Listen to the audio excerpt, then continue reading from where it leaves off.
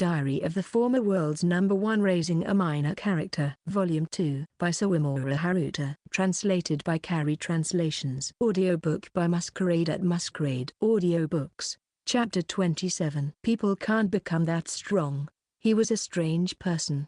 His first response was assassin. I see. Extremely flat. This handsome man was accompanied by a dignified knight-like woman named Sylvia, and a cute demi-human girl named Iko. I became his slave.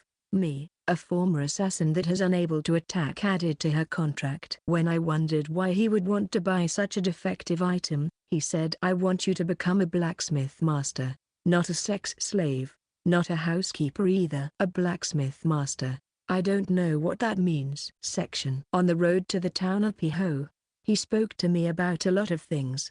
If I had a family, about what were my hobbies, about what I preferred to do on my holidays, about anything that I was especially good at. I wasn't able to give him a straight answer. Lucia-sama, the now dead duchess, had picked up an orphan. That was me. I had no name. If I had to say one, it would be Shadow. From an early age I was raised as an assassin. I had no family, I had no hobbies, I had no holidays. The only thing I was especially good at was assassination. But I can't say that. Now that I've been named Yukari, I am nothing but a mere slave. Section. Can you tell me about your past? I got angry when he asked me that. I don't want to talk about that. Those were my immediate thoughts. What happened in the past? Why was only Lucia-sama executed? But I survived. Once that is revealed, the way they look at me will change. I realize that there's nothing I can do. This feeling of constraint in my heart will not disappear. It'll continue to be plagued by this huge injustice, but it's useless to speak of it. In that case, I'd rather not talk about it. Therefore, I hid it. I retreated back into my shell. I decided to draw a line between me and them, and simply work like a plain slave. I am just useless, the same as my thoughts. And that's how I kill my emotions. Section. Shall we form a team? All the members were gathered around the dining table. So, I decided to declare this in a loud voice. So, it's finally time. Sylvia and Iko were in high spirits, and nodded as they answered. A team, you say? Yukari inclined her head to the side in wonder. First of all, we haven't talked about our goals to Yukari. I'm aiming to become first place in the world. Sylvia and Ika here are friends who will help me accomplish that. I'd like to ask for your help too. Yukari, I am your slave, master. Of course, I'll help you if I can, but first place in the world? Yukari's doubts seemed to grow deeper. The first place in the world? Do you know what it means, master? Yeah. Are you kidding? No. She isn't believing me at all. Yukari's cold expression felt as if she was stabbing daggers with her eyes, but at least, as a byproduct, I was able to draw some disgust emotions from her. Maybe if I keep having her show her emotions little by little like this, she will be able to become more familiar with us. Let's keep doing it diligently. Second dono. I've been wondering about it since a while back, but how would you accomplish becoming the top in the world? Sylvia followed up with that question. Very good question, Sylvia Virginia. Why my full name? Virginia. It's Virginia, Iko. Virginia. Virginia. Whatever. That's fine. Hey, are you really fine with that? Back to the talk about being the #1 in the world. Well, there are many things to it, but I guess that is the easiest to understand. There's a simple way to becoming the #1 individual in the world. Simple? Yeah. Earn the titles for all the skills and continue to defend those titles. In other words, never lose a title battle. Huh? Sylvia opened her mouth and stared at me blankly. Title. This is the top rank of each skill. Let me explain it by using archery as an example. There are 9 types of skills in archery, going from soldier archery up to dragon king archery. In order to win the title in archery, you must first raise all 9 skills to grade 9. That is the first condition. The second condition is to participate in, and win, the title competition, which takes place once every 6 months. The title competition is a tournament-style game for those who have met the first condition for the title acquisition. By meeting the second condition, you are given the right to challenge the current title holder. So, if you win against the current title holder, you'll be able to steal the title for archery. There are only 2 other methods of getting a title. be the first one on this server to acquire the first condition or successfully defend your title in a title match. Therefore, it's impossible for more than one person to hold the same title. In other words, that title means the highest peak of that skill, both in name and rank. And getting it for all the skills that makes it very easy to understand. Of course, full title domination is a factor that can be said to be enough for the top spot, but I don't think that is all there is behind the real world's first place. There were various other criteria in Mobius World ranking, and they all were combined when deciding the rank. However, as a clear goal, full title domination seems like a good first step. Do you know about title matches? Why yes. Of course. Will second dono enter the tournament for all the skills? Sylvia rose up in excitement and exclaimed. To be the world's top, that's obvious. That is impossible. Yukari broke in the chat between me and Sylvia. Just a single, clear, cold-spoken word.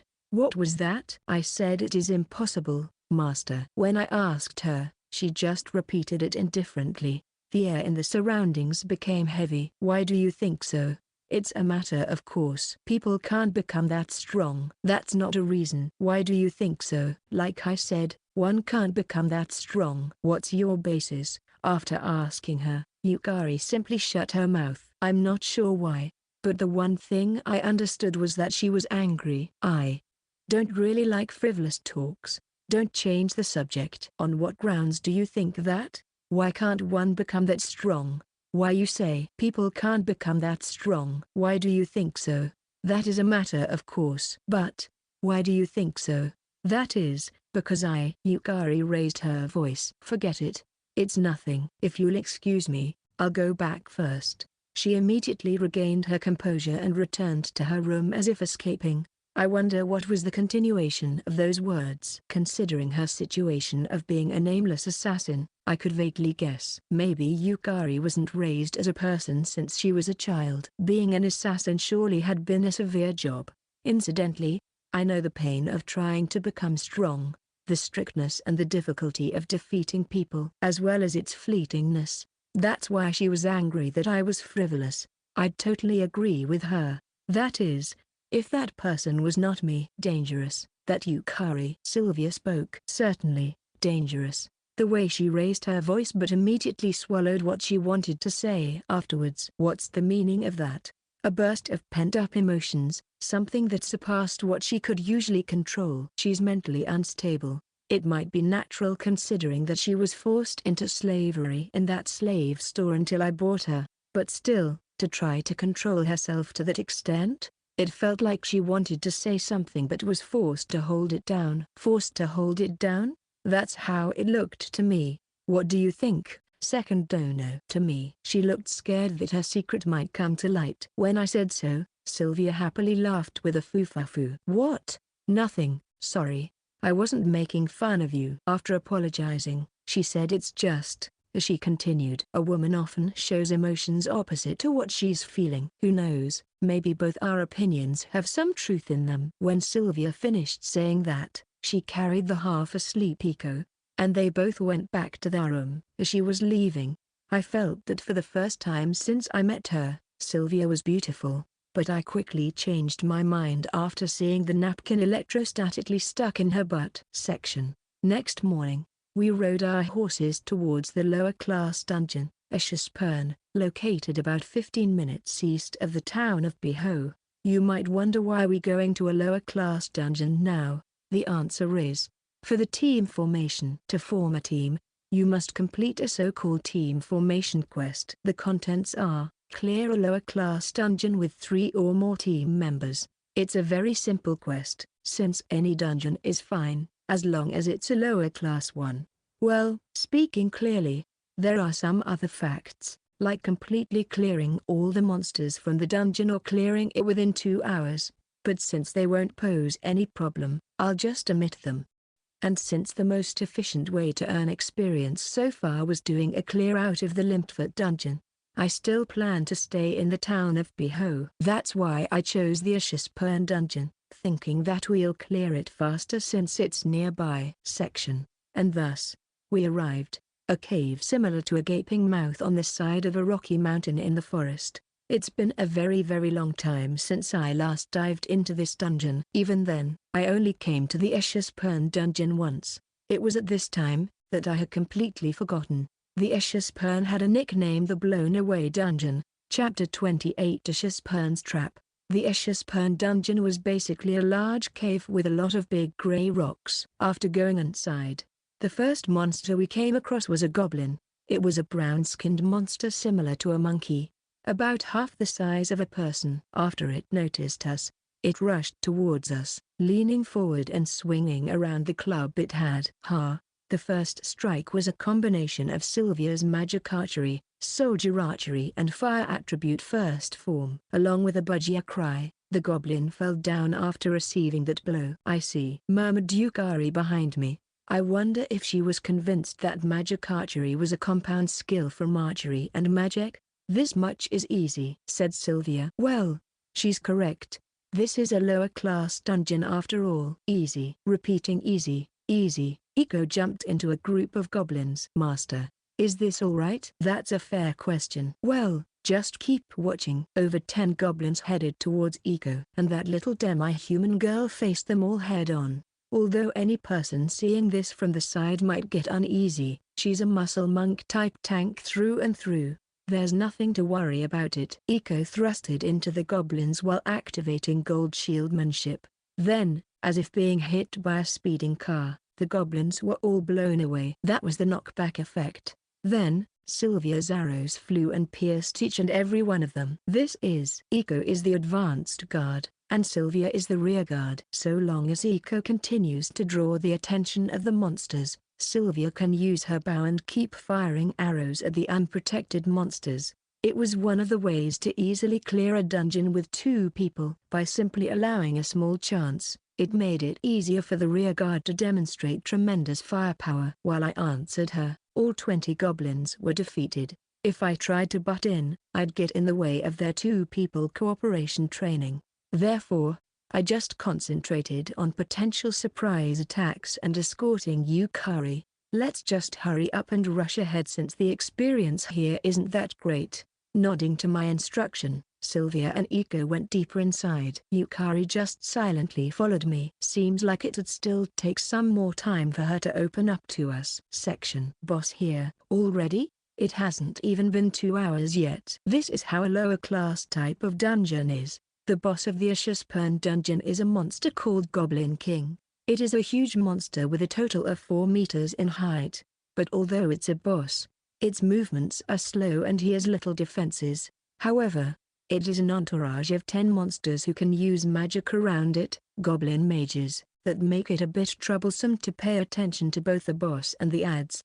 Well, we have enough power so the mages should drop in a single hit, and the king in 2 hits. There should be no problems. What is the plan? Iko came asking. I'm not sure why, but this girl loves plans, and before we face a boss, she always comes asking me for a strategy. But this time, there's no strategy. ! It's useless. She's just there, waiting for me to say something with her eyes sparkling. Iko, you take the huge target in the middle, hold it using bishop. In that time, Sylvia and I will finish it. Okay, got it. Hearing a proper strategy, Iko opened her eyes in admiration and directed a smile towards me. I feel a bit guilty that she thinks so highly of me, but I'm happy when the person in question is happy. Sylvia will do the same as usual. Yukari, you just don't leave my side. All right. Understood. After finishing speaking, Iko went straight to the opening where the boss was at. So big. Iko raised her voice in surprise. Certainly, the Goblin King is huge, and also wide. If I had to say, that is an unhealthy kind of wide. In comparison, the Goblin mages are smaller and thinner than that thing. They look like twigs in comparison. Probably they're not even a meter in height. Let's go. Hearing my words, Iko was the first one to rush towards the Goblin King. At the same time Sylvia released a shot towards a Goblin mage, killing it. Sylvia said quite dull. At the same time as she killed another one. After defending from an attack from the Goblin King using bishop shieldmanship, Iko raised such a voice. The damage suffered was only 3 points. Even less than that of the Lempfurt dungeon's armored lizards. Nicely done, Iko. After praising Iko, I released a shot filled with rook archery, towards a goblin that had its attention focused on her. A non-critical 6,680 hit. It's passable. Yukari's eyes opened wide. I wonder if she's surprised by the amount of damage. With a combination of knight archery and silver archery, he shot the second arrow that ends up killing the Goblin King. As for the Goblin mages mopping up, Sylvia had already wiped them all out. It is over. Iko approached me while looking around. There are no monsters figures left. Oh, weird. The team formation quest isn't completed yet. If memory serves me right, the team will be formed the moment you defeat a lower class dungeon boss and all its adds. Oh, this is bad. I noticed it when it was already too late. The 4-meter-high body of the Goblin King takes some time to disappear, and one Goblin Mage was hiding behind it. That Goblin Mage is on the verge of death, and with a desperate look on its face, it cast some magic, and the timing of the activation coincided with the disappearance of the corpse of the Goblin King. That's the worst case scenario. Fuck. The target of the Goblin Mage was Yukari. I grabbed Yukari's hand, pulling her towards me, while at the same time shooting a fire attribute first form at the Goblin Mage. The next moment, the Goblin Mage died. But the place where we stood was a sandy beach next to the ocean. Section. Blown Away Dungeon. Why did Ashaspern get such a nickname?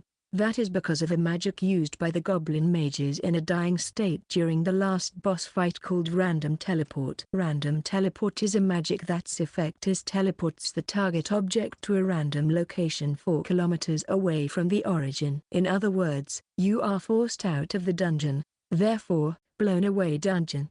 But that's not it. The reason why it started to be called as such was a certain discovery. On a certain day a report came up in Mobius Wiki. The title was I was blown away to the day after tomorrow. The contents were shocking. Random teleports should move you only 4 kilometers away, but the person reported that he was blown away a whopping 255 kilometers. Many volunteers began to verify that report immediately, and the results were astonishing. It was a very strange phenomenon. If a Goblin Mage activates random teleport while touching the corpse of the Goblin King when it's disappearing, the movement distance will go from 4 to 255 kilometers. Since it was a 1 in a million condition, it was a new fact that had not been known until then. The players made a fuss, calling it a bug, but the truth was, this was not a bug, but a special trait. In the transfer magic system, the travel distance is determined by the amount of MP lost in the process.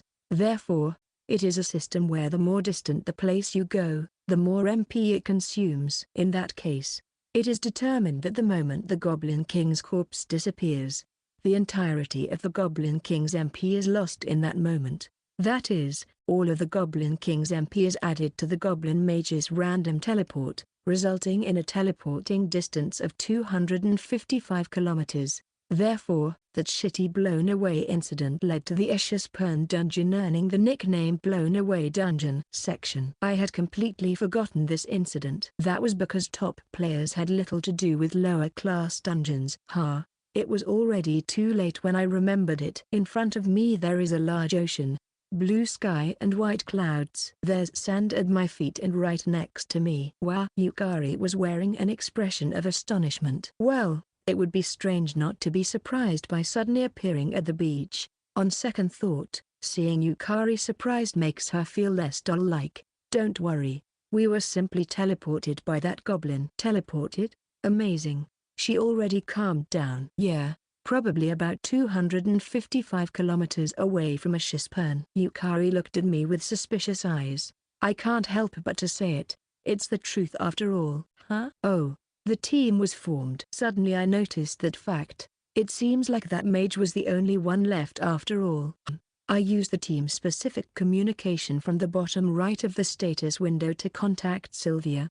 A little scared I must admit. Testing, testing. Hey, can you hear me? Idiot. Where did you go? Are you okay? Whoa, my ears are ringing. I am fine. Just blown away by teleport magic. Sylvia, you and Iko just wait at the town of Piho while I return. Is that so? I'm relieved. How long will it take? Hurry up and come back. Maybe 6 or 7 days. You can take a vacation in the meantime. Just relax. Ha, see you. Hey, wait a mo.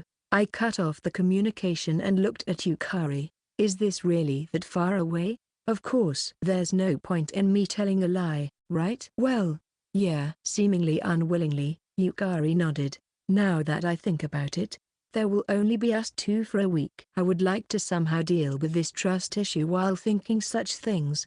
We proceeded to the north along the coast. Chapter 29 Quarrel. If you think about a beach 255 kilometers away from the Ashaspern dungeon, then this would be the southern coast. In that case, if you were to walk north along the coast, you'd end up in the port city of Kula. From Kula to Piho, it's about a day by horse. In other words, from here to Kulu is about 5 days travel on foot. You seem familiar with this place. As if reading my thoughts, Yukari spoke, keeping her expressionless face. Although she probably didn't mean that. She's most likely still suspicious of me. You don't believe me? No, that's not it. Then why the cold attitude? I was born like this. No use. I decided to change my approach. Stirring her up. I think this is the only way to bring out Yukari's feelings. Otherwise, I'd go crazy since it seems like I'm speaking to some inorganic matter. Yukari, if you doubt me so much, why don't you come up with a plan? I am your slave, master. I don't doubt you. Do you know where this is? No, I do not. How should we go back to Piho? Master's plan is the best option. So, you agree? Then why do you have doubts? Like I said, I don't have doubts. You don't have to lie to me, you know? I'm not lying. This girl. No, let's keep calm. In cases like this, I just have to keep attacking until she breaks.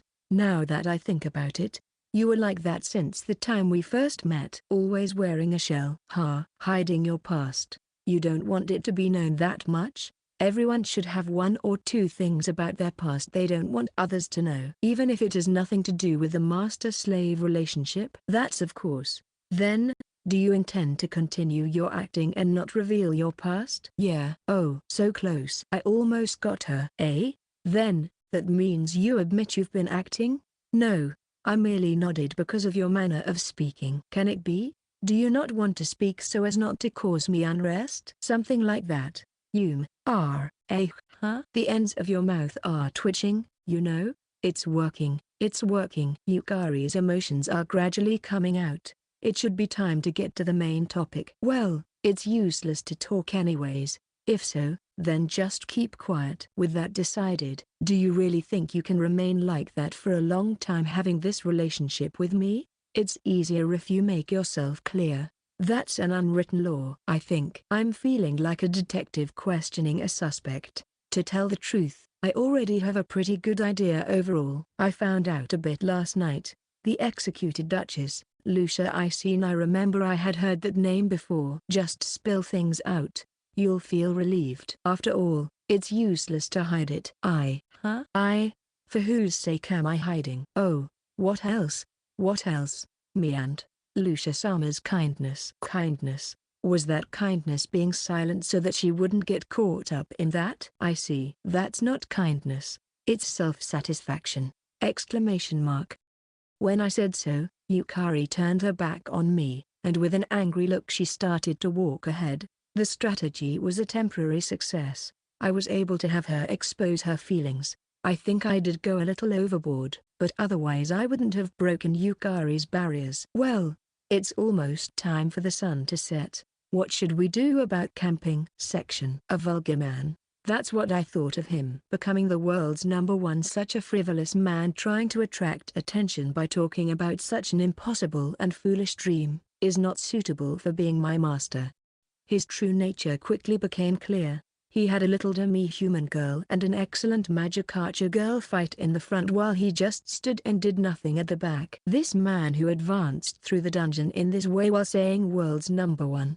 Isn't he the most pathetic? His skills in archery, that I caught a glimpse of, against the boss was certainly top-notch. But if that was so, why didn't he demonstrate his prowess along the way? The reason is that he just wanted to keep himself safe, being comfortable in the back line. When thinking so, this guy seems more and more unpleasant. Random teleport? A place 255 kilometers away? 7 days away from Piho? How does he know that? It's obvious that is a lie. This guy probably used some dirty trick to spend some time alone with me. I knew it. The purpose of him buying me was not to be a blacksmith, but rather having me as his sex slave. He plans to bring me to a place away from the eyes of others and rape me so that the opinion others have on him isn't tarnished. Sadly, I can't do anything to resist for this man to become my first. If I had known back then, I would have taken my own life. When my mind wandered towards those ideas, I decided to stop thinking. I can't afford to throw away this life given to me by Lucia-sama so easily. That's right. Why did I forget? I received this life from Lucia-sama. I have to use any means if I must resist. This man,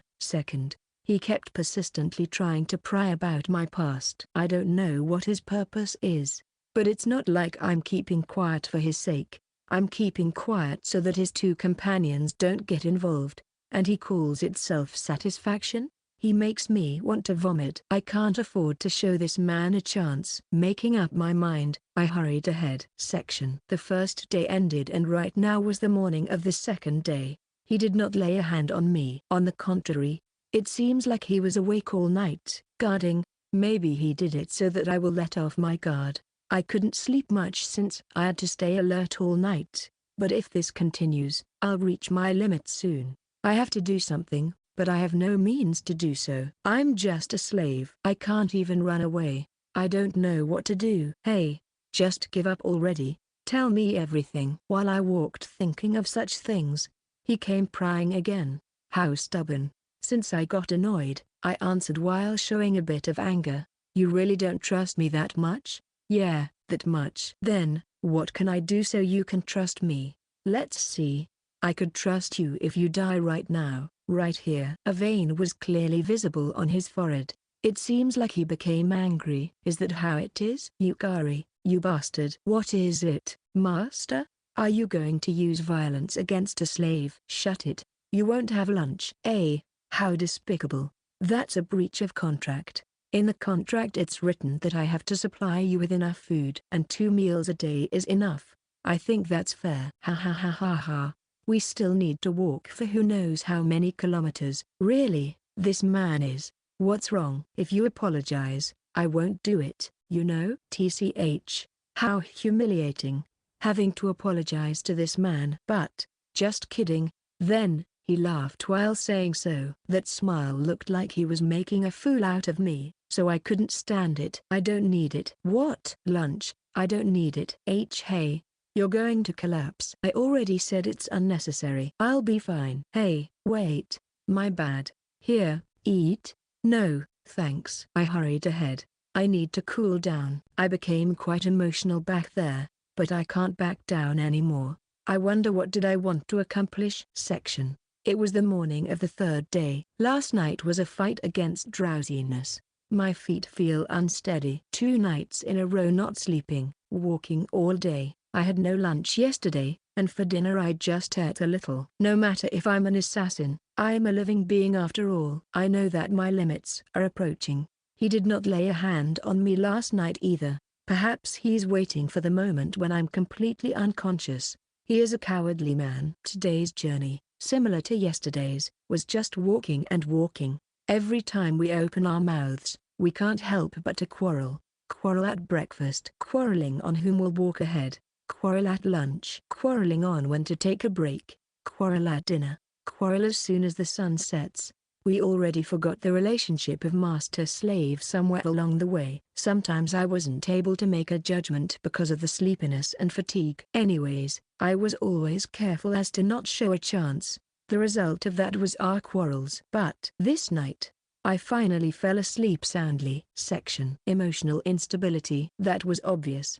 There were a number of contradictions in Yukari's behavior. Because she is overly cautious of me, her behavior is inconsistent. And as she gets tired, it gets worse and worse. Why is she like that? Now I know the reason. I got a clue when I was questioning her and the Duchess woman's name came out the night before heading to the Ashaspern dungeon. But I became convinced the first night after we were teleported to the coast, when she became wary of me making advances on her. Yukari has been brainwashed. most likely to be wary of that who becomes your master. The culprit is clear. Such a skill, brainwashing magic, was an inherent skill of a duchess called Lucia Icene. She was famous in Mobius, and was nicknamed the brainwashing hag. And to dispel brainwashing magic, there's only one way: the manifestation of strong emotions. Only that. In Mobius' main story, there was an emotionally heavy scene where a brainwashed NPC killed his lover in front of his own eyes, and then the brainwash was lifted.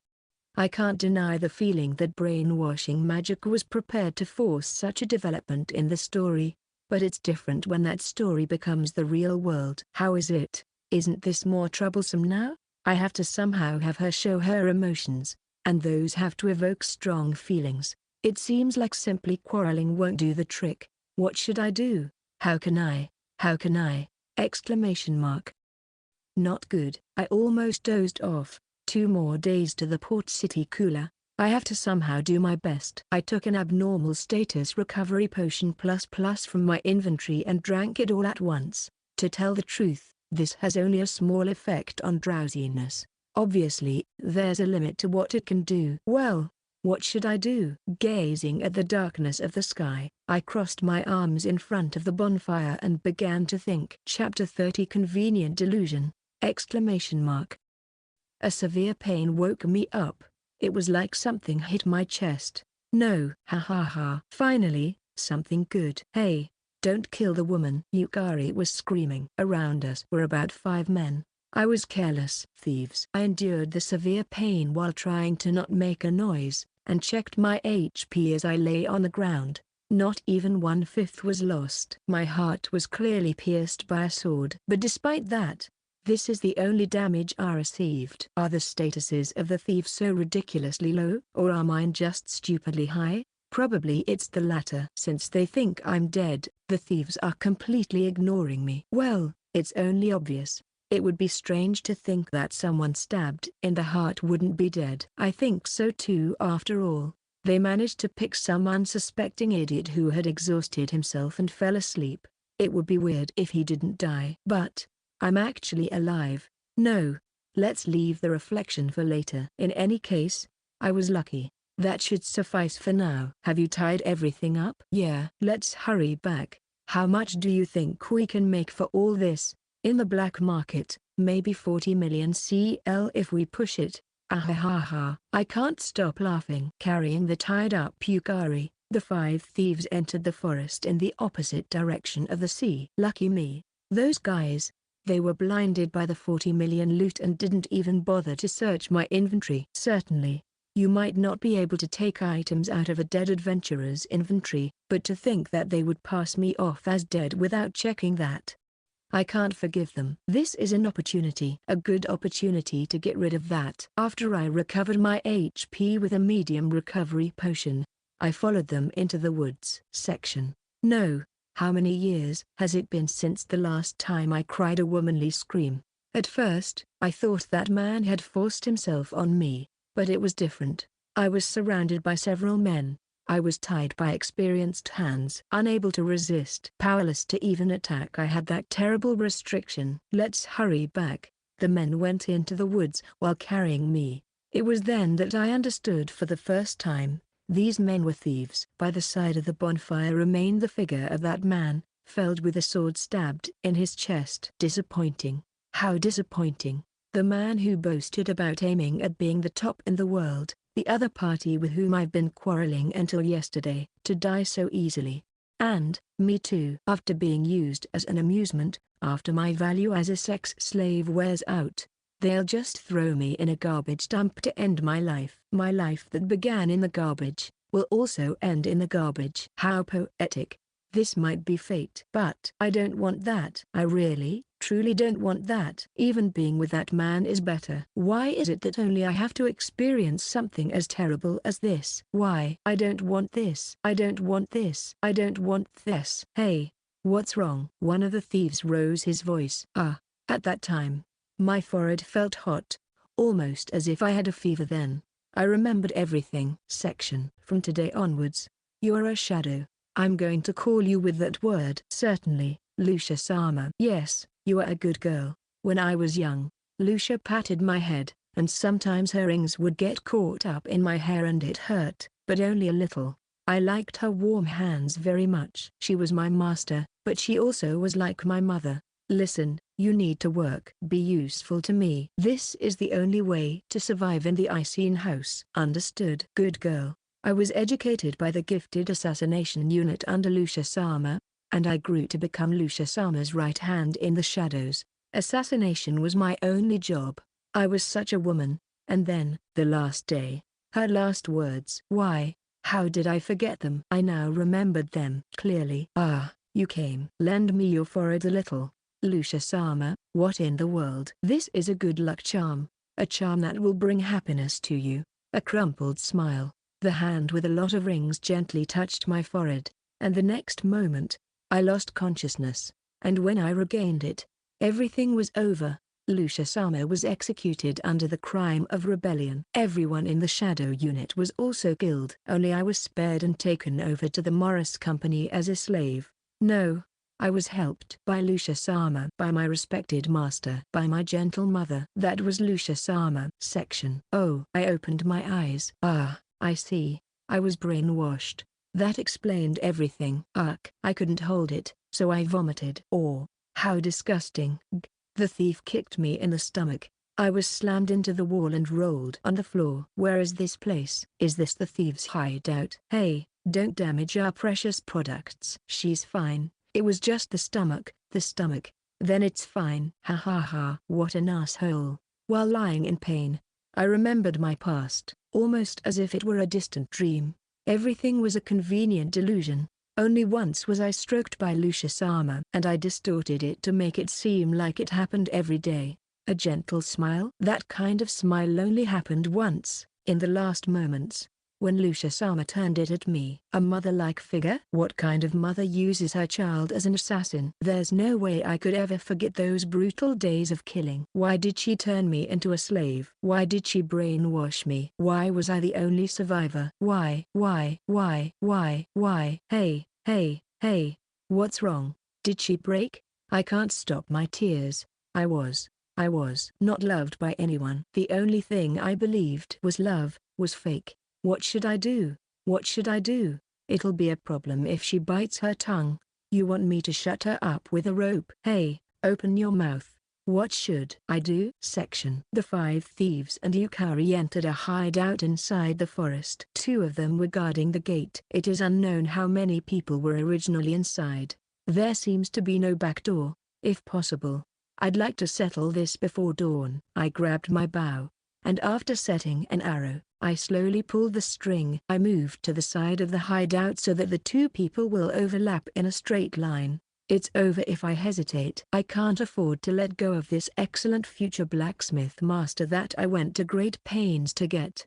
I combined lance archery and knight archery. The moment it was ready, I let go of the arrow. Along with the sound of cutting wind, the arrow flew and pierced the head of the first man and blew off the neck of the second one. Without even being able to utter a sound, the 2 men fell down.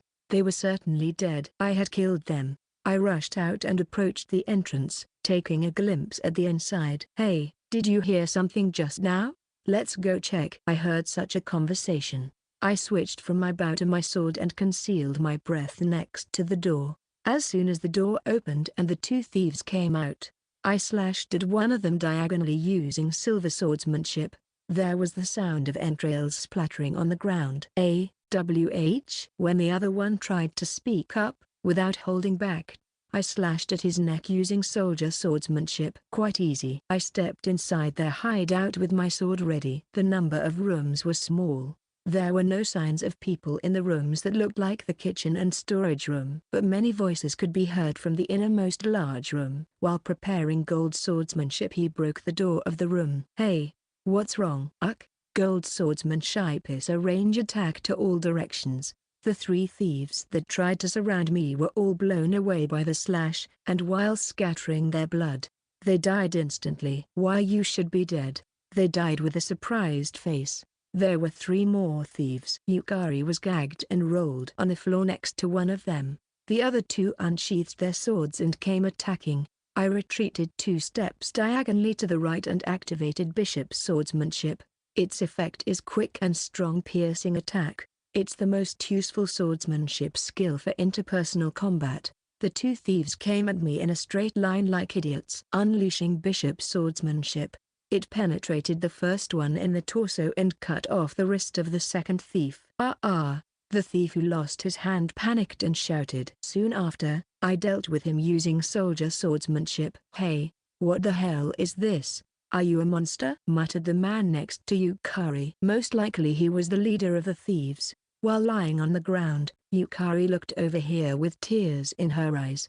I couldn't sense any vigilance or hostility from her eyes anymore. Nice. Seems like the brainwashing is crumbling. What great luck. Hold on.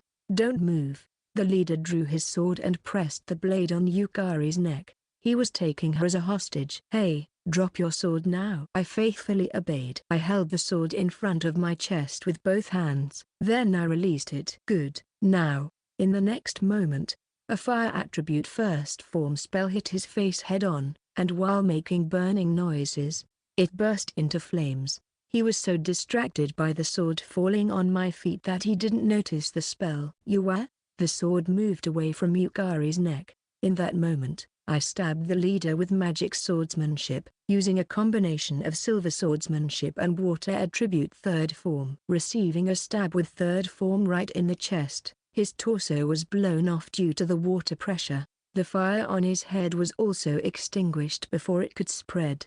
So it was killing 2 birds with 1 stone. Section. Are you alright? After checking that there were no other thieves, I freed Yukari from her bonds. There was no vigor in her eyes. Her feelings appeared to be all over the place, and she was just shedding tears. "Let's go. The air in here is bad." I couldn't find the proper words to call to her, so after saying that, I stood up. Yukari followed after me silently while still crying. And so, the morning of the 4th day game. Chapter 31. Everything was overturned. The sky brightened up. Yukari, who had cried herself to sleep, woke up along with the morning sun. "Here, drink up." Saying that, I gave her an abnormal status recovery potion. In a sense, this was similar to an energy drink. Thanks to it, I was able to endure being awake all night. It failed last night though. "I am sorry." I lowered my head to Yukari. "I got her into a dangerous situation. All because I was careless." Yukari just silently stared at me. Then, after hesitating for a while, she finally opened her mouth. "Me too. I'm very sorry for your attitude up until now." "Yes, the truth is." "I already know." "Brainwashing, right?" Exclamation mark. "Probably brainwashed to be wary of that who becomes your master. It's a skill possessed by Duchess Lucia." In response to my words, Yukari's eyes rounded in surprise. Those eyes that were still red and swollen. "How do you?" She tried to say something, but it seemed like she hadn't yet sorted out her emotions. Although it was because of the brainwashing, up until now I was considered an enemy after all. She might still be a little cautious. It's okay to take it slow. "Here, let's talk while we walk." Standing up, I took out a banana and an apple from my inventory and handed them over to her. After she received them, Yukari too began to walk a little behind. We walked while eating. We continued walking after finishing eating. Then, we just kept walking. After around 2 hours of walking, Yukari began to speak. Section. "I've spent all my life as an assassin, as a pawn of Duchess Lucia Icene." "Pawn?" "Yeah. Lucia-sama picked me up as an orphan. She didn't even give me a name, and just raised me as a pawn for assassination." "I see." "Although I have a rebuttal, I'll keep silent for now. Most likely, I was brainwashed to believe that I was happy so that I could be a good assassin serving under Lucia-sama. Truth is, until the moment when I was captured by the thieves and had fallen into despair, all my days as a shadow were beautiful." "Is that so?" "It was all a foolish misunderstanding. No, it was all because of a cruel brainwashing. Then, I got to taste real despair after the brainwashing was undone." Yukari's voice trembled. "I was not loved by Lucia-sama. I was being deceived all this time. A false love was forced into this heart of mine. A respected master, a kind mother. There never was such a thing. Maybe sadness, maybe frustration, Or maybe something else. Yukari continued speaking while shedding tears. Let's talk about why I was silent. No, about why I was made to remain silent by the brainwashing. That's the reason why Duchess Lucia was executed, right? Yeah, Lucia-sama was executed under the crime of rebellion, but that was a blatant lie. It was all a scheme plotted by the opposite faction. Her enemy was the queen consort, White Castle. That I know. How do you know? I was a shadow. My role was to dirty my hands in place of Lucia-sama. There is no way I wouldn't know. But, the fact that I was brainwashed and kept from revealing this information to my new master means this was probably inconvenient to Lucia-sama. Yukari had a troubled look. The master that had taken care of her until now, and whom she felt indebted to, did not love her. From there, doubts began to sprout, and finally, she revealed this information to me. But even then, she still had a sense of remorse. I wonder if the roots of the brainwashing were so deep! I suddenly had a good idea. I was planning to use something after the brainwashing was undone to earn her trust. A deal, so to speak. I remembered about Sylvia's time, although I'm not sure if she'll accept. Therefore, in order to raise the certainty of it, let's start by telling her my thoughts. Only those who know of Mobius as a game would be able to do it. These little thoughts. Can you listen to me for a bit? I asked, looking into Yukari's eyes. After a little silence, she simply nodded. Your thoughts are certainly on target. But, Lucia, I seen she certainly loved you. Yukari. No way. That can't be. I was just being brainwashed, remember? What if that brainwashing was made in order to protect you? No, that's impossible. If so, then why didn't she give me a name instead of just raising me as an assassin? In order to protect you.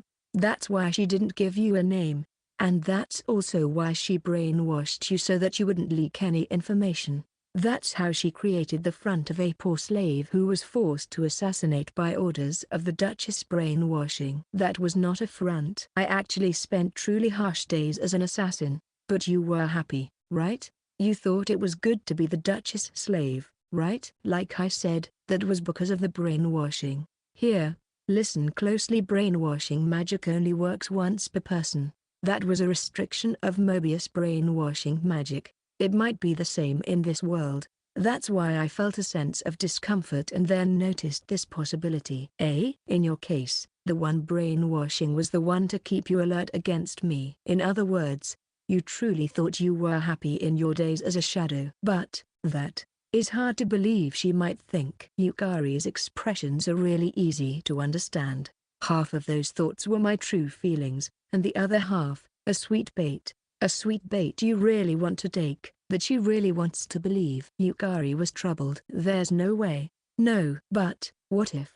She was troubled because she gradually wanted to believe. Something like, how happy would I be if this was really the case? And then, as I waited for the right moment, I brought that something I had prepared to the table in order to earn her trust. Yukari, do you want to break out from slavery? Section.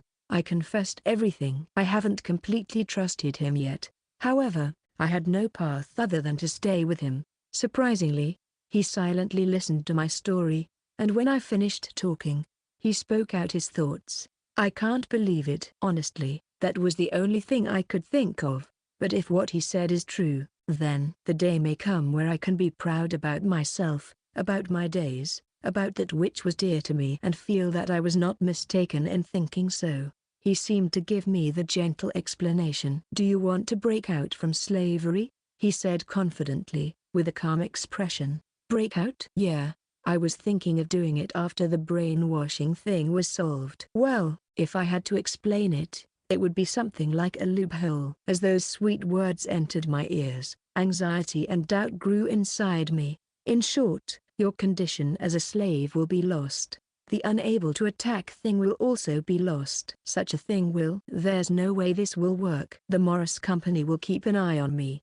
But well, there's no problem with that. This is something more important than that. What would be more important than turning a large company into an enemy? Trust me. And also, I want you to be my blacksmith. Nonsense. It would usually be the other way around. Besides, even if he says this, There's no way it can be done. What an unfunny joke. Breaking out. In other words, releasing me from slavery without the proper release by slavery magic. Impossible. Such a thing can't be done. If it was possible, there would be no way to maintain the slave business. Then, if I can break you out from slavery, will you trust me? He grinned and said defiantly, "Sure, I don't mind." "I'll trust you," I answered with those words, like challenging him. "If you can do it, show me." All right, then headbutt me in the chest as hard as you can." "Excuse me?" "I don't know what he means." "With your head." "Hit me in the chest. Do it like you mean it." "No, but according to the contract, I can't." "You can do that." "It's fine, just try it." "Come on." Opening his arms wide, he took a pose as if waiting for me. I wonder why is he so confident? Where does all that composure comes from? And I wonder why I'm feeling drawn to him? I'll do it, you know? Yeah, I'm here. There's no way this will work. While thinking so, I closed my eyes tight and plunged into his chest with my head. He groaned. The air leaving his lungs, my head hit his chest, and the pain visibly began to spread. I did it. I was able to do it. It wasn't a lie. This was undeniably an attack. Just how on earth? It was a success. Lifting up his face, he said with a smile, and gently patted my back. I was probably under a huge misunderstanding. Didn't he never, not even once, lie to me since we've been together? Then I noticed something. In my head, various scenes passed through at a high speed. Tokan, Tokan, Tokan. A bit earlier I could hear his heartbeat. He's like me, just a lonely person. I felt it so. My heart then started to beat faster and faster. And then, I found it. His traces of trust. When he rescued me from the thieves, his hands were trembling as he cut my rope. He was scared. He fought against many bandits, and killed a lot of them. There's no way not to be afraid. It was the same with me. The shaking couldn't stop after my first job. It can't be. No way. Is he truly aiming to be the top in the world? The reason why he left things in the dungeon to those two was for training them. The reason why he didn't leave my side was because he was protecting me. The random teleport wasn't a lie either. The 255 kilometers wasn't a lie either. The distance of 7 days to Piho was also true. He kept persistently quarreling against me in order to break my brainwashing. He kept guard at night in order to protect me. He didn't attack me in the first place. According to the contract, he wouldn't be able to attack me. Was it my mistake? Was it my misunderstanding? He also saved me from the thieves. He listened to my story. He was kind and considerate so as to not hurt me. He freed me from slavery. Trust me, that's all he asked. All of this, everything just in order to make me grow as a blacksmith. He did all this for my sake. For my sake. For the sake of someone like me, to go this far. Can you trust me now? My heart jumped when I heard his words. Yeah, I responded while nodding and wiping my tears in his chest. For the time being, I will trust you. My master. Second, a quirky man aiming for the top of the world. Maybe, if it's him. Chapter 32. Breaking at the shore and retreating. The breakout was successful. Originally, headbutting a slave NPC will remove the slavery status. This is irrelevant to the progress of the story, was just a bug, but it wasn't fixed in the subsequent updates. In other words, the developers didn't care about it. After all, in Mobius' story, this was used to simply understand the existence of slavery as an extra element. In the first place, it was rare for a player who advanced in the story to get a slave. However, this breakout method was revolutionary for some players. For example, there was a quest in the story where you had to bring an enslaved NPC to a particular NPC, but the slaves would not fight any battles, even if they were being attacked by monsters. However, if you were to break out the slaved NPC, which was supposed to be a weak slave, it would show incredible fighting prowess and win against the monsters attacking it. With this, you could save time and effort and complete the quest more efficiently. However, the difference wasn't that big. That's why it was never fixed. Besides, since slavery magic didn't appear at all afterwards in the story, maybe the Mobius developers simply forgot about this bug. To test it, I tried to say please headbutt me, but I didn't think it would work so well. Simply confirming that even if the NPC is the one headbutting, the slavery will cancel is huge. If I ever buy a slave again, I'll headbutt it immediately after confirming that it will be trustworthy enough to check it out. Master, the sun almost sets. Let's set up camp. Yeah. After that, Yukari completely regained her usual coldness. There's only one difference, this is without doubt her true self. She wasn't cold as if she was a machine like before, but more like cold with a touch of human kindness. You don't have to call me master, you know? No. This is something I already decided. Ah, is that so? Still, she's somewhat cold, huh? At one point I felt as if she was opening up her heart. Please leave tonight's guard to me. Thanks, that helps a lot. I quickly ate and lied down. I was quickly overcome with drowsiness. Huh? Were you looking at me? No. I felt a gaze on me, but I guess it was just my imagination. Closing my eyes, I decided to try to sleep again. No. It's not my imagination. Hey, were you looking at me? No. Averting your eyes makes you look guilty. I wasn't looking. Please, just go to sleep already. I'm somehow not convinced. Hee. You are looking. And you are even laughing? No, I wasn't looking. Hee. Yukari answered along with a giggle. It's great that she's feeling better after just half a day. But isn't her character a little too different? TCH. You better remember this. Losing to the intense drowsiness, I decided to simply go to sleep without caring if she was staring at me. Yeah, I'll remember it. I'll completely remember it. Yukari muttered some words I couldn't catch. I really don't get this girl. Section. Next morning. Good morning, master. Opening my eyes after waking up, the first thing to see was the figure of Yukari, who was in the exact same position as last night. Morning. No, there's no way. Swallowing the question, were you staring at me all this time? I just answered her morning greeting. After eating breakfast, we began to walk. At our current pace, we will arrive at the port city cooler today. Section. Master, what kind of training should I do as a blacksmith? Along the road, Yukari suddenly asked about that. Oh, just earning experience and ranking up the blacksmith skills should be enough. Earning experience, for now. Clearing P-Ho's Limpfort dungeon is the most efficient method. You will earn it there for the moment. Clearing an intermediate class dungeon, will that be possible for me? Oops, I didn't properly explain it. Remember we formed the team? The team leader can manipulate the percentage of experience each member gets. If I set you to 100%, you will earn it fast, since all the experience from the defeated monsters will come to you. This is what people called carry. After hearing me, Yukari crossed her arms and was seemingly troubled by something. Her already prominent breasts got pushed up, making them seem extremely outrageous. I too can. No, it's nothing. Yukari began to speak but immediately denied it. I wonder if she was going to say I too can fight? If so, I hope she refrains from doing so. The time for her to get her blacksmith to grade 9 will increase. But I think she stopped herself from saying more because she was aware of this. Understood. It's necessary for me to master blacksmith as soon as possible. I'm sorry for the trouble. I'll put myself in your care. Well, don't worry. This is me just being selfish for the sake of efficiency. In return, please let me take care of master's daily life. I will serve you to my fullest. Wait a moment.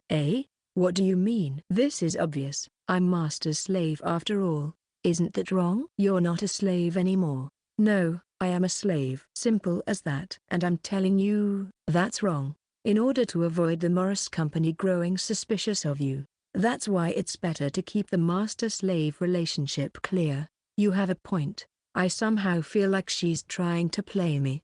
But well, Yukari's story certainly has some truth to it. It's just to only keep the front of a master and slave. Playing that part only in public should be enough. Master, I can see the port city. Oh, so, we're finally there? I'll get to sleep in a bed at last. With that joy filling my mind, the various things that I was thinking until now were blown away. Section. It's beautiful. Quite a lot. The sunrise is more beautiful.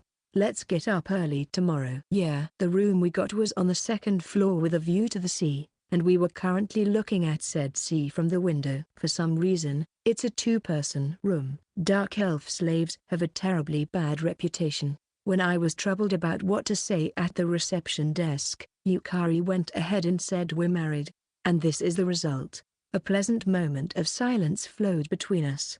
There were several such moments of silence until now between us, but this clearly has a somewhat good feeling to it. Before, it just made me feel uneasy. Thank you very much. Yukari was the one to break the silence. What for? For finding me.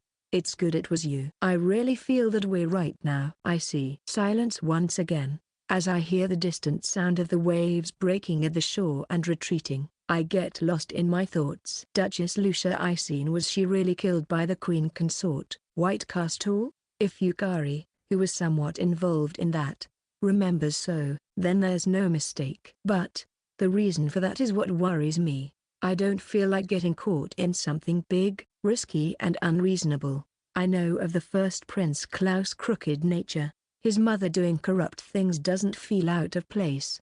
But then, what about his father the king, Barwell Castle? In Mobius, he certainly was depicted as a profit-first, self-centered person. If he's the same man in this world, I wonder if he will be doing wicked acts. NPCs, such as kings that I never really cared much about in Mobius, are something I absolutely cannot ignore in my aim at the top of the world. And above all, the second prince main worries me. I won't be able to stand a friend of mine getting caught up in some shitty conflict. I'll have to investigate. That's how I felt. For the sake of me being the top of the world, and for the sake of Main's future. About the matter of the queen consort. Yeah? Don't worry. I'm not gonna do anything right now, but I'll do something about it! Exclamation mark. After saying so, Yukari's usually sharp eyes rounded up as she looked at me. When I looked back at her, she returned her gaze towards the sea, and slowly opened her mouth. It's better not to talk too much about such frivolous things. Her form was beautiful and cold, similar to an ice sculpture. She tried to hide her slightly smiling lips from me, and her slender pointed ears were dyed in red so that, even with her brown skin, I could tell. Chapter 33 Coming Together. One day after arriving at the town city Kula, leaving early in the morning, we traveled for a whole day and finally returned to the town of Biho. It took you too long. What were you doing? You had me worried. Sylvia's mood, which I met now for the first time in about a week, seemed to be reaching dangerous levels. But I somehow managed to avoid the worst case. Second, since before that, Iko came running and hugged me. I patted her head as she was rubbing herself onto me. She's totally like a dog, even though she's a cat. Sorry. Did you have any problems? For now, I decided to simply apologize. Don't sorry me. It was full of problems. Do you know how many times I wanted to communicate? Her mood got worse. Since it would have been troublesome, I told her don't contact me unless it's an emergency. I thought that since there was no contact, there were no problems here, but it seems like something big happened. What happened? It was at my parents' place. Wait a moment. Sylvia cut off her words as if she had noticed something. At the end of her gaze was Yukari's figure, standing diagonally behind me. The two people silently stared at each other. It looked like the two of them were trying to communicate something by letting their eyes do the talking. But I wonder, why does the air suddenly feel a bit tense? All right, let's have a little girls' talk. Second dono, wait for us. We'll go over there for a moment. Without time to argue, Sylvia took Yukari and Iko and began to speak secretly. I could occasionally hear Sylvia's passionate voice. Yukari too seemed a bit hot-blooded, which was a rare view, but apparently the three of them were having fun chatting. I wonder if that is what's usually called a girls-only gathering. Oh, so a girls-only gathering can emit such a thirst for blood. Who knew? With this I think I've won. HMPH, but the time we've been together is more. Doesn't that only mean that you've been together, yet you've made no progress at all? Please stop. That kind of attack really hurts. They're already at the friendly fight phase. It's nice to see that things are going well even with the addition of Yukari. What is the plan? Iko came asking. Indeed. What should we do? Since it's already evening, we'll not go to the dungeon today. I see. She seemed a bit disappointed. I wonder if Iko likes the dungeons that much? That's right. Let's come up with a plan while we have dinner. While saying so, I started walking to our usual inn. With an okay. Iko held my hand and walked by my side. Behind us were Sylvia and Yukari, who were still arguing. And like this, our new daily lives have begun. Section. It'll be all about turning experience points. I declared a simple and straightforward strategy. The slightly tipsy Sylvia then merrily opened her mouth. What about Yukari? Looks like their relation is already at the no honorifics level. That's nice. We will earn experience for Yukari until her blacksmith skills are grade 9. After that, she'll devote herself to blacksmithing. I give you my thanks in advance. Yukari expressed her gratitude while feeling a bit apologetic. Sylvia then poured some wine into Yukari's glass and said, "Don't worry. By the way, Master, have you decided on the team's name already?" After pouring wine into Sylvia's glass, Yukari then poured some in my glass and asked, "The team's name, huh?" I totally forgot about that because of the stupid teleporting incident. No, I still haven't decided on one. Oh, I have a proposal. Rejected, but you still haven't heard it, you know. I got a pretty good grasp on Sylvia's naming sense with the brown-white silver horse. I really can't hope for much from her. Well, Sylvia-san, could you let me hear it instead? Since I'm a knight who has sworn a blood oath. Stop. Close. I'm not sure why, but that was close. We are not knights, so isn't that a bit inappropriate? Is that so? I see. Sylvia felt a little depressed since she thought her idea was good. Then, how about Knights of Zero? When she said that I shut her up by making her drink wine, it's finally getting dangerous. Then, how about this one? Huh? S from World's Top, Sakai. O from Greatest Achiever, Oani, and S from Seconds Brigade, or SOS Brigade for short. Why, oh why, are you guys so borderline?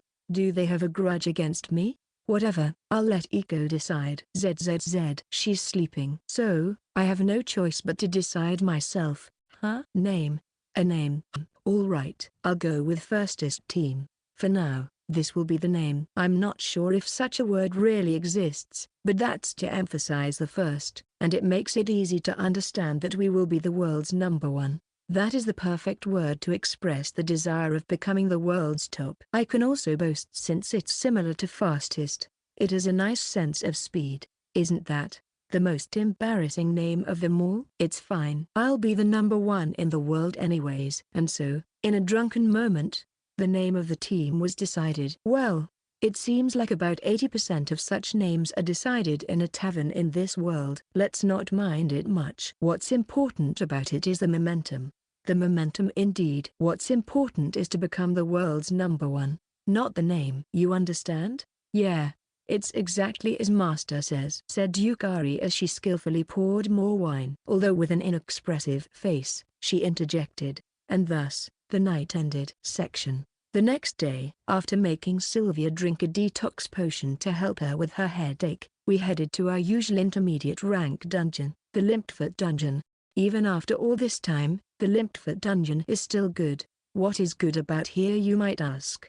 The nice amount of experience and the easiness to beat the enemies. At this pace, maybe not even a month will pass before Yukari's blacksmith skills reach grade 9. I decided to take a peek at the person. Yukari was speechless at the sight before her. What's wrong? No way, to be this much. She showed a rare trembling expression. Huh? I suddenly remembered. I have yet to confirm Yukari's skill ranks. I took a peek at Yukari's skill section using the team leader privileges. Ah, I get it. And what's more, how lucky, among Yukari's skills, only 2 have reached grade 1, from archery soldier archery, and from assassination knight assassination. Everything else was at class rank. Thinking carefully, being an assassin didn't mean that you would always face against clever adventurers or powerful monsters, so maybe it wasn't necessary to have high skill ranks in order to function properly as an assassin. This is a surprise. She probably was surprised since she didn't think that I could defeat these monsters with such ease. Well, high-ranking skills are this powerful after all, but rather than that, what was lucky was Yukari's growth potential. Since her skills weren't raised as high as I had expected, it will be way easier for her to earn experience rather than a month. It seems that like this, She might grow to become similar to a second-rate blacksmith in just a couple weeks. Yukari. As you grow into a blacksmith master and make powerful weapons and reinforced equipment, you too will be able to clear intermediate dungeons, and even upper-class dungeons. Being the top of the world is getting closer. I'll be counting on you. When I told her that, Yukari replied with a certainly, and bowed beautifully. Me too. I'll aim for the top together with Master, the top blacksmith master. After hearing her say that with a big smile, I really thought it's great to have friends from the bottom of my heart. Idle talk. Back to my parents' home. Hey, wait a moment. The communication was cut off. Vacation? Relax? And what's more, for 6 days. Even if he said that, to be told to take a vacation so suddenly is troublesome. But well, at least second dono is safe, so I'm a bit relieved. It seems that the team was properly formed, and if I think that I can always contact him like this, then there's no problem. Unless it's an emergency, avoid contacting me as much as possible. Second, or maybe not. A strange message arrived. Isn't this more like please don't disturb my time with Yukari? I'm wrong, right? How was it? Iko stared into my face anxiously. Ever since second dono was teleported, Ika had a face as if the world had ended, but when she heard me communicating with him, her complexion got a lot better. Just now, she was anxiously listening to the contents of the conversation while moving to my left and right. Seems like it'll take him 6 days to come back. In the meantime, we're on vacation. 3 days? I see. Right. Silence. Iko and I. We both are thinking the exact same thing. And that is what should we do these 6 days? Sylvia, I'm hungry. Or maybe not. Section. Since we got a vacation, I'm thinking of visiting my parents' house. Noon.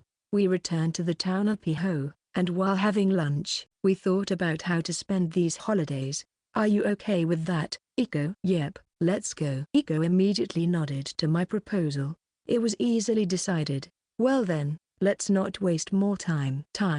The capital is 4 hours away from Piho. So even if we leave now, we will arrive at the capital by nightfall. Iko and I returned to the inn and, after checking out, we rode our horses to the capital. Along the road I began to think, why did I decide on something like going back to my parents' home? I would have never thought of such a thing if I was still in the Third Night Order. Actually, I would have avoided doing so. I wonder why that is? Before I could think of an answer, we arrived at the capital. Section R. Sylvia-chan. The first one I encountered when I returned home was my elder sister Clarice. Her short blonde hair and high height, combined with her lack of breasts, makes her look a bit neutral. Elder sister is supposed to be 20 years old this year, but it seems she's still growing taller. Elder sister, it's been a long time. How have you been? As usual. You're still quite stiff, huh? Who do we have here? Good morning. Isn't it already night? Ah, I see. Good evening. Oh my god, so cute. My elder sister started to pat Iko's head. Iko just narrowed her eyes and began to make some purring sounds. It's decided. I'm keeping this kid. Just what in the world is she saying? She is our team member, Iko Leafret. Oh, Iko-chan, huh? Elder sister then said, how is it? Do you want to stay here? To somehow try to convince Iko. I can't, because I already have second. Oh, the rumored super handsome prince. Prince R, come to think of it, who's being so loud? Oh, isn't it Sylvia? You are back. Hearing my noisy elder sister, father came over. Father, I came to greet you using these holidays I got. Nice timing. I had some things I wanted to talk to you about. Huh? This child is? Good evening. I'm Iko Leafret. I see. I'm Noir Virginia. Ah, by the way, I'm Clarice Virginia. Howdy. Elder sister introduced herself while making a silly pose. What's with that howdy? I'm a bit worried since she did it in front of father. Father has warned her many times, but it seems like he has now half given up. Come on Iko-chan. Shall we go over there to talk a little? Talk a howdy. Iko was taken away. I hope my elder sister doesn't teach her anything weird. Or rather, what was that talk a howdy? I was having those thoughts. Then, I remembered my father wanted to talk to me. Say, father, what did you want to talk to me about? Right, but before that, may I say something? Yes. Sylvia, you've changed a lot. I have changed? Are you not aware of it? Yeah, I'm ashamed to admit it, but I don't know. In this short period of time, you seem to have grown a lot. You no longer act timid before me, nor submissive. You are now calm and full of confidence. You now give a similar air to that person. Exclamation mark. Similar air to second donor, fufafu. That makes me very happy. It seems like he's a good influence on you. That is great. Further smiled satisfied. Then his expression turned into one more cheerful, and continued. It seems like he won the magic tournament. Moreover, I heard that he even refused the formal recruitment from the first prince in public, while on the other hand, he showed he was on good terms with the second prince. This is bad. About that, I couldn't think of a good excuse, so my words got clogged. Then, father immediately began to laugh. Ha ha ha ha. Thrilling indeed. It was amazing. I knew my eyes weren't lying. Hey, Sylvia. Never let go of him. He will surely be an irreplaceable existence for our Virginia household. No, for our castle kingdom. Oh, Kay. I didn't hear wrong, right? I was sure I would be questioned with something like who in the world is he? With this the talk is over. How long will your holidays last? About 6 more days. Is that so? Then, just take it slowly. Yeah. Thank you very much. After saying so, my father, who was acting awfully kind, left. No, he should have shown such kindness occasionally. That's right. This time it felt somewhat different. Maybe it's as my father said, and I might have gained some confidence. I feel that the fact that I've been making hundreds of clears of an intermediate class dungeon with second, has given me some solid self-assurance.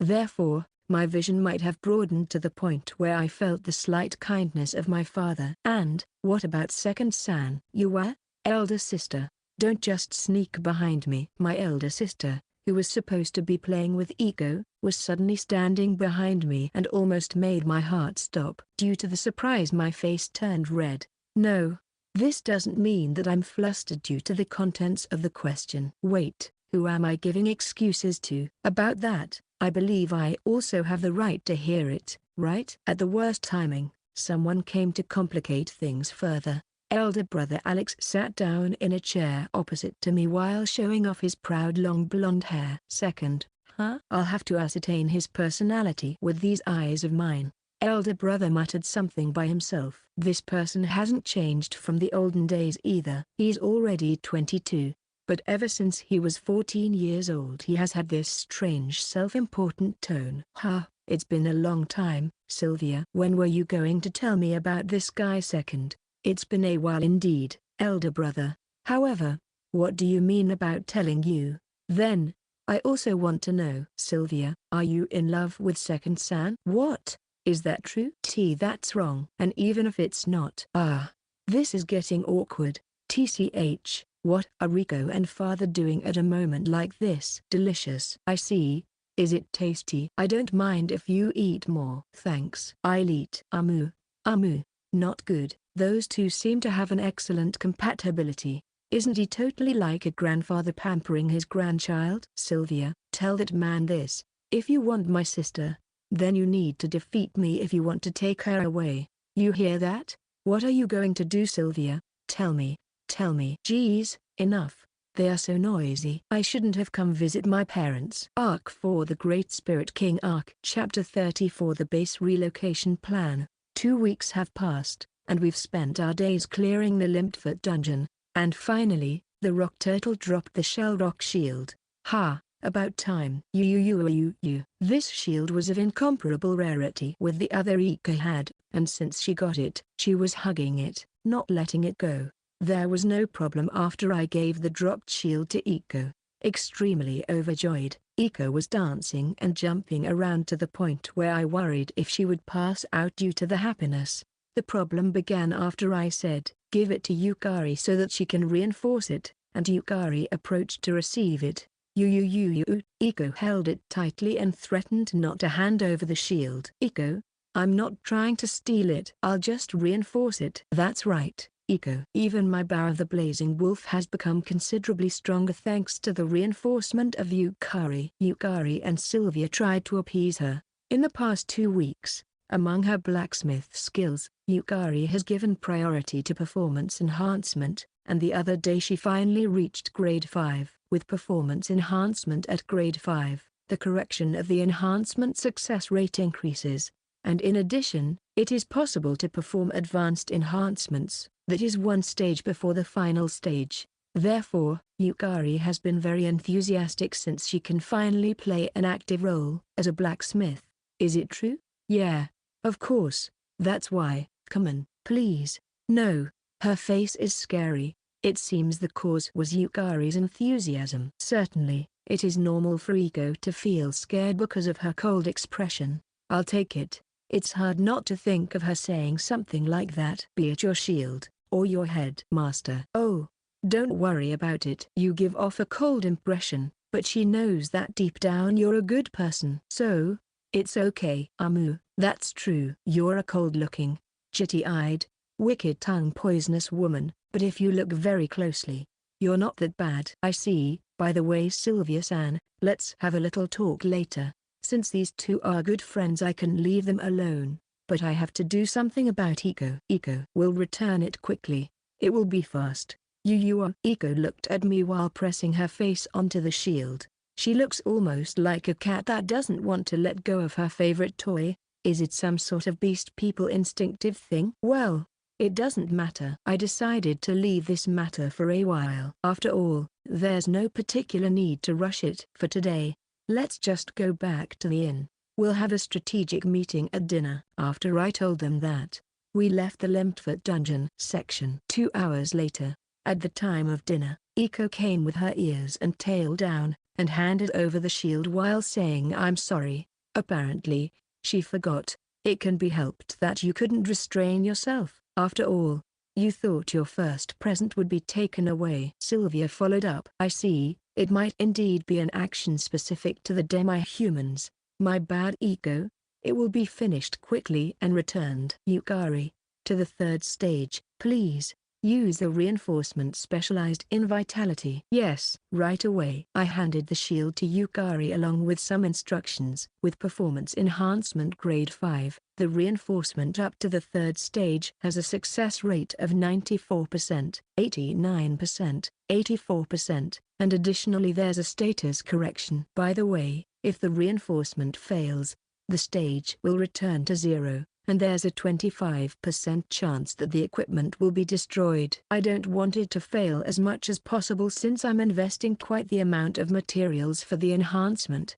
In this case, a total of 14 rock carapaces dropped from the rock turtle are consumed. Each of them has a market price of 1.2 million CL. It's completed, but it seems it went well, as expected of the grade 5 and the blacksmith master growth type. Excellent. As expected, thanks. No, it wasn't really much. Yukari humbled herself without changing her expression. Recently, I've noticed that the tip of her ears move when she's happy, and redden whenever she's embarrassed. In 8 or 9 cases out of 10 she will show those reactions when I properly praise her. I can't help but to inwardly grin every time she's happy without being aware of that fact. Here, Iko. So fast. Don't forget to thank Yukari. Yukari. Thanks. Iko thanked Yukari with a huge smile on her face. Yukari just answered you're welcome, without changing her expression, but the tips of her ears were twitching. Section. Change the base? Yeah. After dinner ended, Sylvia tilted her head and repeated my announcement. Why so? At the moment, we're able to make fast clears of the Limpfort dungeon. The experience we earn is quite good too. And on top of that, how many tens of millions of CL have we stockpiled in rock carapaces? We still had a large amount of rock carapaces, valued at 1.2 million CL each. Yukari warned me that if we tried to sell them all at once, we would obviously gather attention. Therefore I've been selling them out gradually, but even then, each person's share of 20 million wasn't a laughing matter. Yukari said it's insane for a group to clear an intermediate dungeon at this speed. I thought that any person who was strong could do this much, but it seems I was mistaken. While being careful, the most they could do was once every 3 days. It was common sense for an adventurer that this was enough to make a living, and taking further risks was unnecessary. It seems that our team is the only one who clears it several times a day. Overwhelming knowledge about the dungeon that allows easy clears. Members prepared and with appropriate and high-ranked skills and having the room to consider this having fun. Sylvia thinks that unless these three conditions are met, high-speed clears are impossible. It might be as she says. There are three reasons. The first one is that the experience there is better than here. Oh, I see. Sylvia nodded, adding that if that was the case, then it was okay. Because Sylvia is making an effort to raise all the skills in archery and magic archery to grade 7, it is necessary to earn as much experience as possible. I, on the other hand, have only ranked up the main skills and left the rest at a lower rank. That's why I've been able to try my hand at swordsmanship with a little experience to spare. That's why Sylvia has no room to spare like me, and really wants to earn more experience. It's natural that she agrees with me on this. The second, I want to make some armor with the materials from that dungeon. I see. The dungeon's boss, where we'll head from now on, will drop a lot of mithril. Mithril equipment was a staple for intermediate to high players. It doesn't hurt to have some. And it's many times better than leather equipment. And so, the last reason. And the third one, earn more money. I see. Wait a moment. Sylvia was convinced. Then immediately after she raised her voice. Do you want to earn more than now? Yeah. I'm thinking of buying a house. A house? A house? Huh? Housey. Everybody repeated my words, but I feel like there was a slightly different one mixed in. I want to build a stupidly expensive house on the outskirts of the capital to serve as the firstest team base. Oh. When I declared so, Iko immediately raised a happy voice. Although I never really used the housing system in the past, I noticed it was quite meaningful in this world. And since I'm going through the trouble, I might as well build a luxurious mansion. But for that reason, money is required. The target is 5 billion CL, and the method to earn it will be mithril alchemy. Does anybody have any questions? While Sylvia quickly stood up, Yukari calmly raised her hand. Okay, Sylvia-kun. Why is the target 5 billion CL? That's easy. The most expensive house in the capital was 2.5 billion CL. It's just twice that. Sylvia became silent with a face that showed she didn't understand the meaning. A first-class mansion had a price as cheap as 2.5 billion CL. So, unless I spend at least 5 billion CL, I can't say that is the house of the world's top. That's all there is to it. Next, Yukari-kun. Yes. What is mithril alchemy? Good question. Mithril alchemy. That was a very famous money-making method in Mobius. Mithril can be procured from the intermediate dungeon Prolin, which is near the blacksmithing town of Bad Gordo. But, just selling it as is doesn't make a lot of money. Do you have some sort of plan? Yeah. The mithril ore dropped by the boss Mithril Gillum can be made into pure mithril using the blacksmith skills smelting and refining, and can be further processed into mithril alloy combining it with iron using manufacturing. Mithril alloy. Yeah, mithril alloy. An extremely strong and valuable alloy made by mixing mithril and iron in a 1:20 ratio. By the way, smelting is the most efficient when doing 51 pieces of mithril ore at the time, and refining is the most efficient when using 32 pieces of mithril at the time. By using just one of these processes, the profit becomes 10 times bigger. Each of them, smelting, refining, and manufacturing, require fourth and sixth class respectively. I'll leave that to you, Yukari. Certainly, Master. Leave it to me. Yukari already has the required skill ranks for mithril alchemy. Everything is ready. Thanks, I'll be relying on you. I'll give you the recipe later. When I thanked her, Yukari's ears got a little red, and she just replied with a "I'll be imposing on you," without changing her expression. Ah, I wonder what is this? I can't help having fun. I will not stop. Section. By the way, second dono. Huh? What happened? Along with a mysterious look, Sylvia opened her mouth. And then, she pointed out a certain fact that I had totally forgotten. The Prolin dungeon has never been cleared before. Chapter 35 Hardships. Second dono. Why do you know the details of a dungeon that hasn't been cleared before? Sylvia asked a critical question. Oh. I was at a loss about what to say. What should I do? Should I make up an excuse, or reveal the truth to them? What should I do? I somehow noticed it. Ever since the time we met, I wondered if there was a reason for that. Yeah, It's just like she says, there's a reason. It's somewhat complicated to explain. And even then, I'm not sure they'd believe me. Sensing the serious atmosphere surrounding Sylvia, Iko and Yukari also looked over here. And even if they were to understand, I'll still feel like they'd criticize me, and I wouldn't be able to calm down. There must be a sense of guilt somewhere deep in my mind that feels like this. If so, would it be better if I just came clean about it? No, I must not tell them. My circumstances far exceed their comprehension. And things that aren't understood are just scary. Therefore, I should not tell them. We shouldn't destroy the relationship that we've built. The first place in the world will be a fleeting dream if that happens. Then, Sylvia opened her mouth with a dignified look.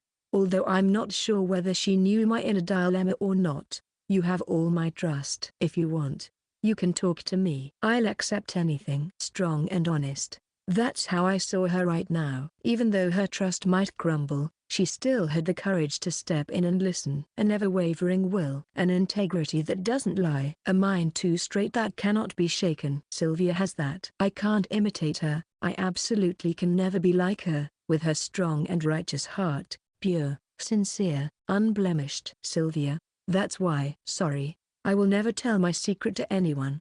I ran away. I acknowledged there was a secret, and declared that I would never reveal it. A unilateral decision, disregarding Sylvia's strength of mind.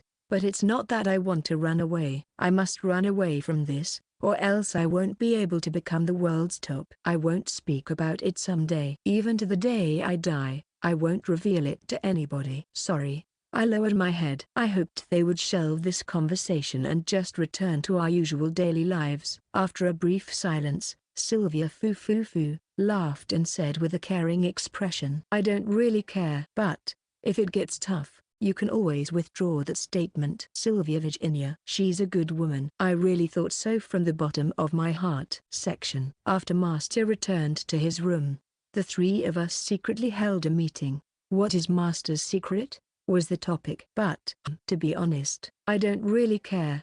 I spoke my thoughts. That's right. I don't have any problem no matter what kind of secret Master has. It seemed like Iko thought the same, and she nodded following my response.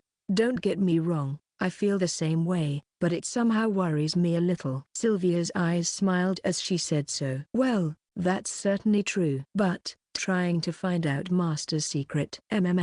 I've been curious about it, but, you're no longer a slave, right Yukari? Then why are you still calling Second Dono Master? Oops, this person is quite perceptive. That's because I promised I would take care of Master's daily needs. Is that so?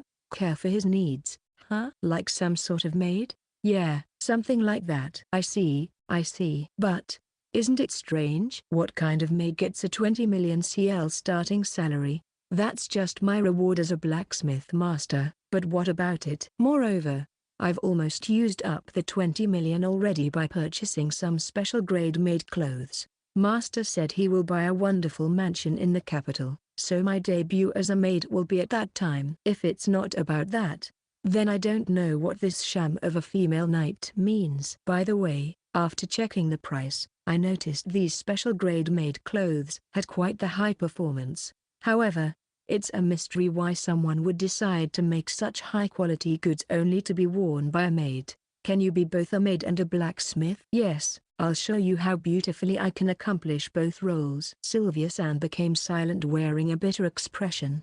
Hee, it's my win. I want to be a maid too, Iko said while raising her hand. But no, I can't let that happen. You can't? Since that is my identity, I can't let someone else have it so easily. Anyway, what do you expect Master's secret to be? Let's get back to that. When I said so, Sylvia unfolded her arms and spoke. That's right. What I think is that Second Dono is an intelligence agent from another country. Maybe? I see, a keen conjecture indeed. If that's the case, then it's understandable that he might know details about the dungeon, and also why he can't reveal his identity. So that's why he denied it so strongly, since he accidentally talked about confidential information. But what I don't understand is, if he's an agent, why does he want to be the top in the world? That's true. Well then, we continued to think about it. As we talked to each other, We came up with some ideas. No way, maybe an alien, or probably a psychic. Sylvia, someone from the future. Eco. He could also be from a different world. Yukari. While coming up with such wild ideas, our night was over. Section. It's been 5 hours since we left the town of Piho and traveled west. As the overgrown vegetation decreased, the smell of soil gradually filled the air, and then the blacksmithing town of Baku-agebon-bar came into view among the mountains. All right, once we secure a buyer for the mithril alloy at the blacksmith's guild, we'll dive right into the dungeon. While hurrying my horse, 7th Taio, we moved towards the blacksmith's guild. It's been a long time since I last dived into the Prolin dungeon, and I was really eager to enter. 2nd Dono. Why are you so hasty? After somehow catching up to me, Sylvia then asked. From all the intermediate class dungeons, I like Prolin the most. That's not a reason, you'll soon know, I said that while laughing, then hurried to the blacksmith's guild section. Then, an hour later, we were still at the blacksmith's guild. There seemed to be a few good wholesale buyers, however, none of them accepted my proposal. No matter where I went, they all accused me of lying with arguments like it's absurd for someone to say they'll provide a stable supply of mithril alloy. Well, this was bound to happen. Yukari muttered. Certainly, if someone was to come with a story too good to be true like our wholesale mithril alloy starting tomorrow, I suppose it's normal for them not to trust it. What do you think we should do? I wasn't ashamed to ask that question to Yukari. For one, I think it would be a good idea to capture the Prolin dungeon and get some reputation. They'll probably trust you if you show them your ability. In other words, join the Adventurers Guild? Yeah, that's right. Whoa. I really hate that plan. I've only got bad memories of the Adventurers Guild in my previous life. Do you have any other ideas? I can't really think of any. What about you, Sylvia and Eco? I don't know. I don't know. Seems like these two don't know a thing. Then, what would happen if we capture the dungeon without registering at the Adventurers Guild? I believe that will complicate things. I guessed so. Rather than hiding our identity and clearing it, whilst we get on their bad side and they think who do they think they are? We will not turn a blind eye to this. It's better to be obedient members and have them support us like as expected of our aces.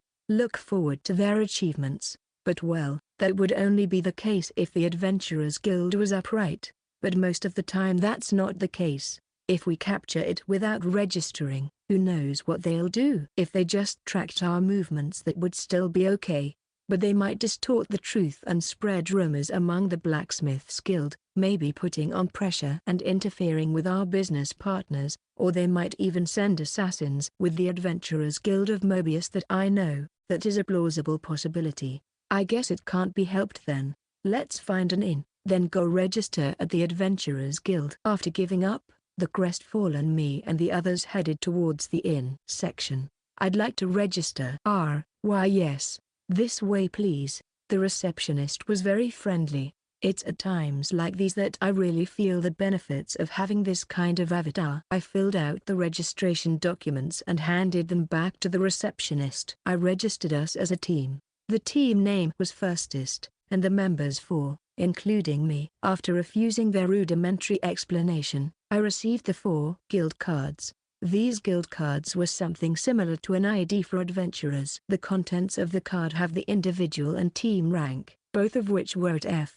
By the way, the ranks go from F to A. Here is the Rookie Adventurer's Guidebook, and there's also various informative lectures. We don't need that. Is that so? Then, the combined registration fee for 4 people and the team registration will be 140,000 CL.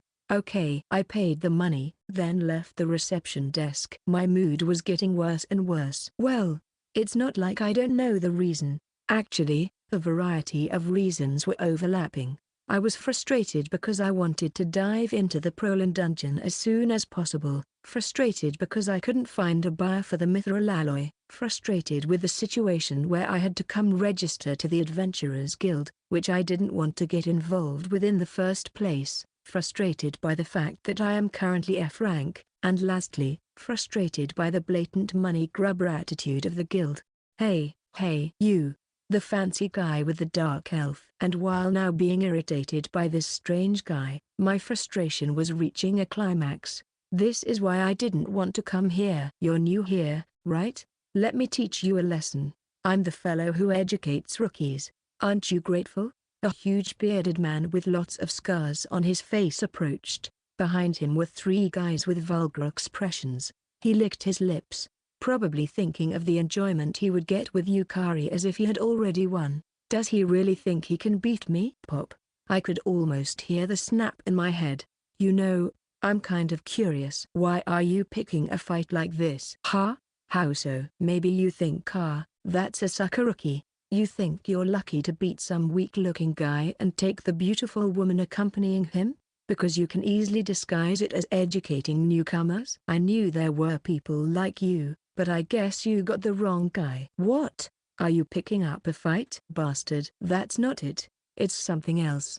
Aren't you just the typical crook? I don't think you're at fault. I think the guild that lets people like you become an adventurer is the one at fault. If a teacher is looking after a problem student, they need to do it properly, right? Am I wrong? When I looked around, everyone, adventurers and staff members, avoided my gaze. If there was a knight with Sylvia's sense of justice, the story would be different, but everyone here was basically just letting sleeping dogs lie. But there were quite a few of them here, and if they aren't doing anything to avoid this, aren't they just accomplices? And what's this about rookie education? Is it like a secret word or something? Is he going to teach me a lesson behind the scenes? Hey, say something. Hey, don't ignore me. Okay, geez, you don't shut your mouth, huh? Just come at me, otherwise it won't be self-defense. You bastard. The huge bearded man's face turned red with anger, and he threw out a punch. Unfortunately, he's full of openings. It's as if he's screaming, please kill me. Stop. The next moment, Iko got between me and the big man, and his fist landed on Iko's head. Oh ouch. The man held his right hand, and made a sound that indicated his bones had broken. Iko, on the other hand, was the same as always. It seems like the difference between his strength and Iko's vitality is just too much. Bastard. Hey, what's this? The other three tried to move behind me, but they suddenly fell to the ground while raising a confused voice. I tied them up just in case, master. Now that I think of it, Yukari had the thread manipulation skill. As expected of the former assassin of the deceased Duchess, she tied them up without even moving much. HMPH, is there nothing left for me? Sylvia leaked a disappointed voice while holding her bow. What was she trying to do with a bow in this small room? Then she muttered, and even though I've been practicing with the bow of the Blazing Wolf a lot for a moment like this, I guess it's pointless to tell her this is not the point of her having a bow. Thank you. Shall we go? While thanking the three of them, we left the guild while a lot of eyes followed after our retreating figures. After walking for a bit, I noticed it. My feet were shaking. Was I scared of the big man? No, that's not it. I was scared of myself. If things had continued as they were and a fight had broken out while I was irritated, in the worst case, I would have slaughtered them all. But this is not a game. Even though I already realized it, it seems I have yet to completely understand it. Killing a person here doesn't make you a player killer, but a murderer. Yeah, I know that in my mind, but seems like I still haven't completely lost the sense of this being a game. It might be difficult to become the world's top in this other world, but in a completely different sense. Section. Let's rest for today. After I told the three of them, each of us went into our room at the inn. This isn't good. When I killed the thieves, I couldn't stop the shaking for a while. From now on, it would be better to avoid any unnecessary socializing as much as I can. I'm scared I might become twisted. I lay on the bed and let my consciousness go while having those thoughts. Chapter 36, Baku-agebon-bar. Cool. I'm feeling really excited this morning. Why? Because today we're finally capturing the Prolin dungeon. With my current mood, it almost seems like a lie that yesterday I was feeling down, and I'm currently planning to tell everyone the strategy while having breakfast. Mood swings? No, that's not the case. My motivation to aim for the top in the world is in full throttle this morning, and so is my appetite. However, after thinking a bit, I'm sort of lazy, and aside from being the top of the world I have no other motivation at all. But I'm sure it'll be fine. I think we should dive into the Prolan dungeon today. Understood. But, even if we capture it on our own, I doubt the Blacksmith's Guild would accept it. Eh? Why? A dungeon capture is something done by a lot of people. It is carried out regularly by the Adventurers Guild in the form of a group capture. Therefore, even if you were to claim that an unknown team captured it alone, they will think it's a lie. Yes, Master. Even if I show them the mithril itself? Right. Mithril seems to be gathered not only from the boss, but also from the monsters inside the Prolan dungeon. Oh. Somehow, I'm no longer feeling that excited. Then, how about we clear it many times and collect a lot of mithril? That's a possibility. We could clear it many times. Yukari then said, I'm sorry I forgot about that, and continued to think. Sylvia tilted her head and was also thinking. And Eiko, since the story was a bit difficult for her to follow, she began to play with the houseplant's leaves swaying in the wind. With that, we might be able to trade with the Blacksmith's Guild without waiting for the group capture. However, since we ignored their rules, the Adventurers Guild will not remain silent. Oh, I see. I don't know how often the group capture is conducted, but if we were to ignore the guild and capture it by ourselves, it will be seen as a challenge and crush the efforts of the guild, who had gathered a large number of adventurers, pretty much butting heads head-on. There's no doubt they will hold a grudge against us. Then, wouldn't it be okay to just participate in the group capture, and have Second Dono show his ability? Sylvia said, while a lot of question marks seemingly floated above her head. Her line of thought is quite good. However, there's one fatal flaw in that plan. That would be alright if only they allowed F-ranked teams to participate. I see. Group capture raids of an uncaptured dungeon give a great opportunity for adventurers to increase their own fame. Probably a lot of fierce adventurers gather from all over the kingdom. There's no way they will allow a newly formed F-ranked rookie team to participate in there. That's why, capturing without permission will turn the Adventurers Guild into an enemy, and nobody will believe in you. They really closed all options. The best thing to do is to contribute to the Adventurers Guild as much as possible, in order for them to allow us to participate in the group capture. Yukari calmly stated. That was probably her plan from the beginning. Otherwise, she wouldn't have claimed that we should register as adventurers yesterday. But, how many months would that take? As expected, that's not something that gets me motivated at all. Is it because I'm still thinking about this as a game? Or is that the difference between the sense of time of the relatively long-lived elves and that of normal people? Oh, at that moment, an idea came to my mind. Say, Yukari, in short, if the rank of the adventurers is high, they can participate in the group capture? Or rather, if we become A rank, can they accept that we captured it alone? Why yes, in theory, that might be the case. However, instead of aiming for A rank, it is more efficient to steadily contribute to the guild and earn the right to participate in the group capture.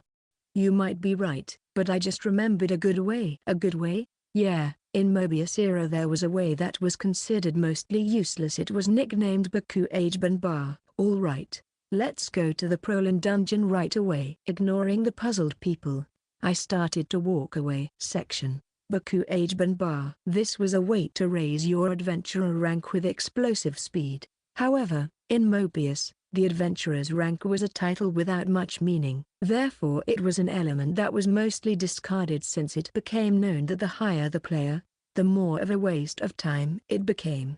Nevertheless, thanks to the diversity of players, there were always some who tried to find the fastest way to do things, and they eventually found out the fastest way to raise the rank. And this fastest way should take at least 6 days. Yet, not many people wanted to spend 6 days raising their adventurer's rank in the era this was a game, so it mostly became forgotten information. I just happened to remember it since it was associated with a certain technique that I used. Truly, knowledge is power, a power that'll become useful now. Well then, 6 days to A rank, how the heck do you accomplish that? You might be thinking along those lines, but the truth is, this is quite simple. There's an item that's automatically generated inside the dungeon called Magic Crystal. You just need to collect it and deliver it to the Adventurers Guild. Among the unlimited deliverable items, the magic crystal was the item that earned guild contribution points the most. Therefore, if it could be collected in large quantities, this was the best method for raising the guild rank efficiently. In the Prolin dungeon, around 128 magic crystals are produced each day, and assuming you deliver 83 per day, you can calculate that in 6 days, your accumulated guild contribution points will be equivalent to rank A. In other words, if about 500 magic crystals are delivered, you can earn rank A at the guild. And the reason why you only deliver 83 per day and not more isn't because of want, but because of can't. The magic crystals don't grow all at the same time, but are generated little by little all the time. Therefore some waiting time is needed. Therefore, the limit is around 85 per day no matter how hard you try, so long as you take your time to sleep. Then, where in the dungeons are those magic crystals? The answer is hidden rooms. In these hidden rooms, magic crystals can be found in large quantities. Therefore, as long as you can get into those hidden rooms, getting to A rank is a piece of cake. And the way to reach the hidden rooms is a secret technique called explosion jump, which was the origin of the Baku-agebon-bar.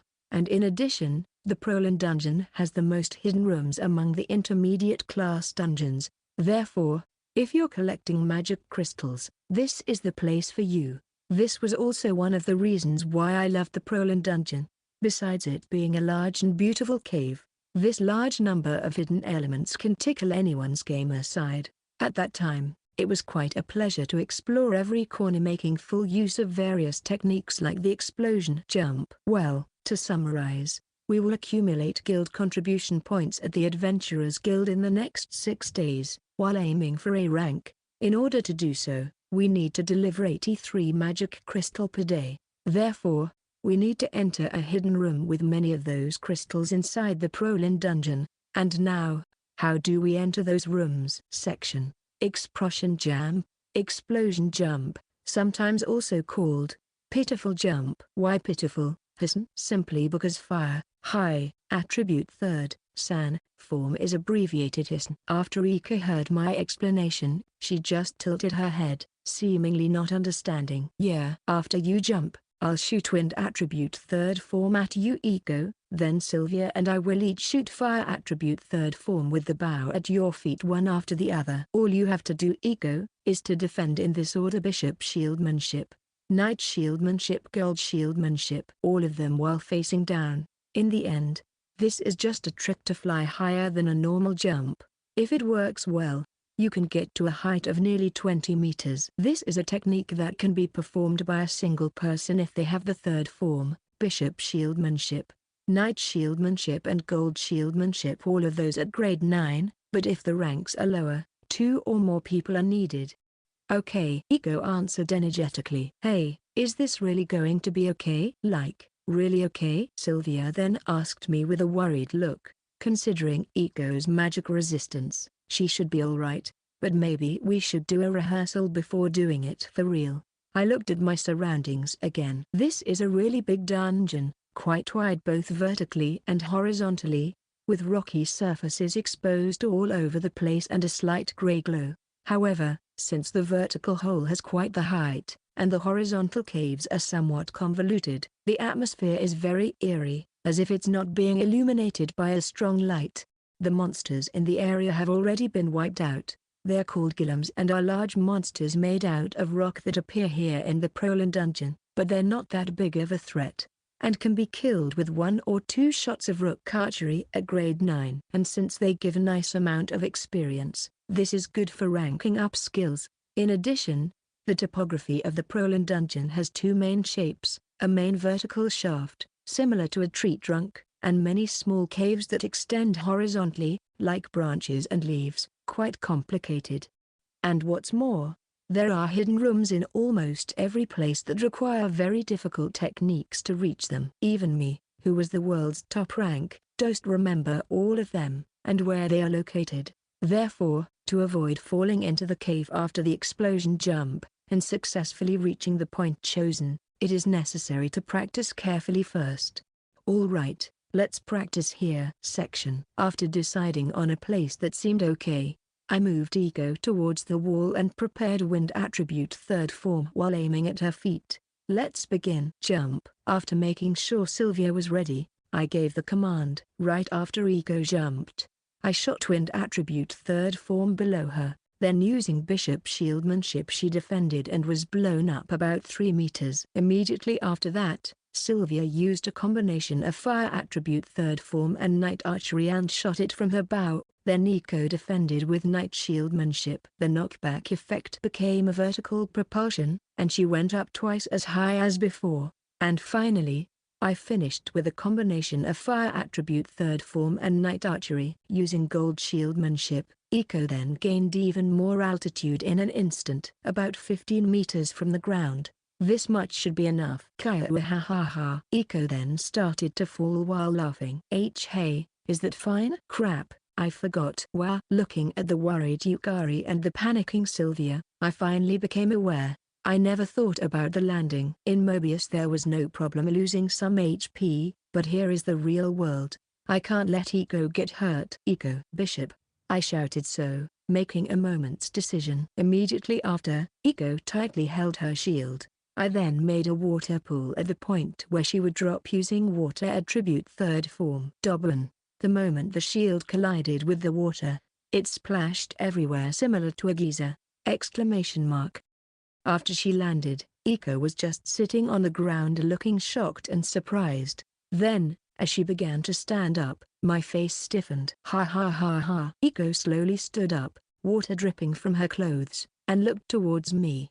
My breathing was rough. Since I was anxious about her being injured, I rushed towards her. Second. One more time. Let's do it one more time. Eco then said so with a face showing she really enjoyed that. Jumping around me, she began to beg to do it again.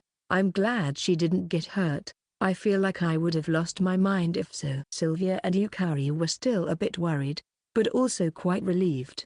Okay, next is the real deal. Okay. After saying so, I went towards the correct location section. I got them all. Nice. Now come down. There are about 3 main magic crystal production spots in the Prolin dungeon. All of them are hidden rooms obviously. Locations you can't reach without the hiss and jump. It might be possible to climb using ropes, but if you spend too much time on it the golems will respawn. And even then, most of the people don't know the existence of the hidden rooms in the first place. Maybe because of that reason, Eco collected around 100 magic crystals from just 3 locations. The sources of these crystals were untouched. There was a huge amount of magic crystals that had never been taken by anyone. If it goes on like this, we'll be able to reach rank A in 6 days with ease. Alright, let's go turn them in. We went back to town while feeling excited. Section these are? The guild receptionist had her eyes rounded in surprise. Real magic crystals. And this amount? She alternately looked at me and the magic crystals with a surprised expression and her mouth agape. Wow, this really feels nice. With this, our team should now be rank C, right? Back in the Adventurers Guild, one of the rules was that increasing your guild contribution points will also increase your rank. Therefore, it was possible to explosively increase your rank by bulk contributions without any issue, and achieve rank A in a heartbeat. But how about the real guild? If possible, I'd like that system to remain the same. Yes. That is correct. Nice. This is good. Ranked up from F to C in a moment. To think it would really be this easy. I just hope they won't tell me something like you can't get to rank A by turning in magic crystals later. Did I just raise a flag? We'll turn them all over to the guild. Deposit all the money, and please raise our individual and team rank. Understood. Thanks, Camellia-san. We'll bring more tomorrow. Understood. Looking at her name tag over her chest, I called her by her name and gave her a wink. It was a weird act, if I say so myself, and it really gave me goosebumps all over my body. But it seems like the effect this body had was outstanding, since Camellia saw me off while her cheeks were dyed in red. Although the Adventurers Guild has a notoriously bad reputation, it seems like I can establish a good relationship with the receptionists. Second Dono Master. But, judging by the cold gazes from my companions, it seems there is a price to pay for that. Or rather, Aren't Yukari's eyes just too scary? Was she that uncomfortable with my actions? Well, I guess so. Iko, as usual, had a foolish look on her face. When I look at her, she gives off this kind and tender feeling with her mouth slightly opened. Iko is so cute, I want to pinch her cheeks. Well then, for the next 5 days, we will collect the crystals and defeat the golems to earn experience. After we become rank A, we'll capture and clear the Prolin dungeon several times a day, and make mithril alloy. With that money, then we'll buy a house at the capital. Let's go. With this in mind, I tried to move the talk in a different direction, but judging by their eyes, they still didn't give it up. Yet Sylvia and Yukari gave their opinion. I'm in favor of earning experience. Do you still want to prioritize Yukari's blacksmithing skills? No, blacksmithing doesn't have to be a priority anymore. The experience distribution will be set evenly for all members. So that means we'll all raise our skills again. Sylvia nodded while she had her arms still crossed. Judging by her face, she had calmed down a little. Probably she's glad she can raise her skills and get stronger. I know that feeling. I was like that at the beginning. I feel like those were the times when I enjoyed the game the most. By the way, Sylvia has her magic archery, Iko has shieldmanship. But what are you going to raise, Master? Yukari suddenly asked what was on her mind. Me, huh? That's right. I already raised archery, swordsmanship and the magic to a decent level. It might be time to start with that. Turning my eyes to Yukari, I opened my mouth to answer. Starting tomorrow, I'll begin raising summoning magic. Chapter 37. It's not about the first impression. 5 days passed in the blink of an eye. While Iko gathered the magic crystals using the Baku-agebon-bar method, me and Sylvia kept hunting golems without stopping until all of them were basically extinct. As a result of doing this continuously until the end of the day, we earned a significant amount of experience. Yukari, who had gotten the same amount of experience as us, had a face devoid of emotion as she said in a cold tone, "You truly are crazy," at the scene after we finished our hunt. Since the experience points are evenly distributed among the team members, the experience points can be shared with the 2 who didn't defeat any monster. By the way, while the 3 of us dived into the dungeon, I asked Yukari to do a certain job, since she would be idle. That was to survey both the blacksmiths and adventurers guilds. Since the more information we have, the better, and she even volunteered to collect that information. Well, since she was indeed a former assassin, collecting information of this degree should be child's play for her. There were 2 important pieces of information obtained. One is, the next Prolin capture group will be formed in 3 days. And the other one is, the Blacksmith's Guild is plagued with a chronic lack of mithril. From this information, it became necessary to reconsider our future policy. Become a rank as it is, participate in the group capture, prove the capture and have the Blacksmith's Guild trust us, and as planned originally, wholesale mithril alloy to them, or, if the Blacksmith's Guild trusts us using the A rank, not wait for the group capture and make an exclusive contract with the entire Blacksmith's Guild. With the former, we would hardly make any enemies, but it will take time to earn money. The latter is way more lucrative, but the Adventurers Guild will surely turn against us. Anti-monopoly law, you say? There's no such a thing in the Castle Kingdom.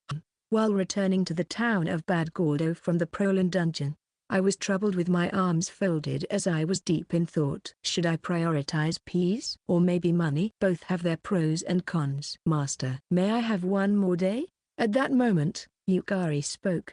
Do you have an idea? Yes. Since it seems like Master doesn't like to spend time uselessly, I might have a slightly different approach plan. And that is? Use the Merchant's Guild. I get what Yukari was trying to say. Instead of trading directly to the Blacksmith's Guild, we'll do business smoothly through the Merchant's Guild. There's no way a merchant can let such a profitable deal pass.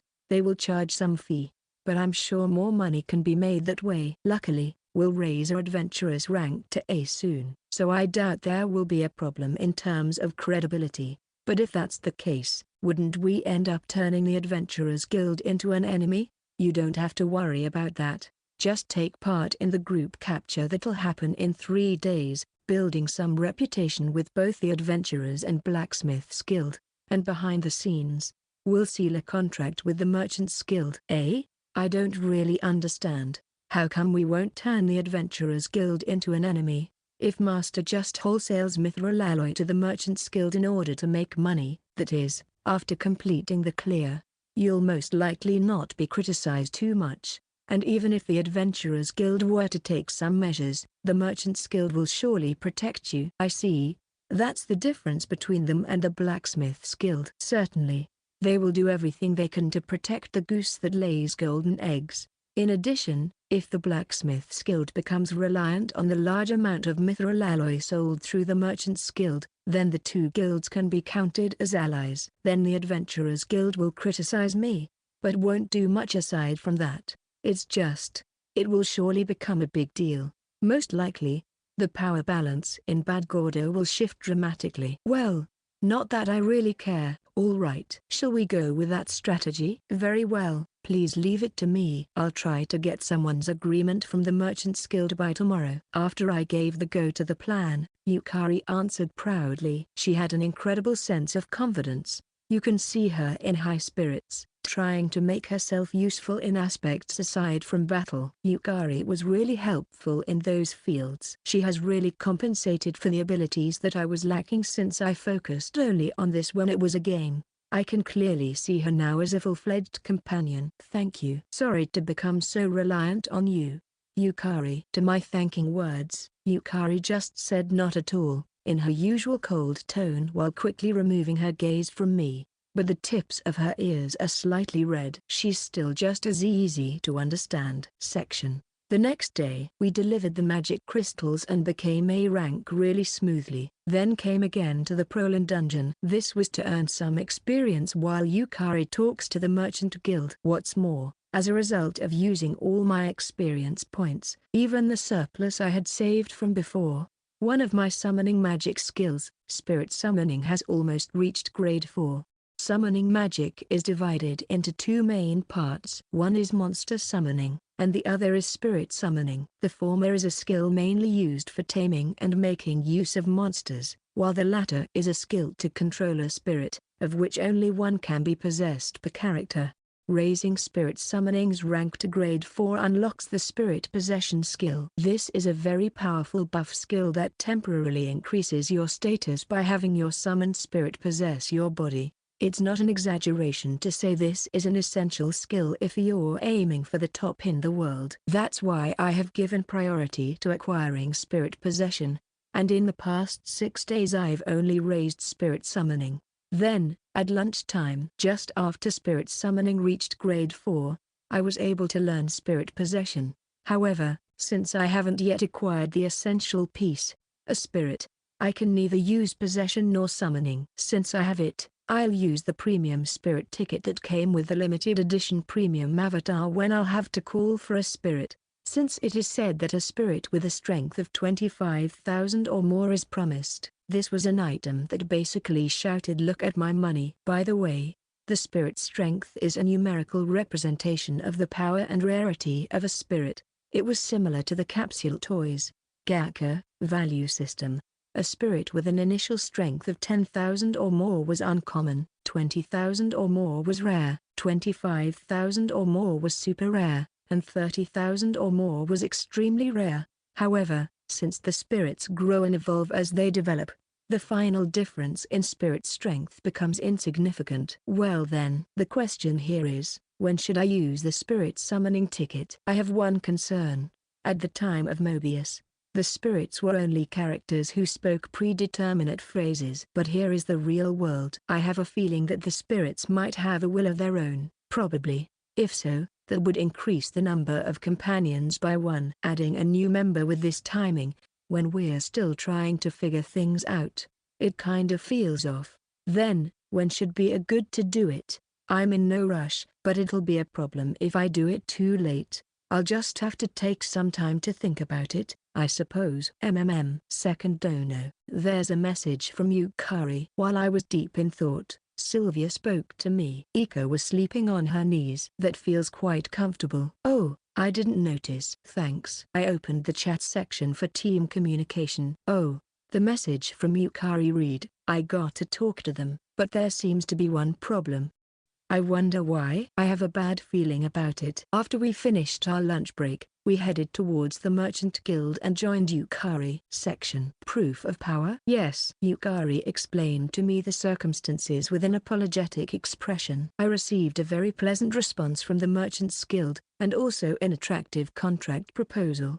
However, that's only if we can prove the strength of our team. Didn't we get A rank for that very reason? Allow me to continue the explanation from there. While Yukari and I were talking in the waiting room, a middle-aged bald man broke into the conversation. I am the Merchants Guild's guild master. My name is Shins. You are second Sama, right? It is my pleasure to meet you. The man calling himself Shins greeted me with quite the polite manner, but no matter how you look at him, he looks like a person of a not-so-respectable occupation. His height was of nearly 1.90 meters, and he gave an extremely intimidating feeling. I just gave my greetings and shook his hand, but my eyes never left this guild master. That's because I felt like he'll stab me the moment I show a gap. Well then, I'm grateful I got to hear such a fascinating story this time. We at the Merchants Guild are very much looking forward to it, the guildmaster said with a smile plastered on his face. But while this might be rude, and I apologize for it, the truth is we can't trust it too much, even if it came from A-rank adventurers. You say you can get a lot of mithril alloy from there, right? Anyone who heard that would think of it as a lie. Then, his eyes narrowed as he continued, almost as if he was glaring. The atmosphere changed completely. I noticed Sylvia putting her hand on my shoulder, and Iko was shaking a little while pulling my clothes from behind. The two of them were visibly scared. Certainly, I would be scared too. That is, if this was not the world of Mobius. It's just, there's one thing. There's something I'm curious about. How did you get that dark elf girl? She's a professional at this. Even across all my guild, she'd rank among the first class. Without being fazed by the guild master's intimidation, Yukari simply moved her gaze towards me. Her calm eyes appeared to say this much is just child's play. That got my expectations up a little. Therefore, I'd like you to prove your ability. That is, that you're not just bluffing about capturing the Prolan dungeon. If so, we will happily believe you. But if it turns out to be a lie, you shouldn't expect mercy. It was a cold voice accompanied by a glare that made it feel as if the room's temperature fell a few degrees. It might have a good enough effect to threaten the general public. Unfortunately, it doesn't work on me at all. Why? Because I can win. In terms of the world ranking, this old man is just a small fry that wouldn't reach even the 10,000th place. That's the reason, simple as that. About that proof of power, what should I do? Do you want me to capture the dungeon now? If so, then it will take about 3 hours. I answered as calmly as possible. What is required is proof that I can go and clear the Prolan dungeon many times. Then, I just need to create an atmosphere that says it can be easily done. However, after the old man heard my words, the atmosphere got tenser, and his eyes glared sharper, to the point where some people might faint after looking at him. Did I say something wrong? Damn. If so, then I suppose I failed. Looking closely, it's really smooth and shiny. He might have something against people with proper hair. Ahahaha. Impressive calmness. Great. Just like Yukari-san said.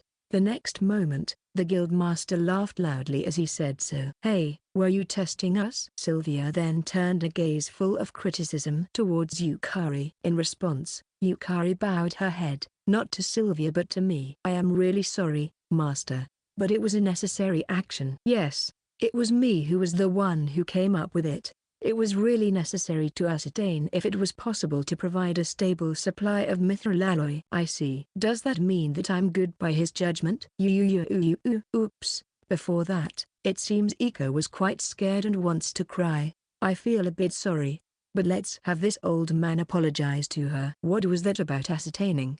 Apologize to Iko. Look at her. Poor Iko. I'll just place the blame on him. I'm sorry.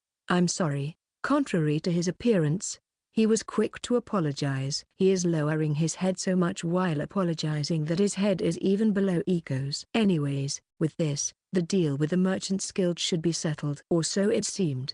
But there was another problem remaining. But, you see, I still need you to prove your power. While being led by the shiny-headed Shin-san, We were guided to the back of the Merchants Guild, to the drawing room. In there, he spoke those words with an apologetic expression. Is that in order to trust me? No, that's not the reason. If there's nothing wrong with my eyes, I can tell you are the real deal. But does that mean there's someone aside from you, Shin-san, who doesn't believe me? That is so. Specifically, I'd like you to show it at least to some of our staff, and to the people we will be trading with.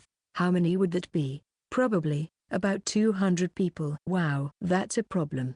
How should I prove my ability to such a large number of people? Sylvia has the magic bow, and Ika has her shield. Should they do some kind of performance? The four of us plus one began to think, narrowing down possibilities. And so, the discussion about what to do started. Shin-san was very sympathetic and allowed us to consult with him. He's a pretty good guy. And so, 15 minutes passed in the blink of an eye. Yet, there was still no sign of a good plan. By the way, what kind of special skills do you have? Second Sama. Archery, swordsmanship, magic, and summoning magic. I can also use magic archery and magic swordsmanship.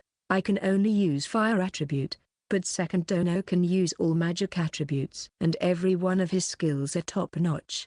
That is incredible. Shin-san was so surprised, his eyes were as round as his head. Sylvia had a satisfied expression, almost as if she was boasting about herself. Master, have you already raised summoning magic? Yeah.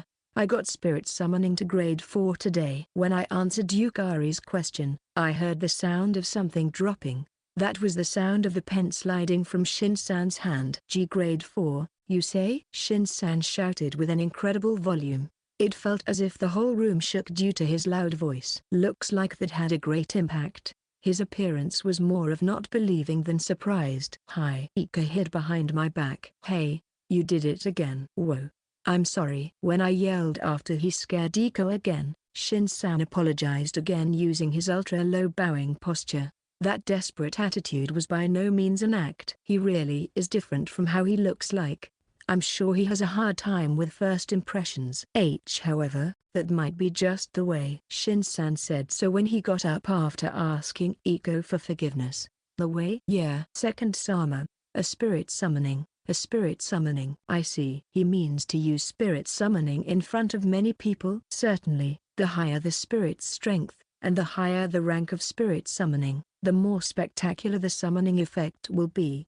Especially, the first summon is much more amazing. Each spirit has its own special summoning effect. This would be perfect for a show of ability. If your spirit summoning is grade 4, then everyone will most likely be convinced of your ability. Second Sama.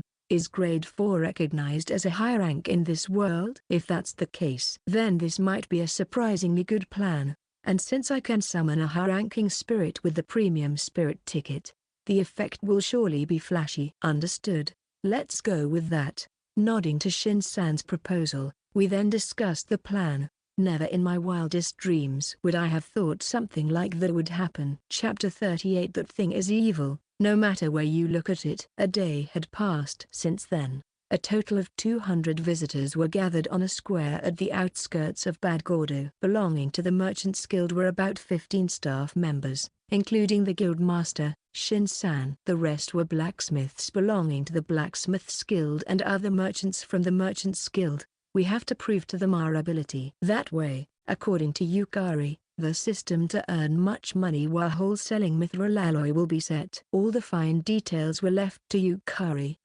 So these are the pains of being a seriously addicted online game junkie. I feel sad for my lack of knowledge. But it's great to have Yukari with us. Ladies and gentlemen, we have gathered here today. Shin-san then took the lead. He started with a greeting, then an explanation of the outline, and an announcement of the performance that will happen in a moment. When that was over, the crowd of 200 people greeted us with a thundering applause. The first ones to perform were Sylvia and Iko. Here I go. Sylvia stood at the right edge of the square, and aimed at the previously prepared target located at the left. While holding her bow of the blazing wolf, she used a combination of rook archery and fire attribute third form. In the next moment a burning mass of magical power was shot, and it flew straight towards the target at a very high speed while leaving behind a trail of flames. Then it landed. It became a huge explosion. The target was blown away not by the force of the hit, but by the sheer explosive power, devastating all the surroundings. This is. The 200 people stared in admiration. They might be thinking that with this much, capturing the Prolin dungeon may be possible. Next target, here I go. Sylvia prepared a combination of soldier archery and fire attribute third form and was ready to fire it in quick succession. Okay. What appeared at the left side of the square was Eiko, who replied energetically while preparing her Shellrock shield with bishop shieldmanship.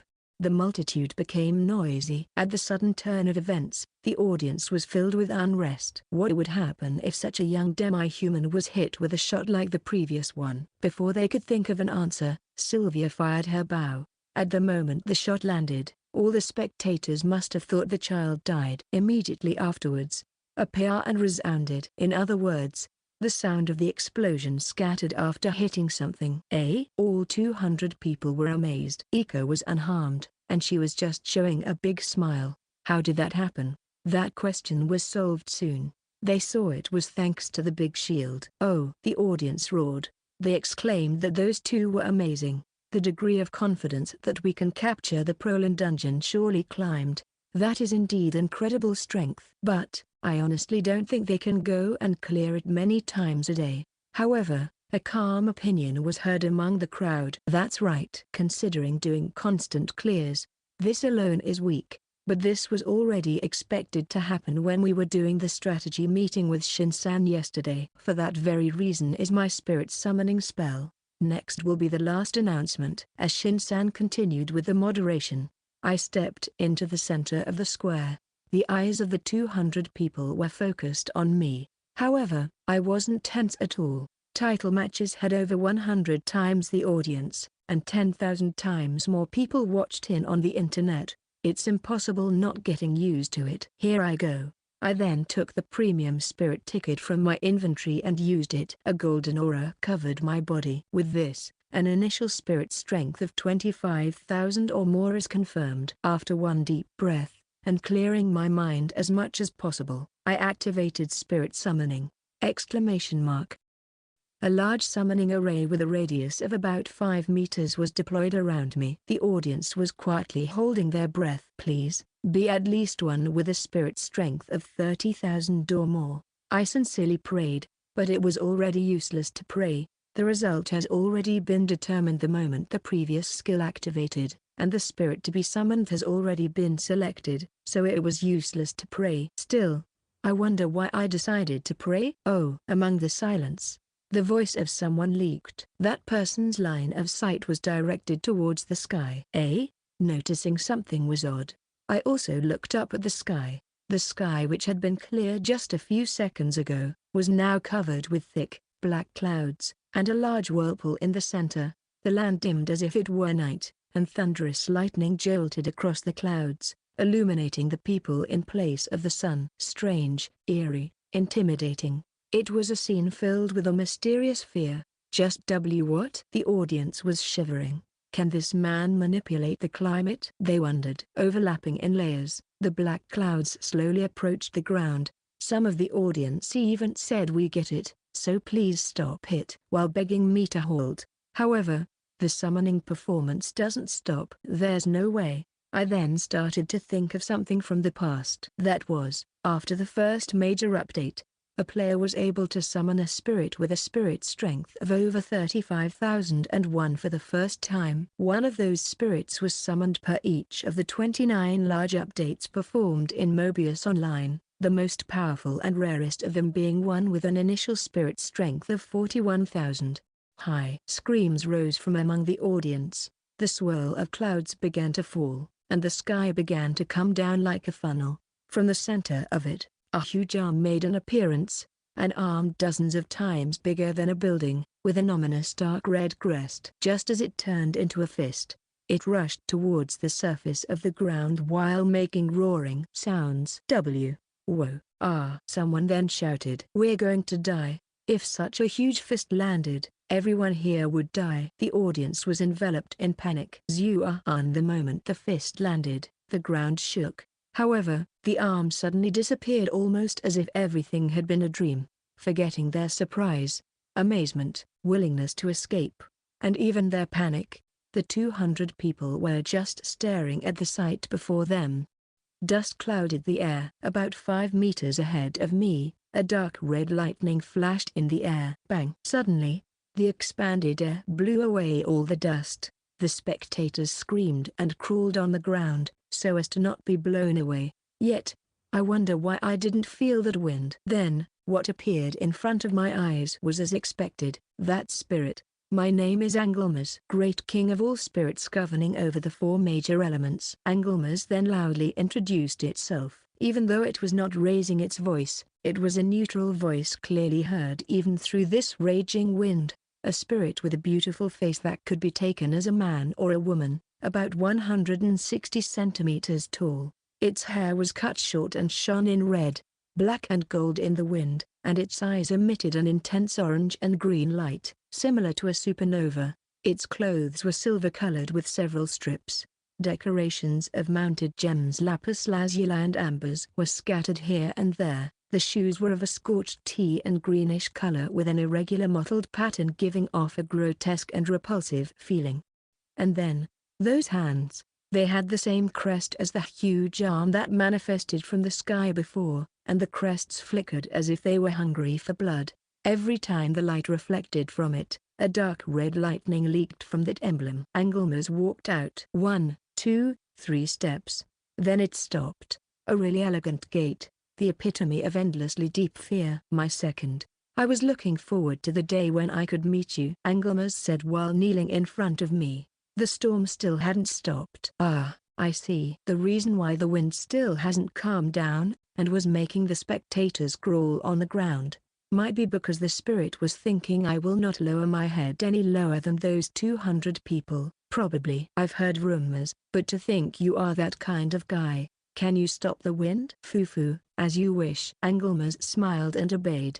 The wind soon calmed down. The audience was stirred. Not because the wind had finally stopped. They were stirred because of fear. Well, that was to be expected. This guy is evil, no matter where you look at it, and this evil being was kneeling before me, so it became like this. Alas, if this guy is the great king of spirits, then I will be seen as the great king of fear. Please spare me that. Why did he come with this timing? Isn't the change of getting a spirit with a strength of over 35,001 only about 0.1%? If it was going to turn out like this, one with 35,000 of strength was enough. I turned my sight towards Yukari, implicitly asking what to do. She just shrugged. Seems like I can't count on her on this section. Sorry, we'll talk later. For the time being, I'll send you back. Next time you come out, do it normally. You didn't like it? My apologies, my second. I became a little enthusiastic since it was the first summoning. Later. I decided to use unsummon as soon as possible. Then while taking a deep breath I wiped my forehead, and quickly, the square became open again. The venue was in a state of dead silence. They could not believe what had just happened. Everyone was equally stunned. Hi! A merchant who matched his eyes with mine screamed his lungs out, and after quickly avoiding my gaze, he ran away as fast as he could. One person became 2, and then 3, then more and more people started to run away. The moment they looked at me, fear clouded their eyes. They completely believe I'm the master of that demon, and thus, the presentation ended. Naturally, the trade discussions were cleanly and neatly abandoned. Both the Merchants Guild and the Blacksmiths Guild said never get involved with that guy, and quickly took their distance. Well, that is obvious. I blew it. Everything that Yukari took the time to go here and there to prepare and plan, went up in smoke in just a moment. I feel stupid to fail like this after everything I said about not wanting to be hostile towards the Adventurers Guild. Let alone the Adventurers Guild. Now we've earned the mistrust of 2 of the biggest organizations in the Castle Kingdom, the Merchants Guild and the Blacksmiths Guild. This is no longer about being enemies or allies, but even then, what was I supposed to do? The spirit was ruling over the 4 major attributes, fire, water, wind, and earth. Depending on the attribute, The spirit summoning manifested in different ways. If it was a fire attribute spirits, it will appear from a fire column. A wind attribute spirits will simply descend from the sky. Something like that. However, Angelmas is different. He is set to be the spirit king, standing atop all other spirits, dominating the four major elements. That is why his summoning presentation is extremely special. It leans more towards the ruler direction. Even in my previous life, as I was the top of the world, I did not have Angelmas. It was just that rare. After all, even since the start of the Mobius Online launch, there were only 29 chances to get it. It required for you to use a premium spirit ticket during the spirit summoning with a chance of just 0.1%, and at the same time, be lucky enough to win against all the other players who were aiming for a rare spirit like Angelmas at each major patch. That is virtually impossible. Everyone thought so. Even I thought so. But I got it. Since I'm aiming to be the top of the world, this should be a very welcoming addition, but considering the current situation, it's not that easy to rejoice. And what's with that setting? A neutral good-looking body, respectable, arrogant and a king. That spirit is such a big deal. And because it's so great, I'm not sure I can deal with it. Do I really have to call him again to have a proper chat? Whoa. I'm really not in the mood. On the way back to the inn, I told Sylvia and Iko, sorry to have been a nuisance, and to Yukari, sorry to have wasted your efforts. Sylvia just smiled at me and replied with a that was just you being you. Iko said it's fine while nodding to cheer me up. Yukari said it doesn't really matter, and tried to say something else, but at least she wasn't worried about her wasted efforts. I felt a little relieved with everyone's unchanged attitude. A lot of things happened today, but at least it seems our everyday life will continue the same. Section. I am terribly sorry. That same day's night, Yukari came to my room to apologize. Why are you apologizing? If anything, I'm the one who wants to apologize to you. Since the plans and arrangements that Yukari made blew up because of me, I'm the one who should be apologizing. I was just terribly mistaken. The opinions of a common person like me are meaningless, and for Master, someone like me will be just a pair of shackles slowing you down. Eh? I don't really understand. Shackles? Yes. Master is someone who'll become transcendental. You didn't worry about turning a guild into an enemy or gaining recognition. I now understand this very well, and that there was no need to worry about that small work I was doing. That's wrong. I just can't think of a way, so I just wanted to proceed as unnoticed as possible. I made a huge blunder this time though. But, why would Yukari say something like this so suddenly? Why do you think that? Because of Master's composure. You don't think of this as a failure. No. I think this was a failure. And if anything, this was a huge failure. No, you don't think that. A person who has really failed won't be able to eat dinner normally, won't enjoy a drink after a bath, and most of all, won't be able to smile like there's a tomorrow. Now that she says that, I might give off that feeling. Even though such a thing happened, I spend this evening without any change from my usual self. Master should be considering this to be not a major failure. On the contrary, Master probably thought it's okay if this fails from the beginning, right? At least the former is correct. That's because the purpose to save money was to buy a house.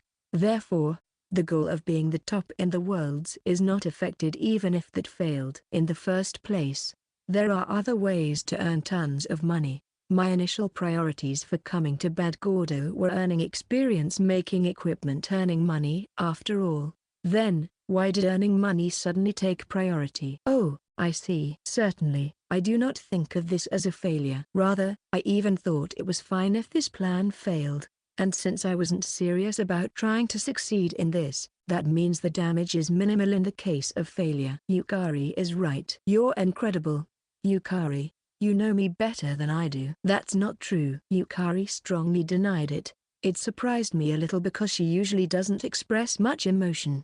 I'm sorry. However, I do think I have a good understanding of you, Master. Isn't that what I said?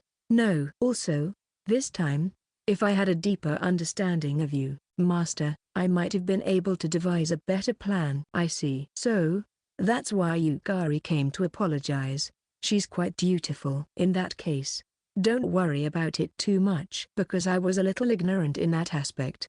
I left everything to you. I just ended up placing a burden on you, Yukari. Still, I didn't get to live to your expectations. Like I said, it was my fault. There's no way you could have predicted such a thing, right? You don't have to be so hard on yourself. In addition, it was me who agreed with Yukari's plan and made the final call. Therefore, this is all my fault. Yukari became silent, albeit a little unwillingly. Her expression didn't seem convinced yet. Would it be better if I focus on blacksmithing? She then said that while looking down. How did she come to that conclusion? Well, that would be troublesome. Like, really troublesome. After all, you are the brains of Firstist. Yukari, it was just by chance that things didn't go as planned this time, but I'm sure it'll be fine from now on. Will you help me follow the right road? Exclamation mark. Yes, of course. Then, I'll be relying on you. Certainly. Yukari replied, somewhat happy. Starting today I'll change my mindset, and show you how useful I can be as a secretary. She then added, secretary, huh? That's the first time I'm hearing this. Well, it's not like I can tell her no. She will certainly have too much spare time during our dungeon clears, so that might be good for her mental state. It might be natural for her to want to do things other than working just as a blacksmith, since she'll have too much free time in her hands. That's why. I want to know more and more about Master from now on. If I don't know anything about you, Master, and something happens again, huh? Okay. The distance between me and Yukari shrank. Then, she came so close, being face to face.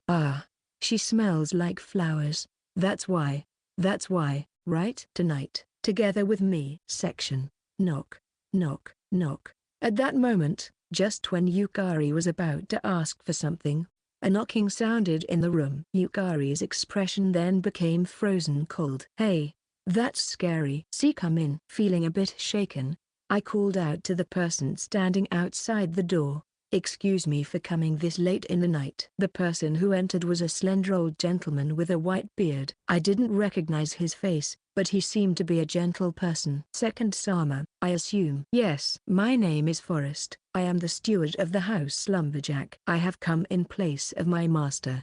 He would like to talk to you face to face in person. Ranbajaku, Lumberjack, Curry, steward. Seeing me with question marks above my head, Yukari then whispered, it's an Earl household whose territories are located in the commercial city Lenador. She then added, having the house steward come in person is a very polite expression. I see. So Curry, as in steward, Kari, and what about house? Such complicated names. But, why come at such a time? The moment I wondered that, Yukari whispered to me, I think he probably came here in secret. As expected. He knows how famous I am. Forrest-san.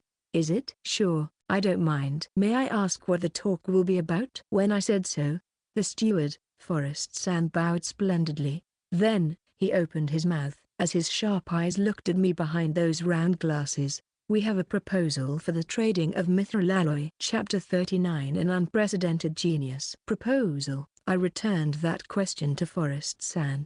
If he knows about my blunder and still wants to talk about that, there might be something going on behind the scenes. Yes, the Earl House would like to buy mithril alloy from you, by all means. The Earl said so himself. How should I answer? This is suspicious. Really suspicious. However, it is also an attractive proposal. Rumors of the fearful summoned spirit will spread across Bad Gordo for the next few days. And with that rumor spreading, I might not be able to stay at any inn in this town. The deal with the mithril alloy is also out of the picture.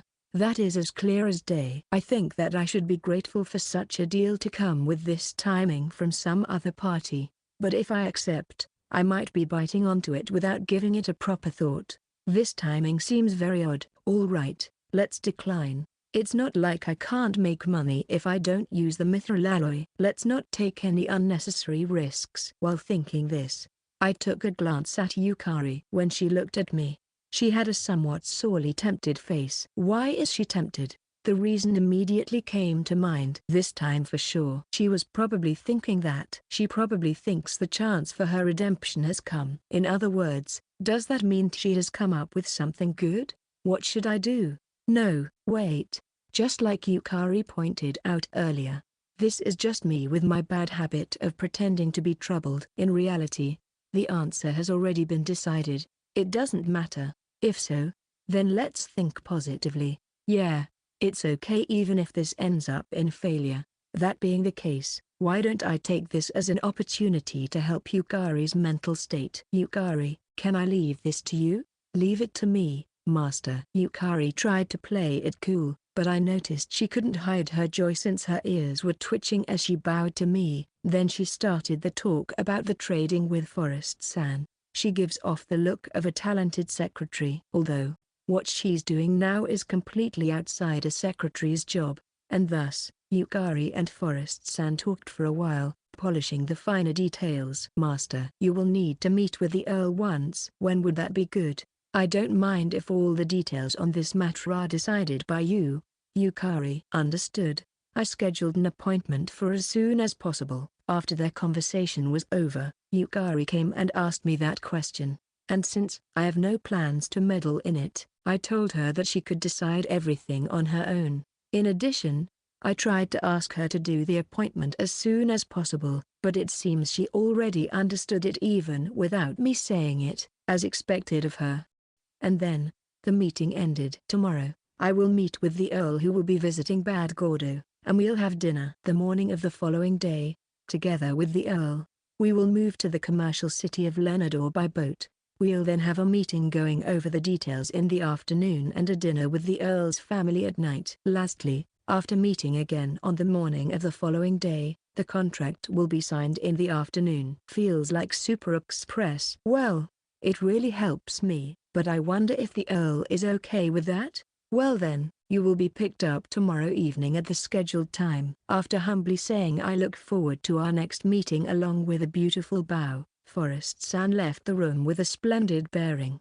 A very polite and impeccable old man, I must say. A very easy person to talk to. That's the impression I got from the short talk, but I think they will be somewhat flexible. Yukari said an unexpected thing. Is there any possibility this is a trap?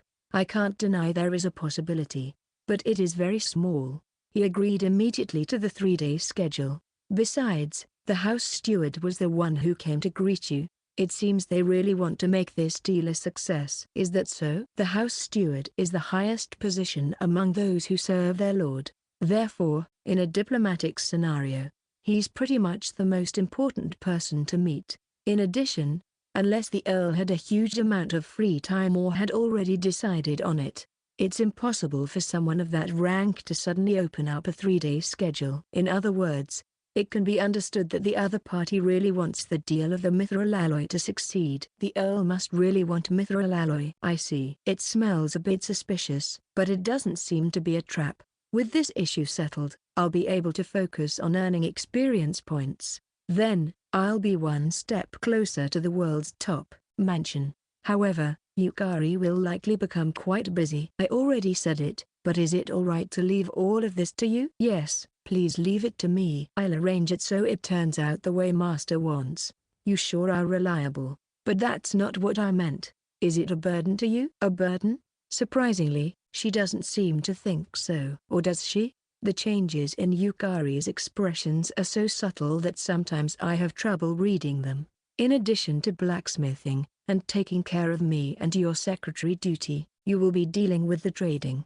If I were in your shoes, I'd be overwhelmed. I'm doing this because I want to. It's not a big deal, and from my point of view, I think it's several times more difficult to aim for the top of the world. I wonder about that. I began to think about it a little, but the vectors were just too different to make a comparison. But, if she puts it that way, I don't feel so bad. Additionally, unlike assassination, this is something worth doing. While hanging her head, Yukari said this with upturned eyes. Then she continued, besides, you promised Master that you'll do something about that. That's why I won't look back at my dark past anymore, and while trusting you, Master, I'll only push forward, just a little. Yukari smiled. I was happy about her sincereness. She, who had nothing, came following me. I need to make my resolution too. Those thoughts were properly transmitted. So, if possible, I don't want to betray her expectations. Let's make her grow as soon as possible, but steadily, accurately and most importantly, carefully. Then, step by step, let's go together towards the world's top. I believe that will be not just for my own sake, but also for her, and for everyone else. I have to become the world's top fast, right? I said so lightly laughing. Although the world's top part reminded me of something unpleasant, I wondered if Yukari noticed it too? She made a face of sympathy. Why so? That's because of a path that cannot be avoided if I want to be the top in the world. I'll bring it back out tomorrow morning. For the time being, just prepare yourself. Understood? But, to be honest, I don't have much confidence in myself. That feeling is mutual. Great Spirit King Angelmas are being able to become a powerful weapon in aiming for the top in the world. However, I wonder if I can open my heart with him, her? We became a little depressed after thinking about what would happen tomorrow, and went to bed with that thought in our minds. Section. The next day, after breakfast, 3 people were gathered in my room. Well then, I'll summon it. Wait a moment. Give me a little more time to prepare my heart. It's a bit scary. Sylvia and Deco appeared to be a little apprehensive. Well, I don't blame them. After all, they were made to crawl on the ground yesterday under that overwhelming power. The spirit shouldn't be able to go against me. That's why I somehow feel relieved. But the girls don't really understand that, and even though I explained it several times at breakfast, I still couldn't erase their anxiety. Still, there's one thing that bothers me. And that is, even if Angelmas won't go against me, it might still be hostile towards Sylvia and the others. And even if I order it don't be hostile towards them, I'm not certain it would follow that command. At least back in Mobius, it was not possible to give such a command. I wonder what will happen. All right, I'm good, Sylvia said while gripping the bow of the blazing wolf. Does she mean to use force if an emergency happens? I'm good too. Eco is quite easy to understand. If something happens, you plan to protect yourself behind the shell rock shield, right? But, why are you hiding even before I summon it, with only your ears poking out behind the shield? I too don't mind. Yukari was also shrewdly hiding behind Deco's shield. That's not fair, Sylvia argued. Whatever. Let's summon it. Here it goes. I recalled Angelmas using spirit summoning. The summon formation was deployed at the center of the room. Unlike the huge circle that appeared the first summon, this was a small formation about 2 meters in diameter. My second. What is the meaning of this? Angelmas was angry as soon as it appeared, and by taking into account that incredible appearance, that anger sure was compelling. Proof of that was the 3 girls completely hiding behind the shield. Thanks for coming out the normal way. For the time being, I just thank it. It would have been troublesome if a storm and that huge arm appeared in such a small room. It couldn't be helped, since I was asked to come out normally the next time. It said while looking a bit displeased. Are you sulky? This might be a surprisingly honest guy. More than that, I would like an explanation. Why was I unsummoned right away? Weren't you in need of my great power? No, right now I don't really need it. However, eventually I will do so. I see. Got it.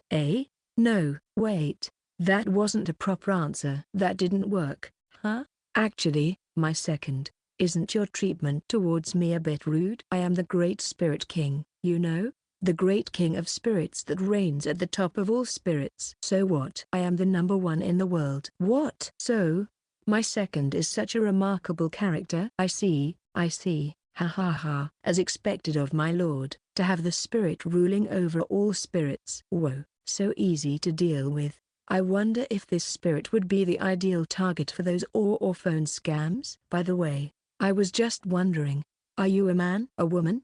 How old are you? How should I call you? I am the Great Spirit King. I have no gender. Nor do I have an age. No, woman or man, 1-year-old or 10,000 years old. I don't mind either. My name is Angelmas. You can call me as you like. Angelmas, Angel. I don't really care. So, nothing really matters, huh? I see. Got it. I'll call you Angelmas. Also, let me introduce you to my friends. The friends of my second, the #1 friends in the world. Interesting. Feeling a bit scared still, Sylvia and Yukari came out from behind the shield. Iko was just listening while poking her head out the side of her shield. from the left. They are Yukari, Iko, and Sylvia. Who? I understand. Sylvia is an expert archer. Yukari has a good arm for blacksmithing. And Iko handles the shield. Truly, a very balanced team. Oh, why do you understand that? I'm not sure, but it's something that somehow comes to me through you, my second. Oh, I see. Is information being shared continuously? Anglemas, who is the first emperor, for now. I tried to test it, but well, there's no way Anglemas would know. Oh, the first emperor? This is bad. Ha ha ha. I understand, my second. You want to say that I'm a genius when compared to the first emperor, but I'm still inferior compared to my second. No, inferior to the one who used to be called 7, why? Unsummon. Phew. It somehow didn't end up in something serious. Seeing the three girls with question marks floating over their heads, I was probably just barely safe. After taking a deep breath to calm myself down, I used spirit summoning again to call Anglemas. Don't unsummon me so suddenly. Were you that surprised? He was angry again. While ignoring him, I desperately began to think, don't reveal that information about myself. Amu, I got it. It got through. I see, so this sort of self-consciousness system can be used in such a way. What a shitty system. You two, try thinking of something. Can you hear me, my second? I can hear you. This is amazing. This is a very pleasant feeling. Yeah, I feel the same. I wonder what this is. This sense of togetherness. Yes, a sense of togetherness. Fumu. Isn't this nice? Way too good. With this, the range of tactics can be greatly expanded. A communication system that didn't exist in Mobius, and Anglemas, the Great Spirit King, will be of great help on the road to become the world's top. I can feel the tension rising. In particular, Anglemas is the rarest of all spirits. In the spirit's evolution system, the final strength of a spirit is adjusted so as to not make a big difference between them. However, Anglemas has a characteristic that brings him a level above the others. And that is his lightning attribute, a testament of the Great Spirit who controls the 4 major elements. In Mobius, it was said that the lightning attribute was non-elemental, and Anglemas can unleash an attribute attack that deviates from the absolute rule of correlation of fire, earth, wind, water, fire that exists between attributes. Specifically, it deviates in the way the attribute that is the advantage deals 1.25 times the damage.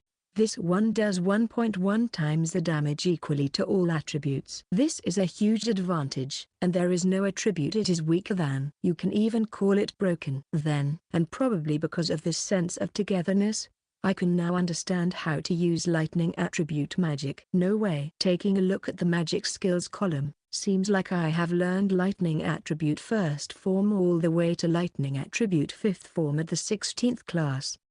I've never heard of this. In Mobius, there was no lightning attribute magic among the magic skills a player could learn, and I've never heard of a player owning Anglemas being able to use it. Looks like I learned something really amazing.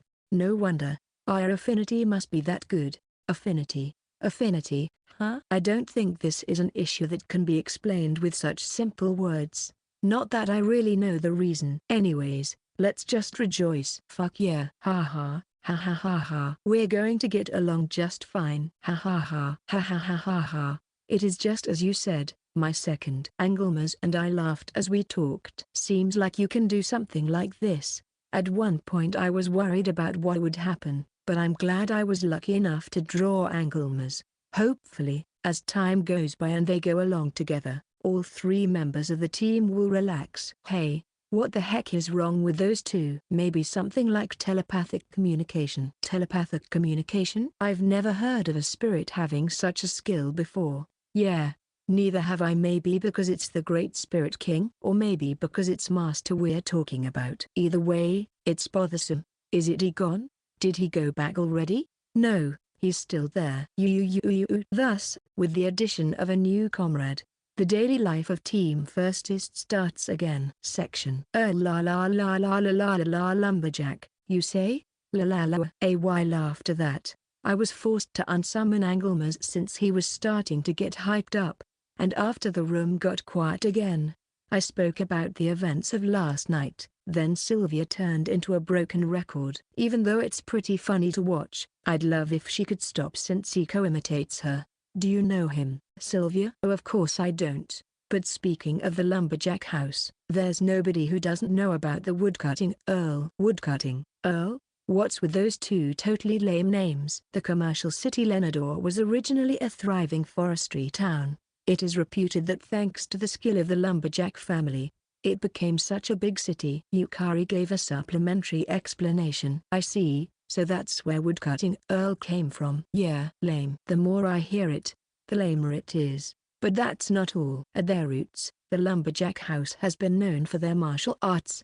It is rumored that the present head of the family, Earl Bell, is a sharp and able person who's accomplished in both literacy and martial arts. In addition, I heard that the son and daughter are quite the adventurers. Are the eldest son and daughter of an Earl house adventurers? It's quite a liberal family. The older brother, Jira's lumberjack, seems to excel in swordsmanship. Seems like he's a good match with the first prince, Klaus Kastorl, and the sister, Chiri lumberjack. She is. Yukari stopped her words almost as in suspense.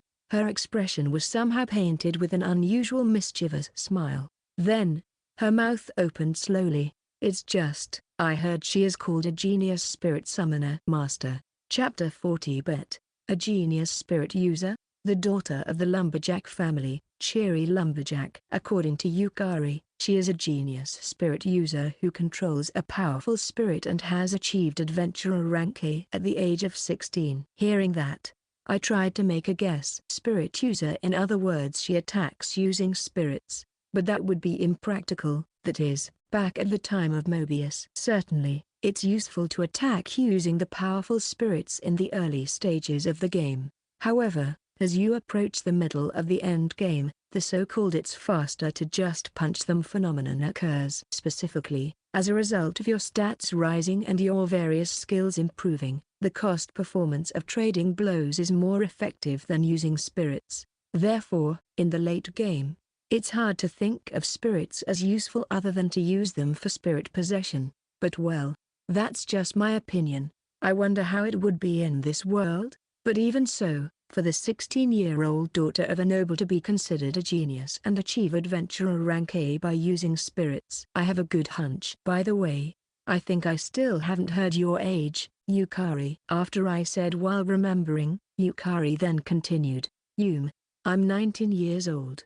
How about you two? I'm 17. I am 16 years old. No way. That's the kind of face Yukari made. Well, I understand why. You are the oldest. Ani-chan. In Dark Elf theory, I'm still young. I'm about 16 years old. Yukari's expression froze after hearing the word oldest, which Sylvia deliberately said. And what do you mean with Dark Elf theory? Is that some sort of mathematical formula? Wait, am I being relegated in this chat? Somehow, I'm getting a bit lonely. You wanna come, Angelmas? Did you call for me, my second? Just talk to me about something. As you wish. Then, let me tell you about the time when I destroyed the Earth Spirit. Gnome. What are you saying? What's with this guy? What is he saying? Did you really destroy him? Indeed. It happened a certain midnight. He rebelled, saying he would defeat me and would replace me as the ruler of the spirits. Ah, I see. So, there's that kind of strife in the spirit world too. Then, I guess he had no choice. And also, not only did he dare to stain my sleepwear with soil, he even put a crack on my favorite cup. Please, forgive me. It was a disgrace for him to attack me on my bed, but he ignored it. He understood what he did when he attacked me. Therefore, I dropped the thunder of death onto Gnome, and turned him into charcoal in an instant. Angelmas then laughed with a kakaka. Wait. No. Was that okay? Huh? Don't worry about it. The position of next great spirit of Earth was left to his daughter. That's not what I meant. Aren't this guy and I connected? Then why can't I understand the point of that story? As I was sighing at this loose sense of unity, a knock sounded at the door. Second Sama, and everyone in Team Firstist. I've come to pick you up. It was the steward of Earl Lumberjack's house, Forrest-san. A carriage is parked downstairs, outside. If you are ready, I just nodded to avoid making the greeting too long and said we were ready to leave. It's great that he is polite, but the way he speaks just takes too long. Angelmas, can you change into mana mode? You can, right? Do it. As you wish. I instructed Angelmas based on the knowledge I obtained by the sense of togetherness. In the next moment, Angelmas went bzzzzzt like an electrical discharge, and changed into red and black lightning, entering my body. With this, others won't be able to see me. We can still talk, but he has no substance. I decided to call this state mana mode from now on. All right, you guys are ready, right? Let's go. After completing the necessary preparations, we headed outside to where Forest-san was waiting for us. The moment my hand casually touched the doorknob to open it. Zzzzzzzzzt. Deo arm, it hurts. Say second dono? What's wrong? It hurts. The heck is this? Fumu. Maybe static electricity overflowing from me? Or maybe something similar. This bastard. Shit. This wasn't at the level of static. Fuck. Ha ha ha. My bad. Forgive me, my sec. Unsummon. I'm sorry but, can someone else open the door? Ununderstood. Yukari did so while being puzzled. Later. I'll explain it later. Dragging my still numb body, I went to the meeting with the Earl. The three girls were bitterly laughing inside the carriage when I told them what had happened. It shocked me that even Iko could make such a face. I vowed in my mind to never use mana mode ever again. Section. Ha ha ha. Is that so? We met with the Earl, then we had dinner. I looked at the complexion of Earl Bale Lumberjack, who was sitting in front of me, nodding with a broad grin. A good-natured man in his mid-40s, with an athletic body that isn't too thin nor too fat, and his demeanor was of someone well-versed in martial arts, without any opening. Yet, there was a bright intellectual flame burning in the back of his eyes. It was easy to see he was a man who had both brains and brawn. He was like a veteran warrior, or an old merchant. Someone like me couldn't even reach the heels of such a splendid person. And this was a grand entertainment of guests. It even made me want to ask, do you really want the mithril alloy this bad? Dinner was just this impressive. Was it to your liking? That is a stew made with mushrooms gathered from Lenador. It's my children's favorite. The Earl spoke without erasing the huge smile on his face. But I was starting to feel troubled about how to answer.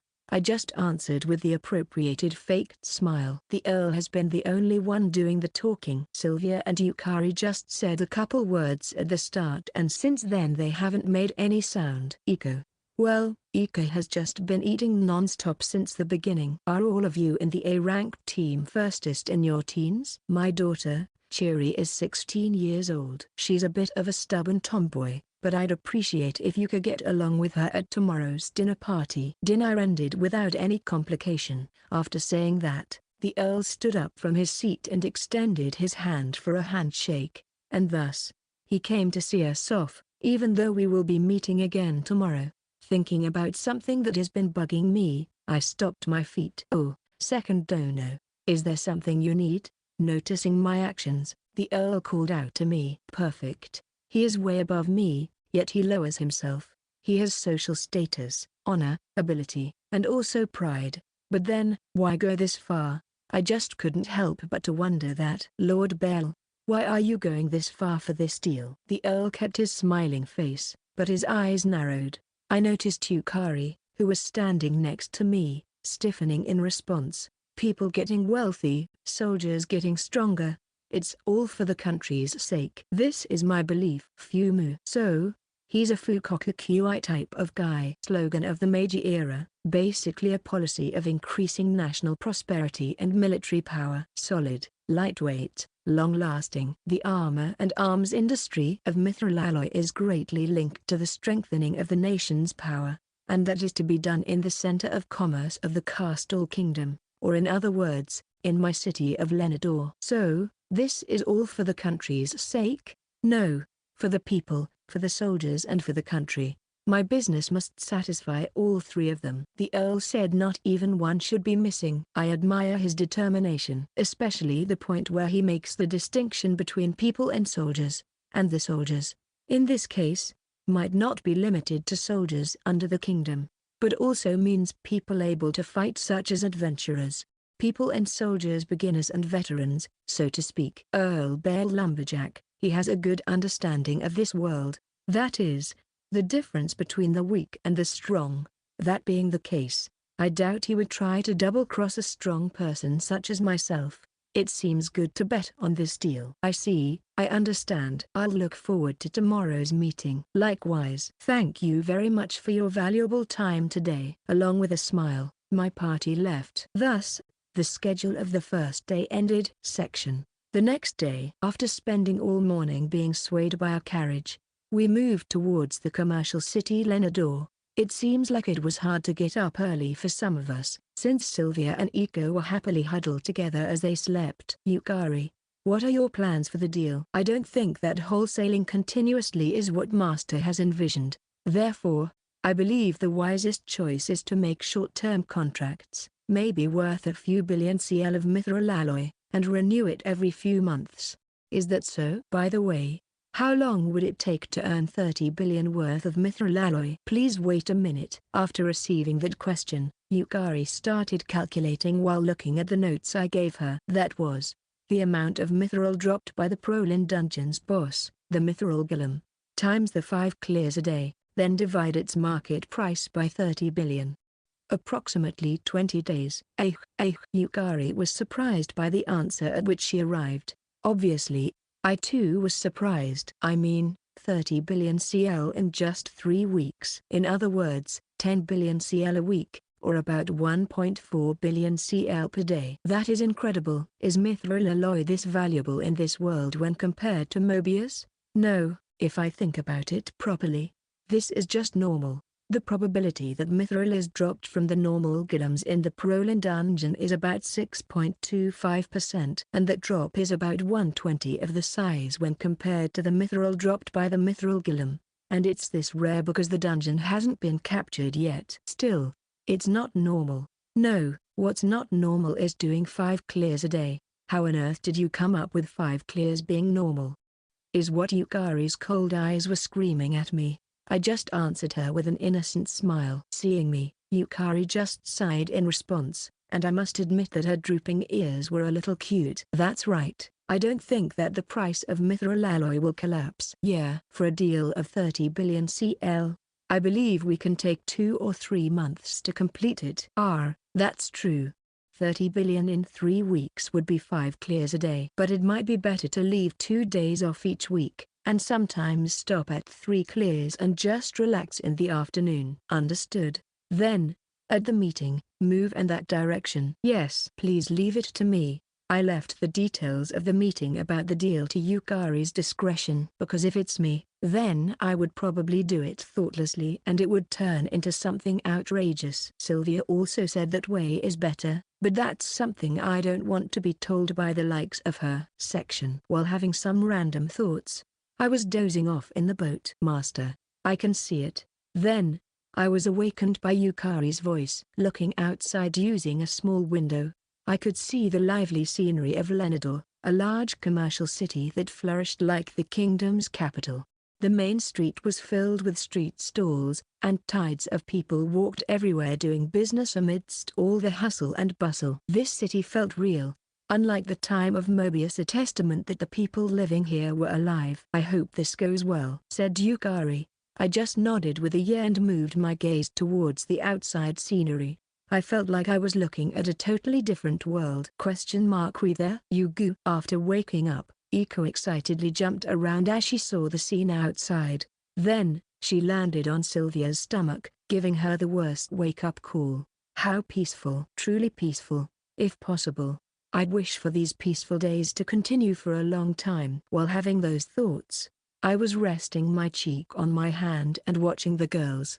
However, such a wish was shattered in the evening. Chapter 41. Different Positions. The carriage arrived at a large mansion in the center of Lenador. Soon after being ushered into a magnificent room, we were called to lunch. After being given such a grand reception, I just decided to enjoy it since I didn't have to worry about our lodging or meals. Lunch was done in a buffet style.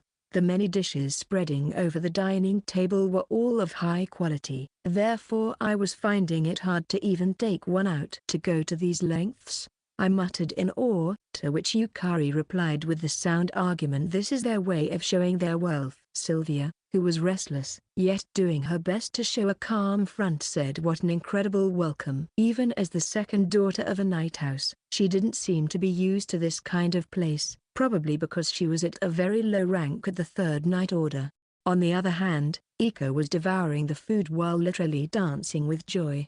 She both eats and sleeps properly. It's good to see her still going at her own pace no matter the place. After lunch was over, it was finally time for the meeting. Yukari and I entered the meeting room, and already inside were a total of about 20 middle-aged men, including the Earl and the house steward, Forrest-san. It was quite a sight to see everyone sit down at the same time after we took our seats. And so, the meeting started. However, I just left everything to Yukari and simply nodded with a few moo every now and then to let them know I understood. But, as a matter of fact, I didn't understand a thing. What is a selling hedge? Are any people from insurance companies here? Or rather, are there even such companies in this fantasy world? Apply magic to make the contract with me? I really don't understand a thing. All right. Then let's take things in this direction. Wow. This was a really meaningful meeting. Let's hope this finishes successfully. It was an honor for us to be able to attend. There is no problem with the contract as is, right? Not at all. We're quite happy with its contents. I'm looking forward to what's to come. Thank you very much. While wondering if it was all right to stop nodding at the conversations, the meeting ended in a good mood. I left the meeting room along with Yukari while saying thank you. Thank you. Yukari was quietly delighted the talks proceeded as planned. In other words, a deal of 30 billion CL, spanning a period of 2 months. Thank you. You did great. No, we're not done, since the contract hasn't been finished yet. Huge amount of money. Get. I was so happy. I stroked Yukari's head, and just like her usual self, the tips of her ears were tinted in red while she moved ahead, speaking emotionlessly. After a short break, we'll have dinner with some important figures, including the Earl's family. While trying to hide her fluster, she walked ahead of me, while Yukari was earnestly thinking about various subjects.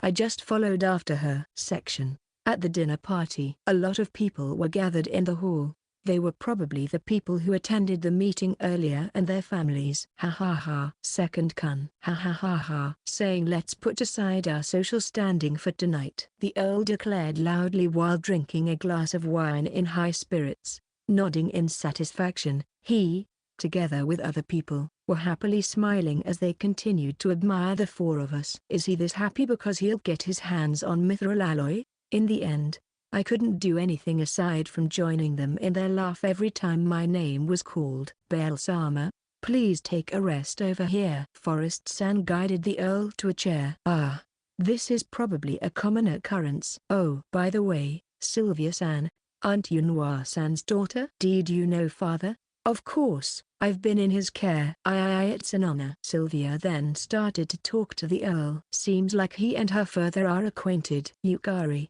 not far from here, was having trouble speaking with some important men. Speaking of which, before the dinner party she said she would steal the know-how. Iko was surrounded and being fed by several maiden Isans. I feel left out. What should I do? It happened when I was thinking let's go and mix in Iko's group. Suddenly, a voice sounded from behind me. Will you come here for a minute? Looking back, there stood the classic Hoju-sama, dressed in frilly clothes and with her hair in ringlet curls. Her height was smaller than 150 centimeters, and her chest was similarly petite. She had fluffy hair and her large and bright eyes were slightly slanted.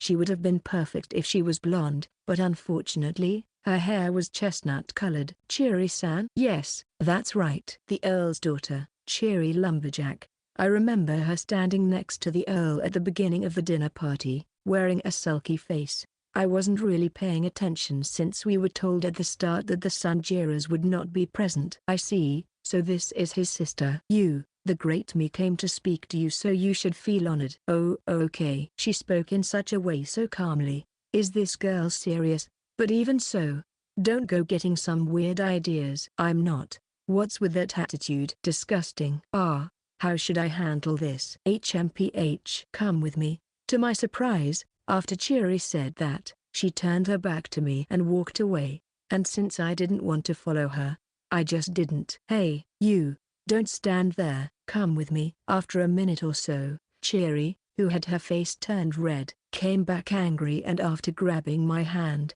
she forcefully pulled me along. Was she speaking along without noticing it all this time? Isn't that kind of cute? And then, the destination to which I was taken was a lonely balcony. What's with this balcony?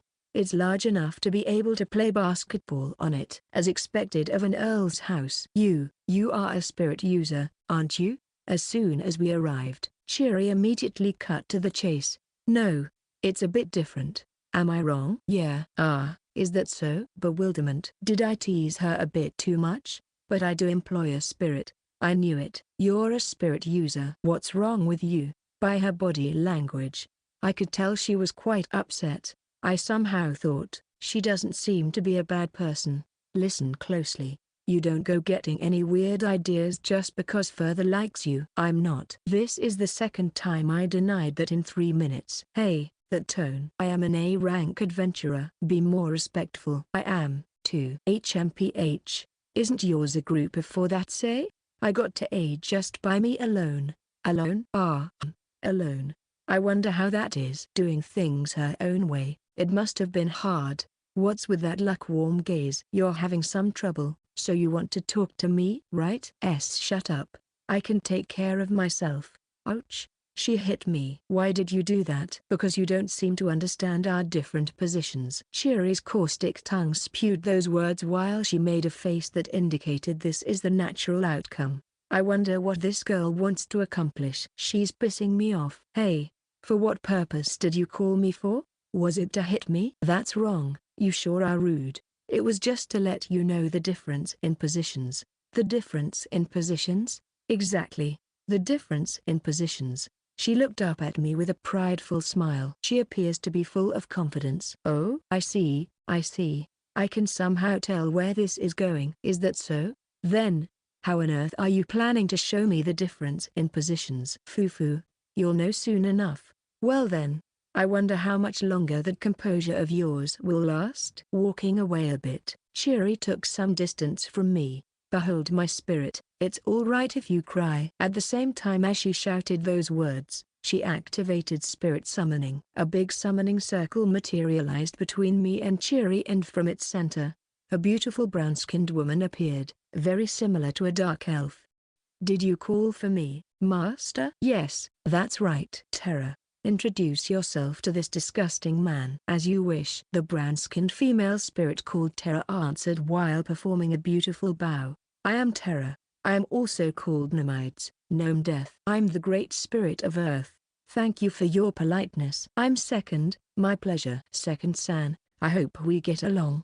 We shook hands. Hey, I never said to get along with him. I told you to teach him a lesson. Oh, I'm very sorry, Master. Terra-san somewhat gives off a fluffy feeling. Something like she's doing things at her own pace, to the point where it doesn't feel like she's apologizing, even though she's lowering her head. A mysterious fluffy feeling, but even so, it's quite funny, all things considered. Great spirits of Earth are certainly quite rare. Her initial strength was probably about 32,000. Yeah, with this, the difference in positions is going to be very clear. Hey, what are you laughing at? You two. Why don't you hurry and take out your miserable spirit? Well, I'll laugh since nothing that comes out will be better than my great spirit of Earth. I'm the one who will be laughing. While imagining the incredible reaction Cheery will have, I prepared to use spirit summoning. And then, if you're going this far, then it can't be helped. All right. Second dono. Ika has collapsed because she ate too much. What? Sylvia came and cut in between us. This is something important. I desperately ran with her. And at my back. Hey, wait a moment. Those yells came flying, but I ran while ignoring them. I can be Cheery's opponent some other time. Thinking back on it, it was with this crazy encounter that my peaceful plans in the Prolin dungeon started to crack and crumble. Chapter 42 Schemings of Alona. The female doctor at the Earl's house examined Iko and determined that, due to overeating, her gastrointestinal activity declined and caused abdominal bloating. and symptoms such as mild dyspnea were present. By following her instructions, she will quickly recover by resting in a comfortable posture. Iko said, but it was a waste to leave the food there, almost like she hasn't repented. Was it because it was that delicious, or maybe some habit of cat-type demi-humans? At any rate, it will be necessary for us to manage the amount of food she consumes. Iko becoming fat isn't the same as a fat cat, since that will interfere with her main role. Along with a thank goodness, everyone felt relieved for now. After relaxing in a large communal bath, similar to those of a public bathhouse, I spent the night in a room that was nothing short of those of a luxury hotel. Section. Next morning, breakfast was served in a buffet style, and then the final meeting was held. According to what Yukari said, acquiring such a volume of mithril alloy as to be enough to make a profit of over 30 billion CL will be tough. I'm not sure about the details, but what I have to do is quite simple, and it would be a nice bonus to earn that much valuable experience while in the Prolan dungeon. After the meeting was over, we had lunch with some important people. What we were brought were heavy, high-quality bento boxes. Sylvia and Iko seemed to also be eating the same high-class lunch in another room at the mansion. After that, we signed the contract and the procedures were finished. I'm looking forward to seeing you again, and everyone in Firstist. The Earl had a beaming face. It's great he's happy. After politely returning the greeting, we left the mansion. Will you go back to the town of Bad Gordo? As we prepared to leave, Forest-san called out to us. Apparently, he will be bringing us back. Furthermore, it seems he took care of our horses during our stay here. I can feel the fur of 7th Taiyo was getting slightly better. They really left nothing to be desired. Hey, what should we do now? What do you mean? Well, you know, about sightseeing Lenador? I leave it to Master's discretion. Discretion. I'm fine with whichever you choose. Seems like the girls aren't really in the mood for sightseeing. Then, I guess this was enough. All right. Then, let's go back. Eh, Master? Then, it suddenly came to mind. A feeling like I've forgotten something. I wonder what was it. Well, it doesn't matter. Let's go back home. Hey, wait a moment. I will go together with you all too. I completely forgot it. I forgot about the stubborn tomboyish Earl's daughter that picked a fight with me. Forest-san, confused by her actions, said young lady. That is. To which Chiri just pushed through while saying you're annoying, and got inside the carriage. Do I really need to ride with her? With this Tsuntsun girl? Half a day with her? I am very sorry. Forest-san looked at me with quite the apologetic face. I guess this is a daily occurrence for him. Master, what is the meaning of this? And for some reason, Yukari-san looked very scary. What did I do to deserve this? For now, let's hop inside. A huge sigh leaked from me, and after giving up, I too boarded the carriage to go back. Section. An irritating man further fawningly lowered his head to him and gave him a grand welcome. I heard he was an excellent spirit user. Is that so? I am the Earl's daughter, the youngest spirit user ever, an A-rank adventurer with a promising future. A super elite who uses an earth spirit. Even if you search the whole world, I'm the only one with this title. Father, mother, the guild, the nobles, the commoners, everyone has always complimented me. But despite all that, I've never been involved in any business like that guy. I've never been useful. I've never been helpful to anyone. There's nothing resembling bustle nor liveliness around me. All there is are comments like incredible, just giving me praise. After that, people just leave as if to say I was neither beneficial nor harmful. Wrong. It's because of this personality of mine. Most likely, people are simply avoiding me. Yes, I admit it. It's jealousy. I am jealous of that man. That's why I called out to him. I figured that way I would understand the difference in our positions. Spirit user second. If I had to use one phrase to describe him, it would be a strange person. Always wearing an expression of composure. He never humbled himself just because I was the Earl's daughter. Neither was he hesitant. He was actually quite rude, never taking me seriously. Weird. I feel something was wrong with me. I should have been jealous. I should have been disgusted, but deep inside my heart I began to think such a foolish talk with him was rather comfortable. I wonder if friends are something like that. He not only received my harsh words, He even took them as a tsukkomi. I never thought that would be so pleasant. I felt like I was looking at myself in a mirror, and started to think he might actually be really kind. If that's the case, then, no, I'm being deceived. This is probably that. I'm just being deceived by that kind mask. That calmness and his attitude. I'm sure he's trying to make a fool out of me. I'll never acknowledge it. If I accept it, I lose. Yes, I'll make him acknowledge me. I'll make him understand the difference in our positions. That is, am I going to let him get ahead of himself just because he signed a contract with father? I also have to make him respect me. He won't be able to oppose the genius, Chiri-sama. And then, section. The carriage, which was supposed to be peaceful, became quite chaotic. First of all, it began with the quarrel of Yukari versus Chiri, and Sylvia getting sandwiched in between their bickering. I was just playing in a corner with Iko, but because I was a related party, the brunt of the discussion eventually reached me. From there, it then became me versus Chiri instead of Yukari, and she along with Sylvia simply left the front line while saying I leave the rest to you, and went to play with Iko. Isn't that unfair? From there, for 2 hours it was just me and Chiri talking back and forth. When I tried to play the fool and leave that matter alone, Chiri would butt in, playing the straight man, therefore, making the arguing start up again, and then it became an eternal loop of Boke and Tsukkomi, as if we were a comedic duo. She was quite bothersome, but as time went by, it appeared to me that she was getting a bit happier, making me wonder if she was having fun. The way she tried to enjoy herself, while at the same time complaining about something, made me think she was a bit similar to Maine. By the way, why did you come along with us? Since keeping up that idle talk was becoming hard, I tried to change the topic to a different one. HMPH, a match. It's a match. You and me. I'll make clear which one of us is the best spirit user. And how should we do it? A fist fight? Why should we do that? For spirit users, it's obvious it should be using spirits. Strictly speaking, I'm not a spirit user. Well, whatever. The method?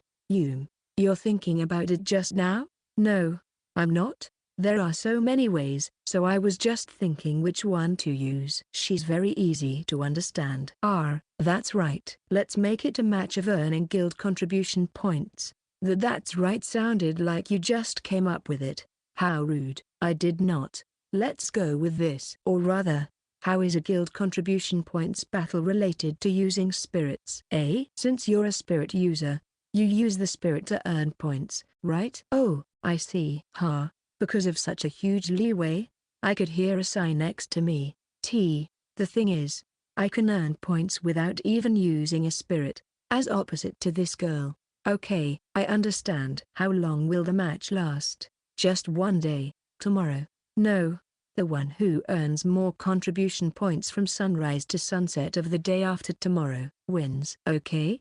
Okay. Prepare yourself. I'll make that beautiful face of yours dumbfounded by the huge difference in score. While thinking that, I continued to talk to Chiri while pitying her in my mind until we arrived at the town of Bad Gordo. Section Night. After getting a room at our usual inn, I had dinner and returned to my room. Chiri took the room next to mine, and at dinner she was also with us, which made it quite noisy. The tavern in the first floor of the inn is quite frequented by adventurers, and 90% of those were its Chiri lumberjack. It's the genius spirit user. Amazing, she really is here. In excitement. Chiri seems to be quite the celebrity in the adventurer community. She really is incredible, or rather, incredibly bothersome, is what I'd like to say. Everything she says and does is a bit comedic. Well, little by little I'm getting used to it. In fact, playing the fool and seeing her butt in with a straight comment is a bit fun. Sylvia is just too serious, Yukari is way too cold, and Iko is simply cute. So a good tsukkomi cannot be expected for our team members. She might be an existence that compensates for that lack, in a sense.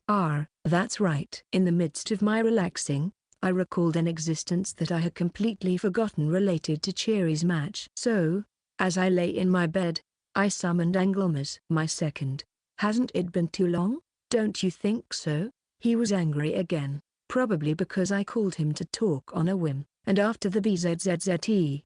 incident in mana mode. I sent him back for quite a while. Angelmas puffed his cheeks, bringing his face closer and closer. It would be a good to be approached like this by a beautiful girl, but this gives me a strange feeling.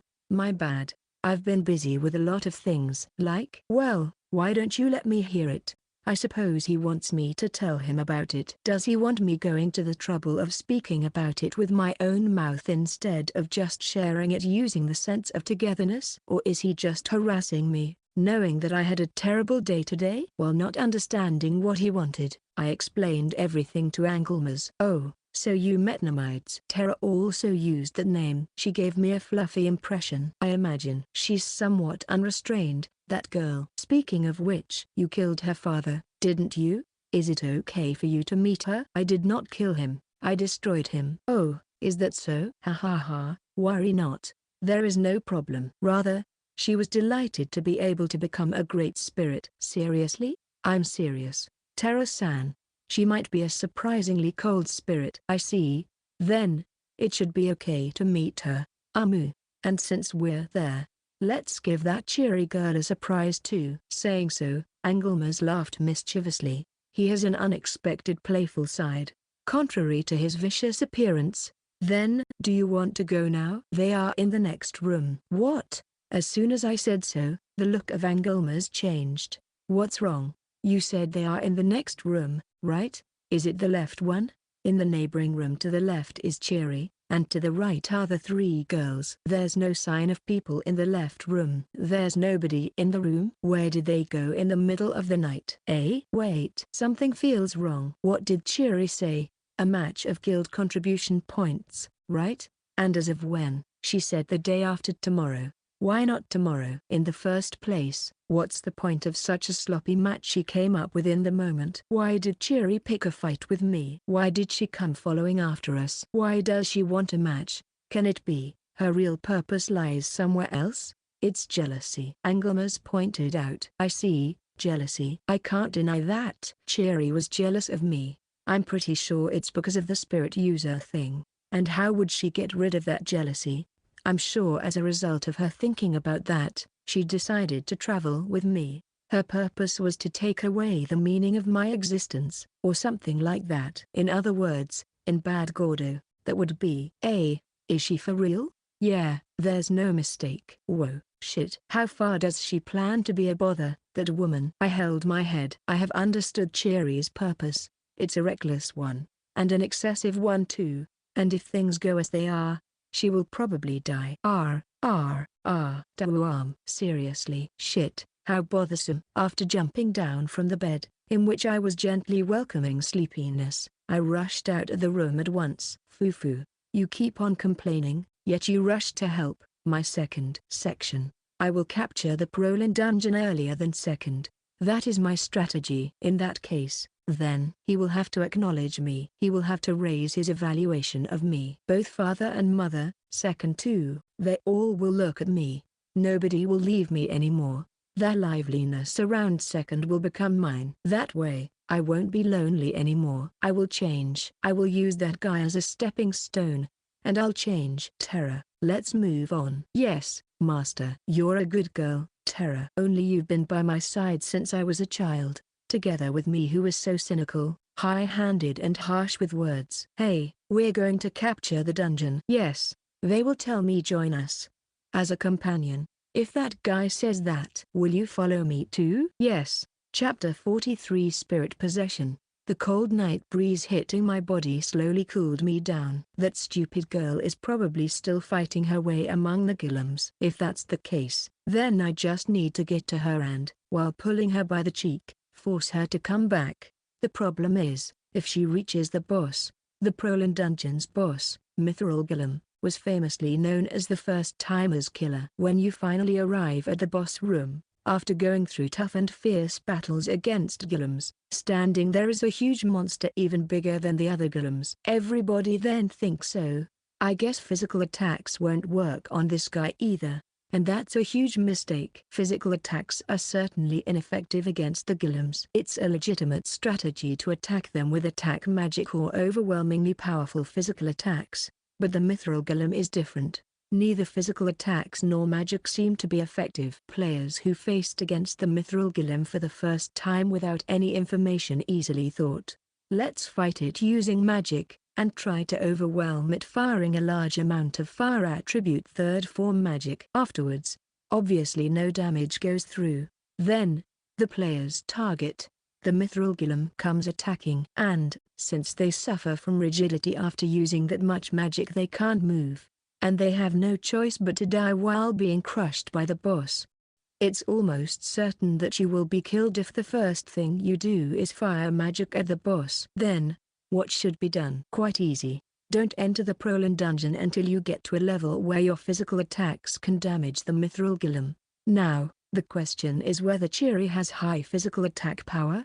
The answer is, probably no. She's a spirit user who fights truly inefficiently using a spirit. She's more of a back row type. Even if she defeats the golems in the dungeon, there's no way for her to defeat the mithril golem. That's an inevitable outcome as long as she's a spirit user. Just the other day, the Prolin capture group was organized by the Adventurers Guild, but it seems like it ended up in failure. The reason for that is obvious.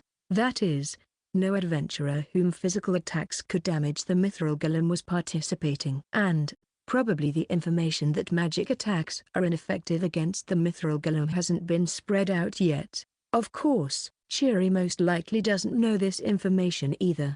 It's a race against time. Every second counts. Let's hurry up. As soon as I reached the Prolin dungeon, I unmounted 7th Teo and dashed. Leave the guiding to me. It seems that apparently Angelmas is able to follow the signs of Nomides. Then that means Chiri is still alive. I continued to mow down golems using rook swordsmanship while being guided in my mind. I moved forward focusing on speed and trying to minimize battles as much as possible in order to reach my target. Fuhahaha, so such small fries can't even be your opponents? Seeing the battles ending up too one-sidedly, Angelmas spoke in a good mood. It's been a long time since I last fought. This is exactly what you'd call having your blood boiling. Laughing so loud, I can no longer see Angelmas as anything other than a real demon king. I will probably have you work later, so prepare yourself. Certainly. While thinking why I had to come so desperately for that woman in the middle of the night, I hurried ahead while destroying golems. Section. I've had no friends since I was little. I know the cause. My character. Nobody wants to get close to an earl's daughter who says nothing but cruel things. It can't be helped. I got this personality because I am the earl's daughter. Even if I could fix it, I didn't want to fix it. But, to tell the truth, I felt lonely. Being all by myself was lonely. It felt natural to be that way while I was a child. Then I realized I couldn't change my character. It was for such a shameful reason that I decided to learn using spirits, my one and only friend, to get an existence that absolutely will never leave me. That is, the great spirit of earth, Terra. I used her to fill that loneliness. In hindsight, that was something that I should have never done. If I couldn't stand the loneliness, it might have been easier to reach for other people, but I had Terra. That's why I was able to endure it. I spent my childhood like that, my pride getting bigger, my character even more twisted, more stubborn and high-handed, getting jealous of everything and everyone, with an unfiltered mouth, making an enemy out of everyone, and holding myself up in my own shell. Every single day I hid myself in the world of me and Terra. It became a habit. It's too late to change now. I can no longer change this habit of mine. Maybe you could call me a person unfit for society now, right? Well, I'm a genius spirit user and the Earl's daughter. I'm also good looking, and my adventurer's rank is A. So it no longer matters if I'm a misfit. I can live by myself now. I've been living alone so far. Yes, I've been living alone. That's why I never knew how comfortable this was. How pleasant it was to talk to someone who could accept my crude character. This is nice. This is nice. I've always wanted a human friend. And I finally was able to meet one. For the first time in 16 years. I will absolutely never give up. I'll leave him speechless. I'll make him acknowledge me. Terra. One more coming from the right. Yes, Master. Following my instructions, terrified earth attribute magic. The earth magic collides against the incoming golem with a great force, shattering its body. As expected of my Terra. She's the strongest spirit. Well then, let's keep going. Oh, this is. What came ahead of us was a huge, dome-shaped room, and at the center of it, a pale rock so huge that I had to look up. Master, step back, Terra shouted. I felt unable to move after hearing Terra's panicked voice for the first time. What is wrong? The huge rocks began to move, making a thunderous sound. The rock then grew about 3 times its size. No, I realized it was standing up. Go golem? A golem this big? I've never heard of it. This is the boss, Master. We can't win. Let's run away. The boss. I see, this guy is the boss. Terra, let's do this. Master, if I beat this guy, I have a feeling that I will be able to change. You can scream at me and call me an idiot, but I've already decided it. Terra. Earth attribute 5th form, prepare it. GGH. I forced Terra to obey. To use the strongest magic that I just learned recently. It's the strongest attack that I can do now. Shoot it. Terra prepared to shoot the earth attribute 5th form magic at the golem, who apparently still hasn't noticed us yet. Immediately after, a magic array spread, amplifying the magic using the power of the Great Spirit. Then the earth cracked. A large chunk of rock, almost like a mountain, came out from the ground, and after wrapping itself above the huge golem, it was compressed. Then, as if being drawn to it, the stone came raining down like a meteor. After receiving a hit from this, it doesn't matter how big that golem is. Did we do it? I involuntarily cried while the dust danced in the air, blocking my view. I defeated the Prolin Dungeon's boss. I captured the Prolin Dungeon before second. With this, or so I thought. Coming out from the dust and dirt, the giant golem walked towards us. It was unharmed. Terra is suffering from after magic rigidity. I am completely defenseless. So big. Incredibly so. I might not be as big as the arm of that rock. I was kicked. Probably. I can't breathe. I can't even hear. My body doesn't move. It hurts so much. How many seconds have passed? What was I doing? I tried opening my eyes. A huge golem is coming! Exclamation mark. Terra is shouting something. And then, she stood in front of me with a sorrowful face. She is trying to protect me? It's impossible. I mean, isn't that thing unscathed? There's no way to win. What the heck is this? I was so stupid.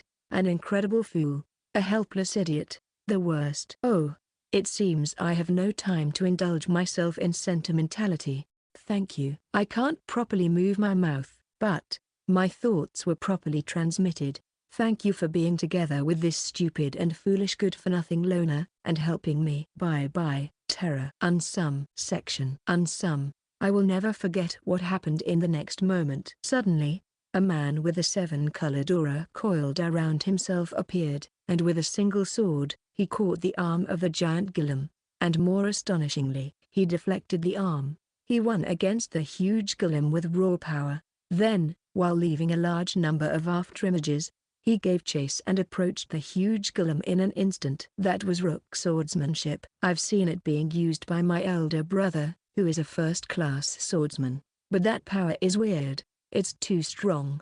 Besides, why is he, who is a spirit user, using swordsmanship? And, what the heck is that ominous aura? Looking at the sight before my eyes, I forgot about my pain. He's on a different level. I didn't think he was the same person. He alone was overwhelming the huge golem using only swordsmanship. Is he a rank adventurer like me? What a joke. Genius spirit user. Earl's daughter. So what is what I want to say. Master, it's all right now. We're saved. With tears trailing down her face, Terra came to my side. I wasn't able to send her back. I'm sorry, Terra. To have such a master. What did I want to accomplish? Was I just letting it get to my head? Idiot. I'm really stupid. Section. Anglemas, let's go. All right. My second. All the experience points I earned beating the enemies along the way were allocated to spirit possession. Its rank became 11th class. It's a rank at which it can barely be used. Oh, that seems dangerous, said Anglemas. Is Chiri going to die? Let's use it here. Possession. Haha. As you wish. I used spirit possession in a place still a bit away from the boss. Anglemas turned into a 7-colored light, and then, It blended into my body. Whoa. This is incredible.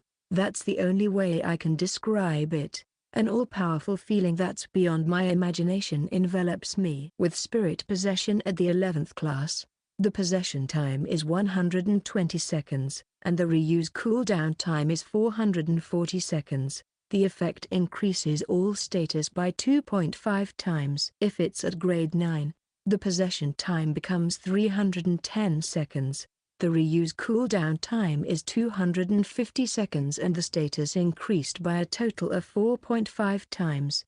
However, I think that in this world, the effects of spirit possession end only those. As a matter of fact, the time I've spent thinking all of this has been less than a second. What's this? This is way too powerful. Is it because of Anglemas? Thus, in an instant I reached the boss room. My movement speed is also incredible. It feels more than 2.5 times, almost as if time had stopped. I found Cheery by the wall. She was knocked down, her nose bleeding. Looking closely, she was crying. All the while Terra desperately called out her name. I can hear and see that. I see, so my sight and hearing is also much better. 100 seconds remaining. I jumped in front of the mithril golem and took its rocky fist using gold swordsmanship. The skill's effect is a ranged attack in all directions, but in fact, this is an omnidirectional skill. If you activate the skill matching the timing, the physical attacks compete against each other, and the one with the highest attack power is the winner. And because gold can hit in all directions, it's very suitable to use as a response. It can't be? I can hear Terra's astonished voice from behind. Did she realize that this 7-colored aura is Angelma's possession? And thus, while fighting and thinking unnecessary things, the mithril golem gradually weakened. If your physical attacks have the necessary power, this boss is just a small fry who has a monotonous attack pattern. Therefore, since the Prolin Dungeon's boss battle is such a rare irregularity, it can be said that this dungeon is quite suitable for clearing. Ah, it died. It took just 15 seconds to finish it. Phew. After checking the surroundings, I released spirit possession along with a sigh. From here, Angelmas can't be summoned for another 440 seconds. Wow, it surely was overwhelming. It felt incredibly good. I might become addicted to it. Second San. Thank you very much for what you've done. Immediately after, Terra-san was the first to speak. Seriously, what was that? You'd be dead if I hadn't noticed it. I unconsciously answered in a condescending tone. You might say it was because I was about to go to sleep, and ended up coming to this place instead. After hearing my complaints, Terra was apologizing with her head bowed. Or rather, even if Cheery is unconscious, her spirit wasn't unsummoned. I see, this might be valuable information. That's right. Let's have her drink this. As I suddenly remembered, I forced a high-grade potion into the mouth of the blood-covered, white-eyed idiot. Her consciousness didn't return, but at least her eyes look normal now, so I guess she'll be alright. This child is actually a good child. In a single breath, Terra-san began to tell me something as if explaining. Since there was no reason to stop her, I decided to give her the appropriate response. Even if you say that, I already know she's not a bad person. She's just a bit more twisted, short-tempered, stupid and lollier than most people. Yes, it's as you say. Ever since she was little, this child never had any friends except for me. I can tell. I think that probably this child took interest in you, Second San. However, since this was the first time for her ever, she didn't know what to do. Wait a minute. What does that mean? Did I do something to grab her attention? Yeah. I think there were a lot of other things, but the main reason was that you were recognized by her parents. Don't come at me with that. Properly supervise her. Since I'm a spirit, I can't defy my master. Somehow, this girl is pissing me off. Seems like her true nature is finally coming out. Sorry. Don't hate this child. No, I don't hate her. I don't hate her, but it's a pain in the ass. Nothing but a pain in the ass. And also, Terra, I think I hate you a little. Oh, that's right. Let's leave things here to Mr. Great Spirit Summoning. I see. I understand the current situation. As expected of Angelmas, he grasped the situation in an instant by making use of the sense of unity. It's been a while, Nomides. Hi. The Great Spirit King suddenly appeared in front of her. An expression of fear appeared on Terra's face. Then she backed up a couple of steps. Oh? Where did that previous attitude go? What's wrong? Why are you still standing? The moment Anglemas said that, a reddish-black lightning flashed, and Terra's hands and feet were chained to the ground. She ended up in a dojeza, prostrating position. So much for a great spirit of earth. Groveling down, prostrating on the ground while facing towards us. It was quite the spectacle. Wait a moment, that's wrong. This is not it. Wrong? My bad. As I pointed out suddenly, Anglemas' strange obedience magic was released, and Terra-san got up. Terra-san looked over here with eyes of astonishment. Huh? Oh, I see. Then, I will answer the question directly. At that point, as if Anglemas had guessed something by the sense of unity, he opened his mouth. The spirits and their masters are gradually united. The more they live together, the stronger it is. This gnome girl was surely dragged by the little girl there. Was it pity or maybe yearning? Still, that's only an excuse for her to not go against her master's order. That was just the result of both of them always running away and licking each other's wounds. Terra-san was shaking, her eyes looking down. By your lack of action, you tried to kill your master. That's something you should never do. You have failed as a great spirit. Wait, isn't it easier to understand the master the closer spirits are? Nay, that's no reason to be unilaterally dragged. To be united is to understand each other, but this girl was too close to her master. That is, a bit pitiful. It's impossible to not forget about common sense when you want to help a sad child who doesn't have any friends, as they try to get along. My second, weren't you angry at this girl? No, after hearing this much, the sympathy I have for her is bigger. Is that so? In that case, she's exonerated. Ha ha ha. Eh? Is that okay? I don't like to make a mountain out of a molehill. I haven't the slightest interest in the details of the relationship each spirit has with their master. This time I was just teasing her. Saying so, he laughed. Wow, this guy has a terrible personality. And what was that? What age does he think we live in? Should we go back? While feeling appalled, I carried Chiri and we left the Prolin dungeon. Somehow, I felt a part of her clothes were a bit damp. While throwing an oversized sigh, I called Sylvia using the team chat and told her to be ready to take care of it. Seriously, I hope this girl is ready for what I have to say to her after she wakes up. Chapter 44 Towards the fourth goal. I suddenly woke up. 3 seconds later, I noticed I was at the inn in the town of Bad Gordo. What was I doing? Master Terra came and hugged me. Ah, I see. Terra. I'm sorry. It was my fault. Ended up dragging her into it. Master and spirit are one in body and soul. Terra almost died for being tied to me. Her foolish master. Even though she desperately tried to stop me, I didn't listen. When I entered the Prolin dungeon to capture it, it seemed like there was no better plan than this. But in fact, that was just something I was telling myself. It was just a stupid idea that was impossible to achieve. I jumped at the reward, which seemed so close at hand, and almost ended up losing everything. Don't apologize, Master. I too should have given you better advice sooner. Terra said such a thing. Then, I jumped out of the bed unintentionally. That's wrong. You are not responsible for this. You did nothing wrong, Terra. It was all because I rushed forward selfishly. While I was yelling so, I suddenly felt weird. Is my body lighter? Besides, this skirt is. No. It's my fault because I knew already that Master liked Second San. WHWH, what are you saying? Like me? That guy? What kind of joke is that? After all, the fact that your face has turned red is proof of that. You're wrong. That's impossible. Then, why were you that reckless? Why did you try to capture the Prolin dungeon? Why did you come to this town together with him? That is, I'm troubled about how to answer. I wonder why is that?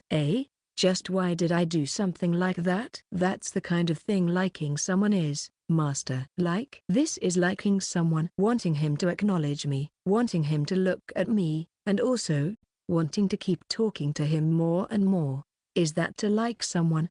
I see. So this is love. I should have pointed that out earlier. That way, Master wouldn't have been so close to dying. And also, you wouldn't have suffered such an embarrassment. What? Wait a minute. Embarrassment? Certainly, I was saved by second. Yeah, that was such a shame. But that wasn't such a huge embarrassment worthy of being mentioned. I'll apologize the next time I see him. Then, if it's not a big inconvenience, it'd be nice if maybe. No, that's not it. It's not that I'm thinking that, if things go well, I want to be friends with him. But, oh my god, that looked super cool. The 7-colored aura, the instant movement, the incredible swordsmanship that can't be compared to the power of a spirit. I'm getting goosebumps just by remembering. Suddenly appearing when I was in a pinch and defeating that impossible enemy. Who wouldn't fall for him? It's not unreasonable, right? Wait. No, that's not it. Ashamed of what? I had an incredibly bad premonition. This weird feeling I've been having. Could that be? Second San helped you, Master, who was knocked down and had your nose bleeding. You were instantly recovered after Second San made you drink a potion. Then, while carrying you, he brought you back here. So, he made me drink a potion, huh? I wonder if an intermediate recovery potion on the level of curing the state I was in wasn't that expensive. I think I should add a bit extra when paying him back. Well, but a bloody nose, huh? I think that would be a bit embarrassing indeed. Oh my, and my clothes were also a bit dirty.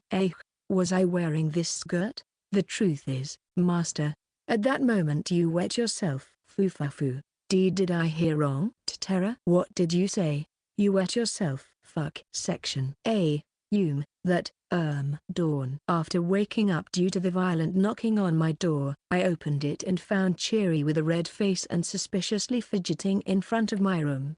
What? I asked, putting a bit of pressure with my eyes, because I was still sleepy. I felt somewhat cranky due to yesterday's matter. This. At that moment, she violently passed something to me. Looking closely, it looked like a letter. I'm sorry. Also, thank you. Let's meet each other again. With smoke coming out of her head and her eyes half crying, Cheery turned around and left, awkwardly walking like a tin doll. Her ringlet curls bounced up and down each time she took a step. Second San, I will never forget this favor. Please convey that to the Great King too. After saying that with a smile, Terra-san bowed down, then followed after Cheery. What was this about? After the unexpected farewell, I decided to look through the letter. The letter was long, but the 3 main points written on it were an apology, gratitude, and hope to meet again.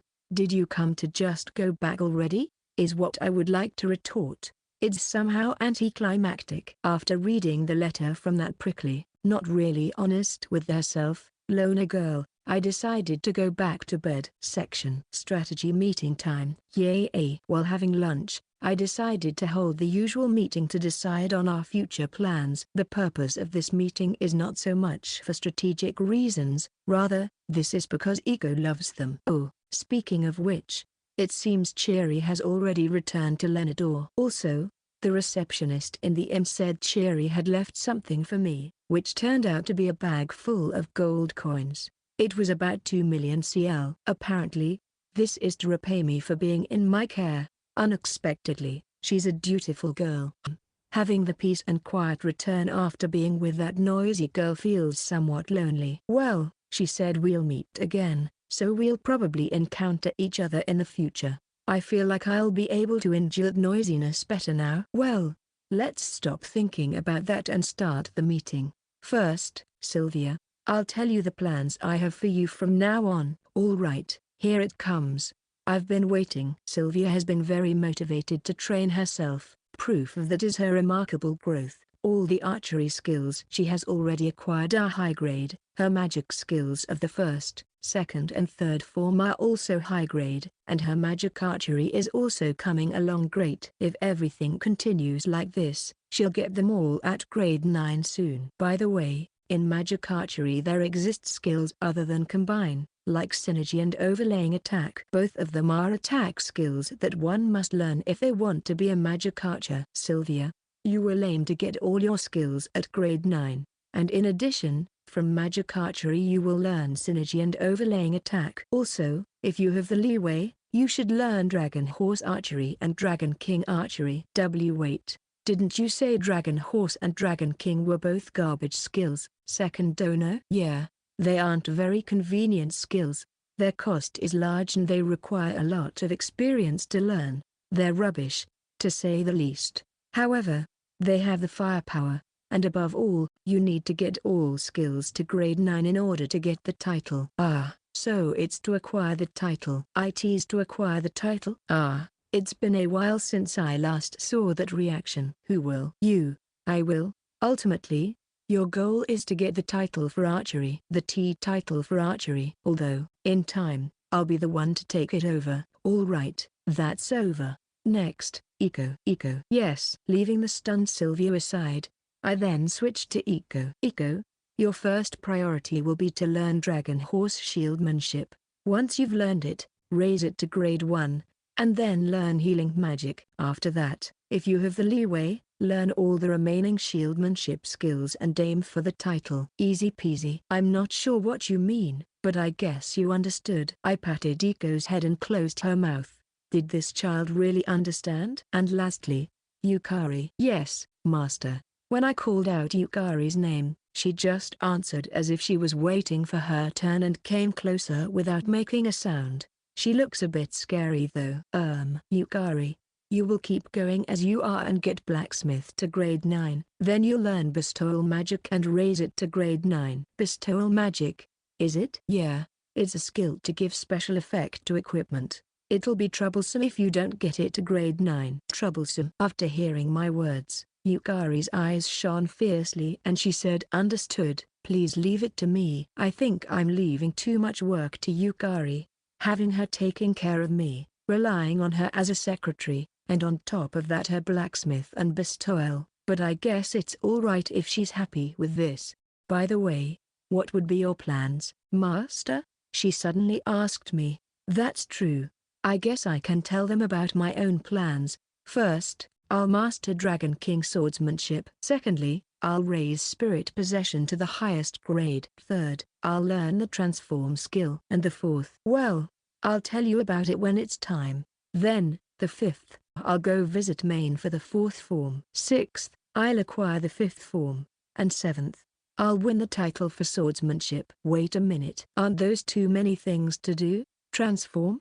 Your goals are too specific. It's even frightening. In order to learn the transform skills, some really bothersome quests need to be completed. However, if I compare them with Dragon Horse and Dragon King, it's still somehow better. Transform is a buff skill similar to spirit possession. You can temporarily raise your own stats significantly with it. But, by learning it, my arrangements will finally be ready. My preparations for the fourth goal. Well, we'll still be earning experience in the Prolin dungeon, and make a killing with a mithril. For about 2 months starting now we'll be going back and forth to the Prolin dungeon and the inn. That's pretty much it. After I said so, everyone nodded reliably. It already became clear to me that the poor mithril Gilum could be hunted in large amounts. But are they alright with that? Still, making a huge profit on the side really sounds like you. Second Dono. With things going like this, we'll be able to buy a mansion worth billions of CL without batting an eyelid. Like a byproduct, let's do our best. Oh, with Eco as the catalyst, everyone replied with a no, and thus, the meeting of Firstist came to an end. Section. Outside the inn, in a slightly distant location, there are 2 shadows silently observing the meeting of Second and the girls. The 16 years old, A-ranked adventurer, genius spirit user and Earl's daughter, Cheery Lumberjack along with her spirit. Cheery stared intently at Second in the distance while slightly blushing. She was anxious about what had happened after she delivered the letter. Thus, she had been observing Second since they started eating at the bar on the first floor for about an hour. In other words, this is what you would call a stalker. Master, someone is approaching. Her great spirit of earth, Terra then informed her that someone was coming closer. You are Cheery Lumberjack Sama, aren't you? The person who showed up was a long-haired man, his hair red-brown colored. He went out of his way to try and lower his already high stature. What? Coming so rudely. Who are you? Cheery stared at the man, spouting her usual harsh words. The man then took a step back and hurriedly lowered his head as he spoke. I'm sorry. I'm a huge fan of you, Chiri-sama. I'm called Serum. I'm a 19-year-old C-ranked adventurer, and a spirit user still in training." The man claiming to be a spirit user introduced himself as Serum. He had a servile attitude of deprecating himself and praising the opposite party, which would make people feel good.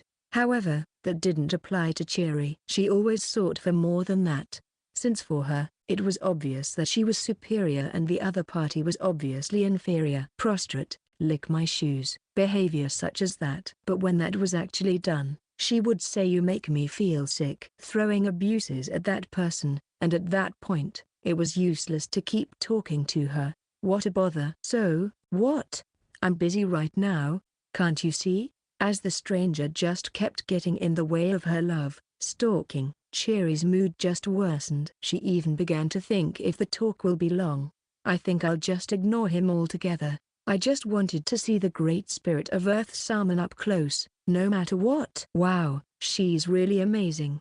Her aura is completely different when compared to Nymphy. I'm sorry for being a spirit without an aura, my lord. At some point, Serum had already called his spirit using spirit summoning. It was a spirit called Nymphy. On the other hand, Chiri finally decided to ignore him. She sent a look towards Terra that implied, "I leave this to you." "Oh, can it be that you're a wind?" "Yes, I am the wind spirit, Nymphy. It's an honor to meet you, Nimide-sama." "Is that so? Me too. I'm happy to meet you." Nymphy and Terra hit it off with each other, and the talk between spirits started. Serum tried to ask questions to Chiri, but he was completely ignored, and since he couldn't join the talk between the spirits, he just listened from the sides. "Speaking of which, I met the Great King yesterday night." "The Great King?" With Nymphy raising her voice in response to Terra's casual words, Serum saw the opportunity to join the conversation. "Great King, is it? Does that mean the Great King of all spirits?"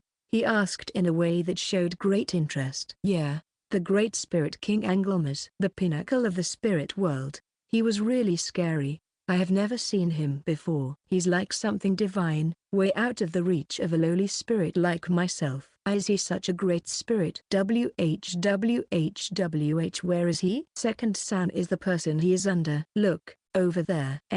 The sudden cry was done by Chiri. While seemingly disregarding it, it appears she was actually hearing the contents of the conversation. "Great Spirit King Anglemas, an existence above the Great Spirit of Earth, the very top of the spirit world. Just when did you meet such a great existence, Terra?" she wondered, and after thinking about it, she noticed the name of Second also came out. Hey, Terra, why didn't you tell me that Second had such an incredible spirit?" "Why on earth was I so proud of having the Great Spirit of Earth?" wondered the trembling Chiri.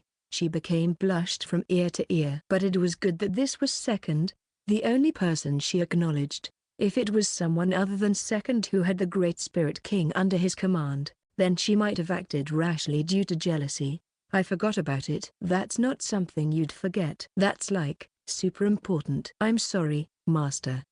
"Riously." "Well, it doesn't matter. A spirit user who employs the Great Spirit King." Chiri knows she's no opponent for that. Of course, she feels a little jealous. But, more than that, she feels happy.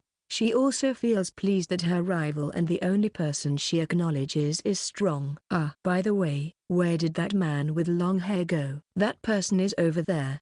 Serum was walking along with Nymphy towards the bar on the first floor of the inn where Second was located. Probably, he was a spirit maniac. He probably wanted to take a look at a great spirit, like just now when he did so with Terra. "Let's run away, Terra." Chiri then said, "Second will find me out." And so, she decided to flee the town of Bad Gordo. "Yes, Master." Terra happily smiled as she chased after her. Chapter 45, A Dog's Misfortue. After the meeting, I was about to leave the bar. Then a long-haired man who gave me a bad feeling approached me. "Are you Second Sama? What's with this guy? How does he know my name?" "Yes, I am. I knew it. I'm a spirit user. My name is Serum. I spoke to Chiri-sama. That's where I learned about you, Second Sama."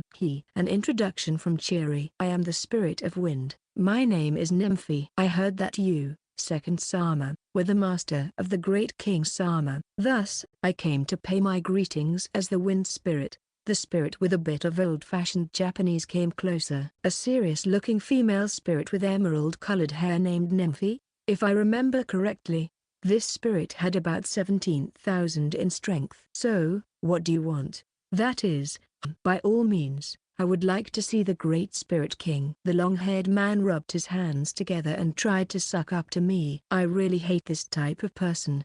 The ones that just try to curry favor with you. The team limited communication. The sender is Yukari. The contents are as familiar with assassination. Be wary. Oh, does she mean this serum guy? Is he familiar with assassination? Are you kidding me? How is it? As expected. Is that a no? This serum guy, with his long hair and frivolous grin, looks more like your usual tavern customer. No matter how I look at him, he doesn't look like an assassin at all. Rather, his appearance would even make you doubt he's a spirit user, so I guess you can't judge a book by its cover. It might be part of his technique as an assassin in order to approach their target unnoticed. No, I bet that's what it is. It's so unbelievable, I'm sure that's what it is.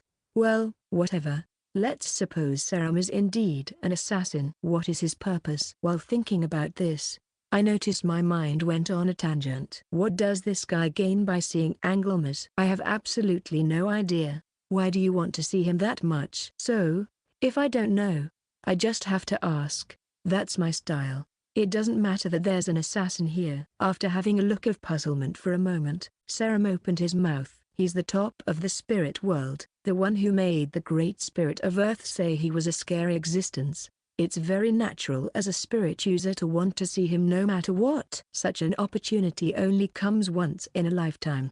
That's indeed a convincing answer. If he was a true spirit user. Oh, I just came up with something good.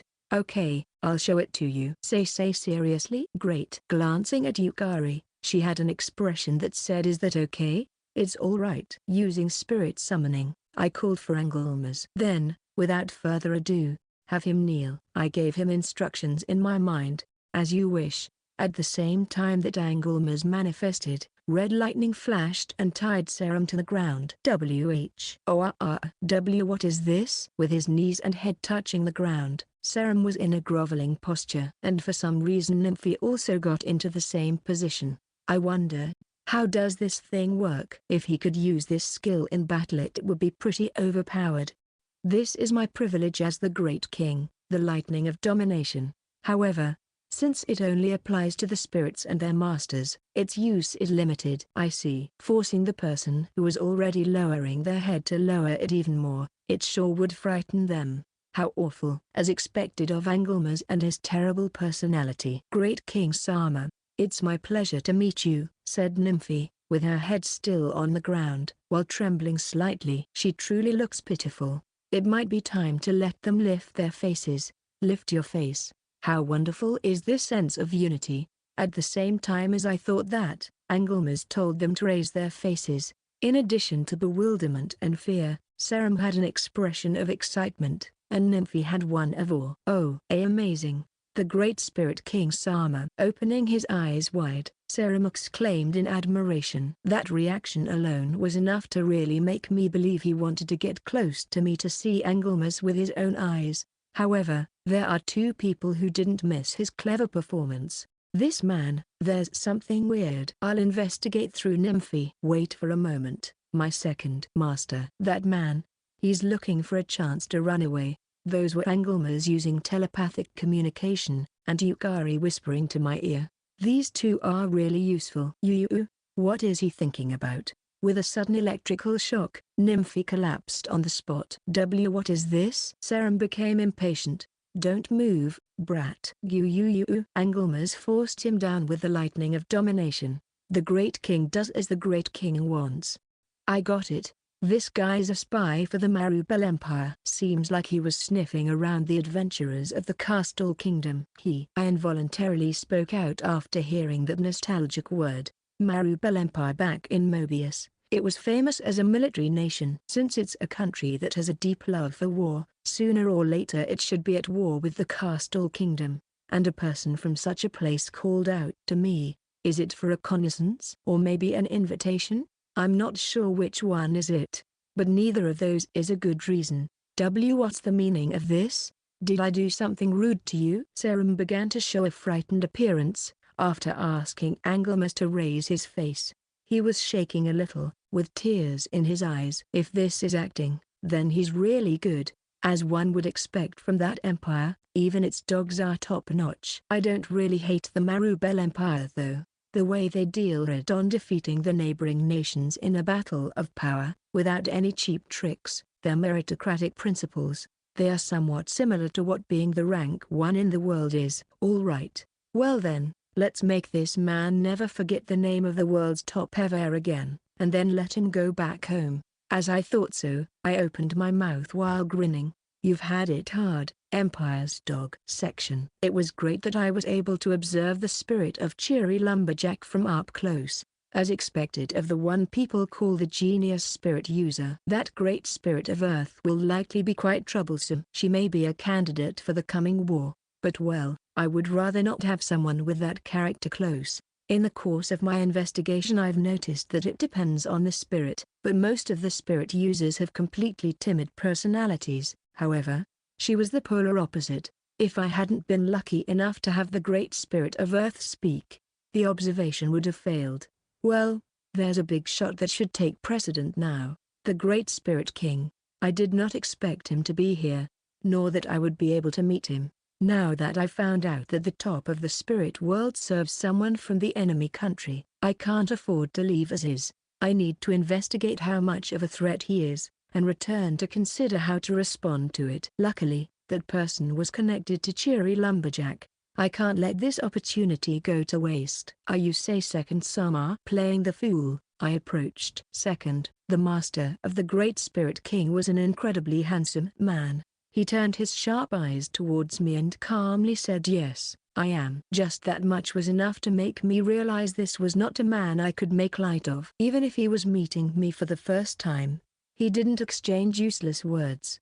His careful alertness was terrifying. At first glance he appeared to be full of openings. However, there's no way the man who's the master of the great spirit king would do such foolery in front of a stranger. He was probably testing me out. But my current purpose is not assassination, but investigation. After that, a couple of words were exchanged. He appeared to be quite cautious, but that doesn't matter. I must see the great spirit king no matter what. I desperately tried to suck up to him. Why do you want to see him that much? Such a question came out unexpectedly. Why do I want to see him?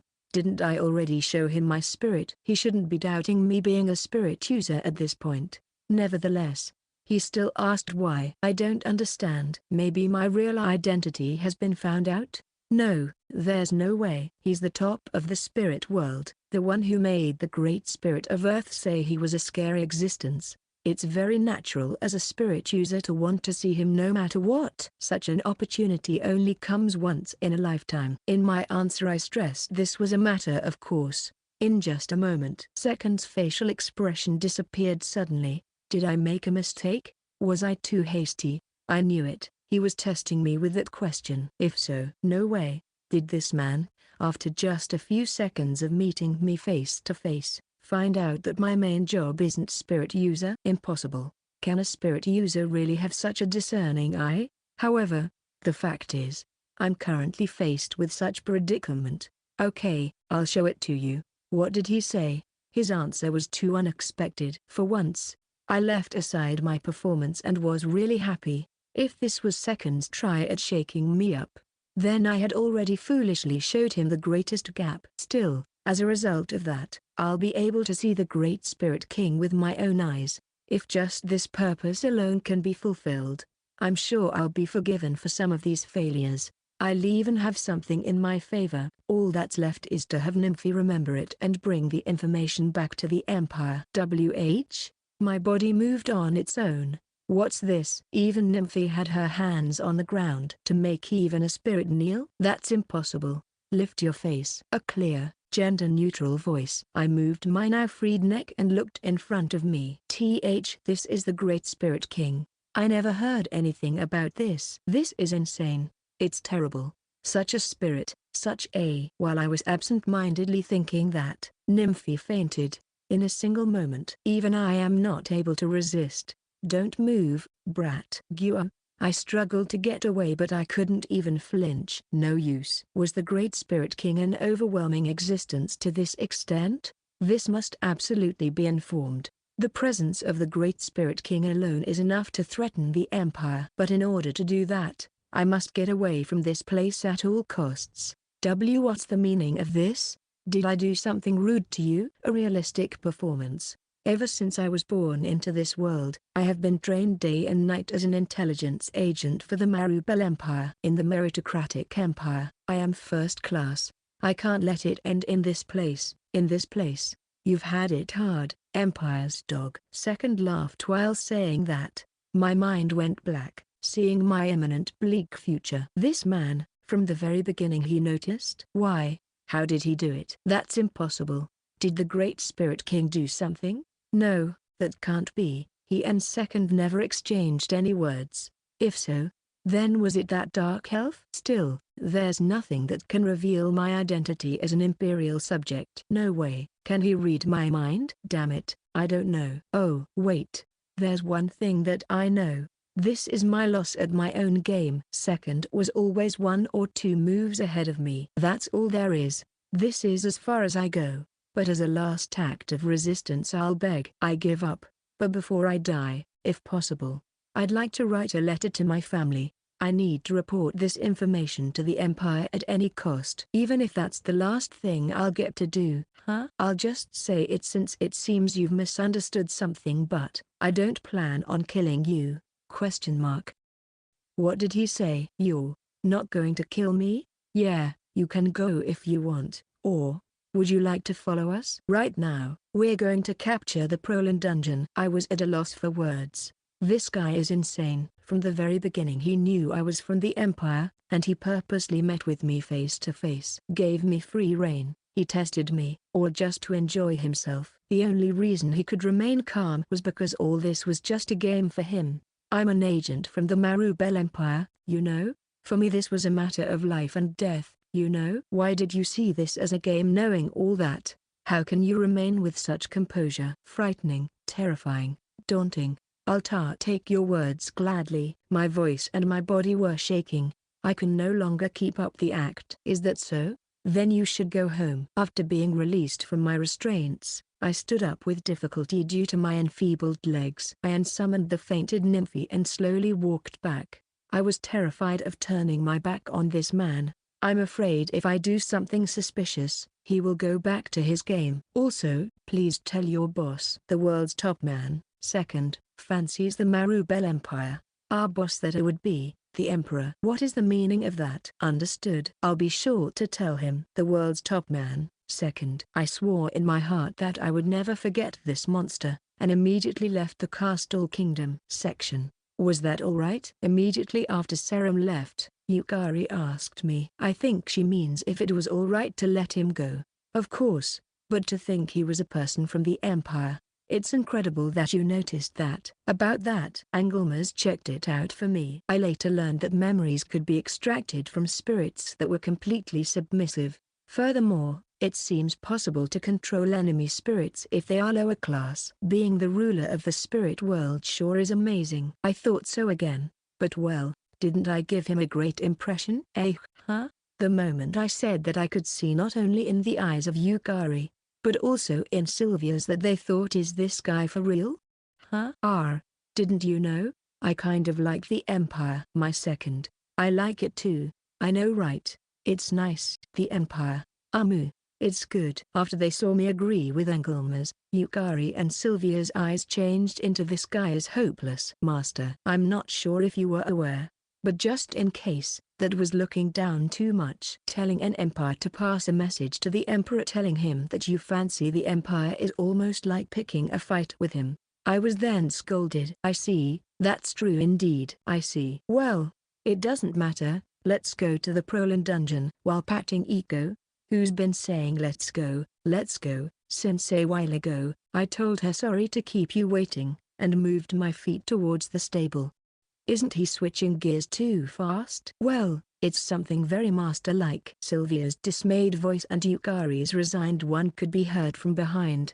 However, I liked how, even if they said that, they followed me along. For about 2 months from now we, Team Firstist, will be collecting mithril while learning experience inside the Prolin dungeon, and I completely forgot about what I said in my clash with the Empire. But, in the not-so-distant future, the fact that this single encounter with Serum will cause such an unexpected situation. At this moment I had no way of knowing this. Idle talk. Rumors. The town of Bad Gordo. A conversation was happening between a group of adventurers in the guild's bar. Have you heard about that rumor? Huh? What rumor? The Prokichi. Ah, sure. I've heard it. That's some serious shit. A tall man asked another muscular one while taking a bite. If I remember correctly, that man is the owner of the demon, right? That's not all. That group of 4 now holds the record for the fastest group to reach adventurers rank A in the kingdom. They captured the Prolin dungeon with their group alone, and got even acknowledged by that cheery lumberjack. It's even rumored that the 3 guilds, the adventurers, merchants and blacksmiths, are scared shitless and won't even mess with them. What's with that? That's impossible. By the way, do you know where did the Prokichi came from? They're already monsters. About the Prokichi, I actually don't know much about them. All I know if they've captured the Prolin dungeon. For real? Prokichi is for that. Prolin Kigai? Prolin psychos. Why the heck is that? It seems they do 5 full clear every day. Whoa. That's crazy. There's something wrong with their head. How many adventurers would try to imitate them? Only idiots would. As if it was that easy to make money. Even if we go to a lower class dungeon, my group can't help but to feel anxious each and every time. To do that many clears in an intermediate class 1. It would surely wear you out. That's for sure. They laughed. These 2 were skilled B-ranked adventurers, who will soon reach A rank. I knew there were people like that somewhere. People on a totally different dimension. Will they aim at the title championship? Yeah, that's right. The 4 Prokichi will be on that stage in the near future. What? No way. I've been there 3 times to see it.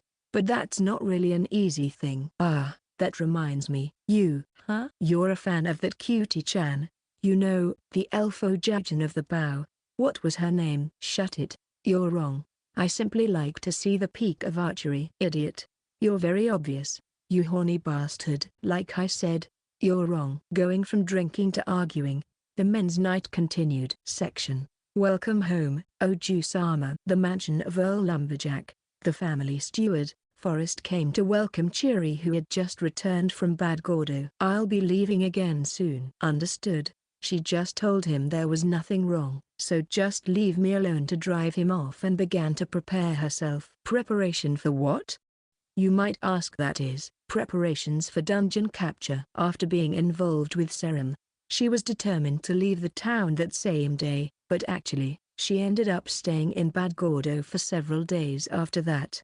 Just what on earth would she do that? Needless to say, it was for stalking. She was analyzing everything about Second. And today, she got her answer. The things I'm missing are knowledge, practice and experience. What did Second have that she didn't? From the shadows, she thought up what elements she could use to catch up to him. However, it's dangerous. Terra called out to her master in worry, as she steadily prepared for the dungeon capture. Well, it's common for it to be dangerous. I noticed it while watching him, but where the danger lies, so to speak, is in the sin of ignorance. Ignorance, is it? Yeah. I'll cover all possible crises inside the dungeon, and hammer it into my head as knowledge. Create a solution for each one of them, and make my body learn it by doing it over and over again. With that, a thorough risk management is possible. That's what I can. So against that, is such a thing possible? It's not about can and can't, since that person is able to do it. I have to do it too. After finishing her preparations, Chiri left the house. Her destination was the Adventurers Guild in the commercial city of Lenador. When Chiri entered, the adventurers abruptly got noisy in excitement. Chiri was well known in Bad Gordo, but here in her hometown of Lenador, she was a celebrity. HMPH, this doesn't feel so bad. You fufafu. Chiri muttered as she heard that. Terra smiled with joy as she felt the change in her master. Before she would say shut up, you're noisy. At the hustle and bustle of the adventurers. Now, she didn't care that much and just quietly spoke. Terra thought that now that she had been close to an overwhelming existence, her had gotten less stressed and calmer. Hey, you. I'd like detailed information about the Ngultram dungeon. Could you get me a knowledgeable adventurer? Why yes. Could you just give me a bit of time? It's all right.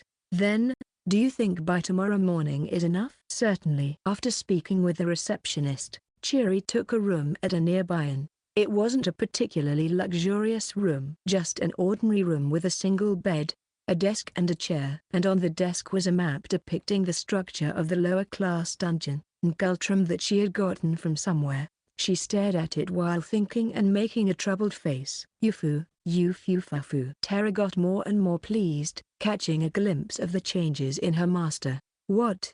Terra? You're creepy. It's nothing. Master, you chose a lower class dungeon, decided to gather information from adventurers. Moreover, you even chose your own room. I'm just too happy, I can't help it. Shut up. And what's wrong with that? No, nothing. Please keep at it. Going to a dungeon by her own means, relying on adventurers, staying at an inn without returning to the mansion. It was a parade of things that would never have happened until now. Yes.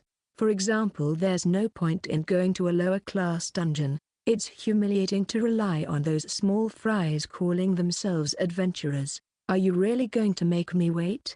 Call that person right now. Why would I want to stay in such a cheap inn? Those were her responses up until now. She had changed so much in this short period of time. She was that desperate, so desperate that she would throw away her much precious pride, in order to catch up with second. Then, once she threw away her pride, she realized that it was actually pretty trivial.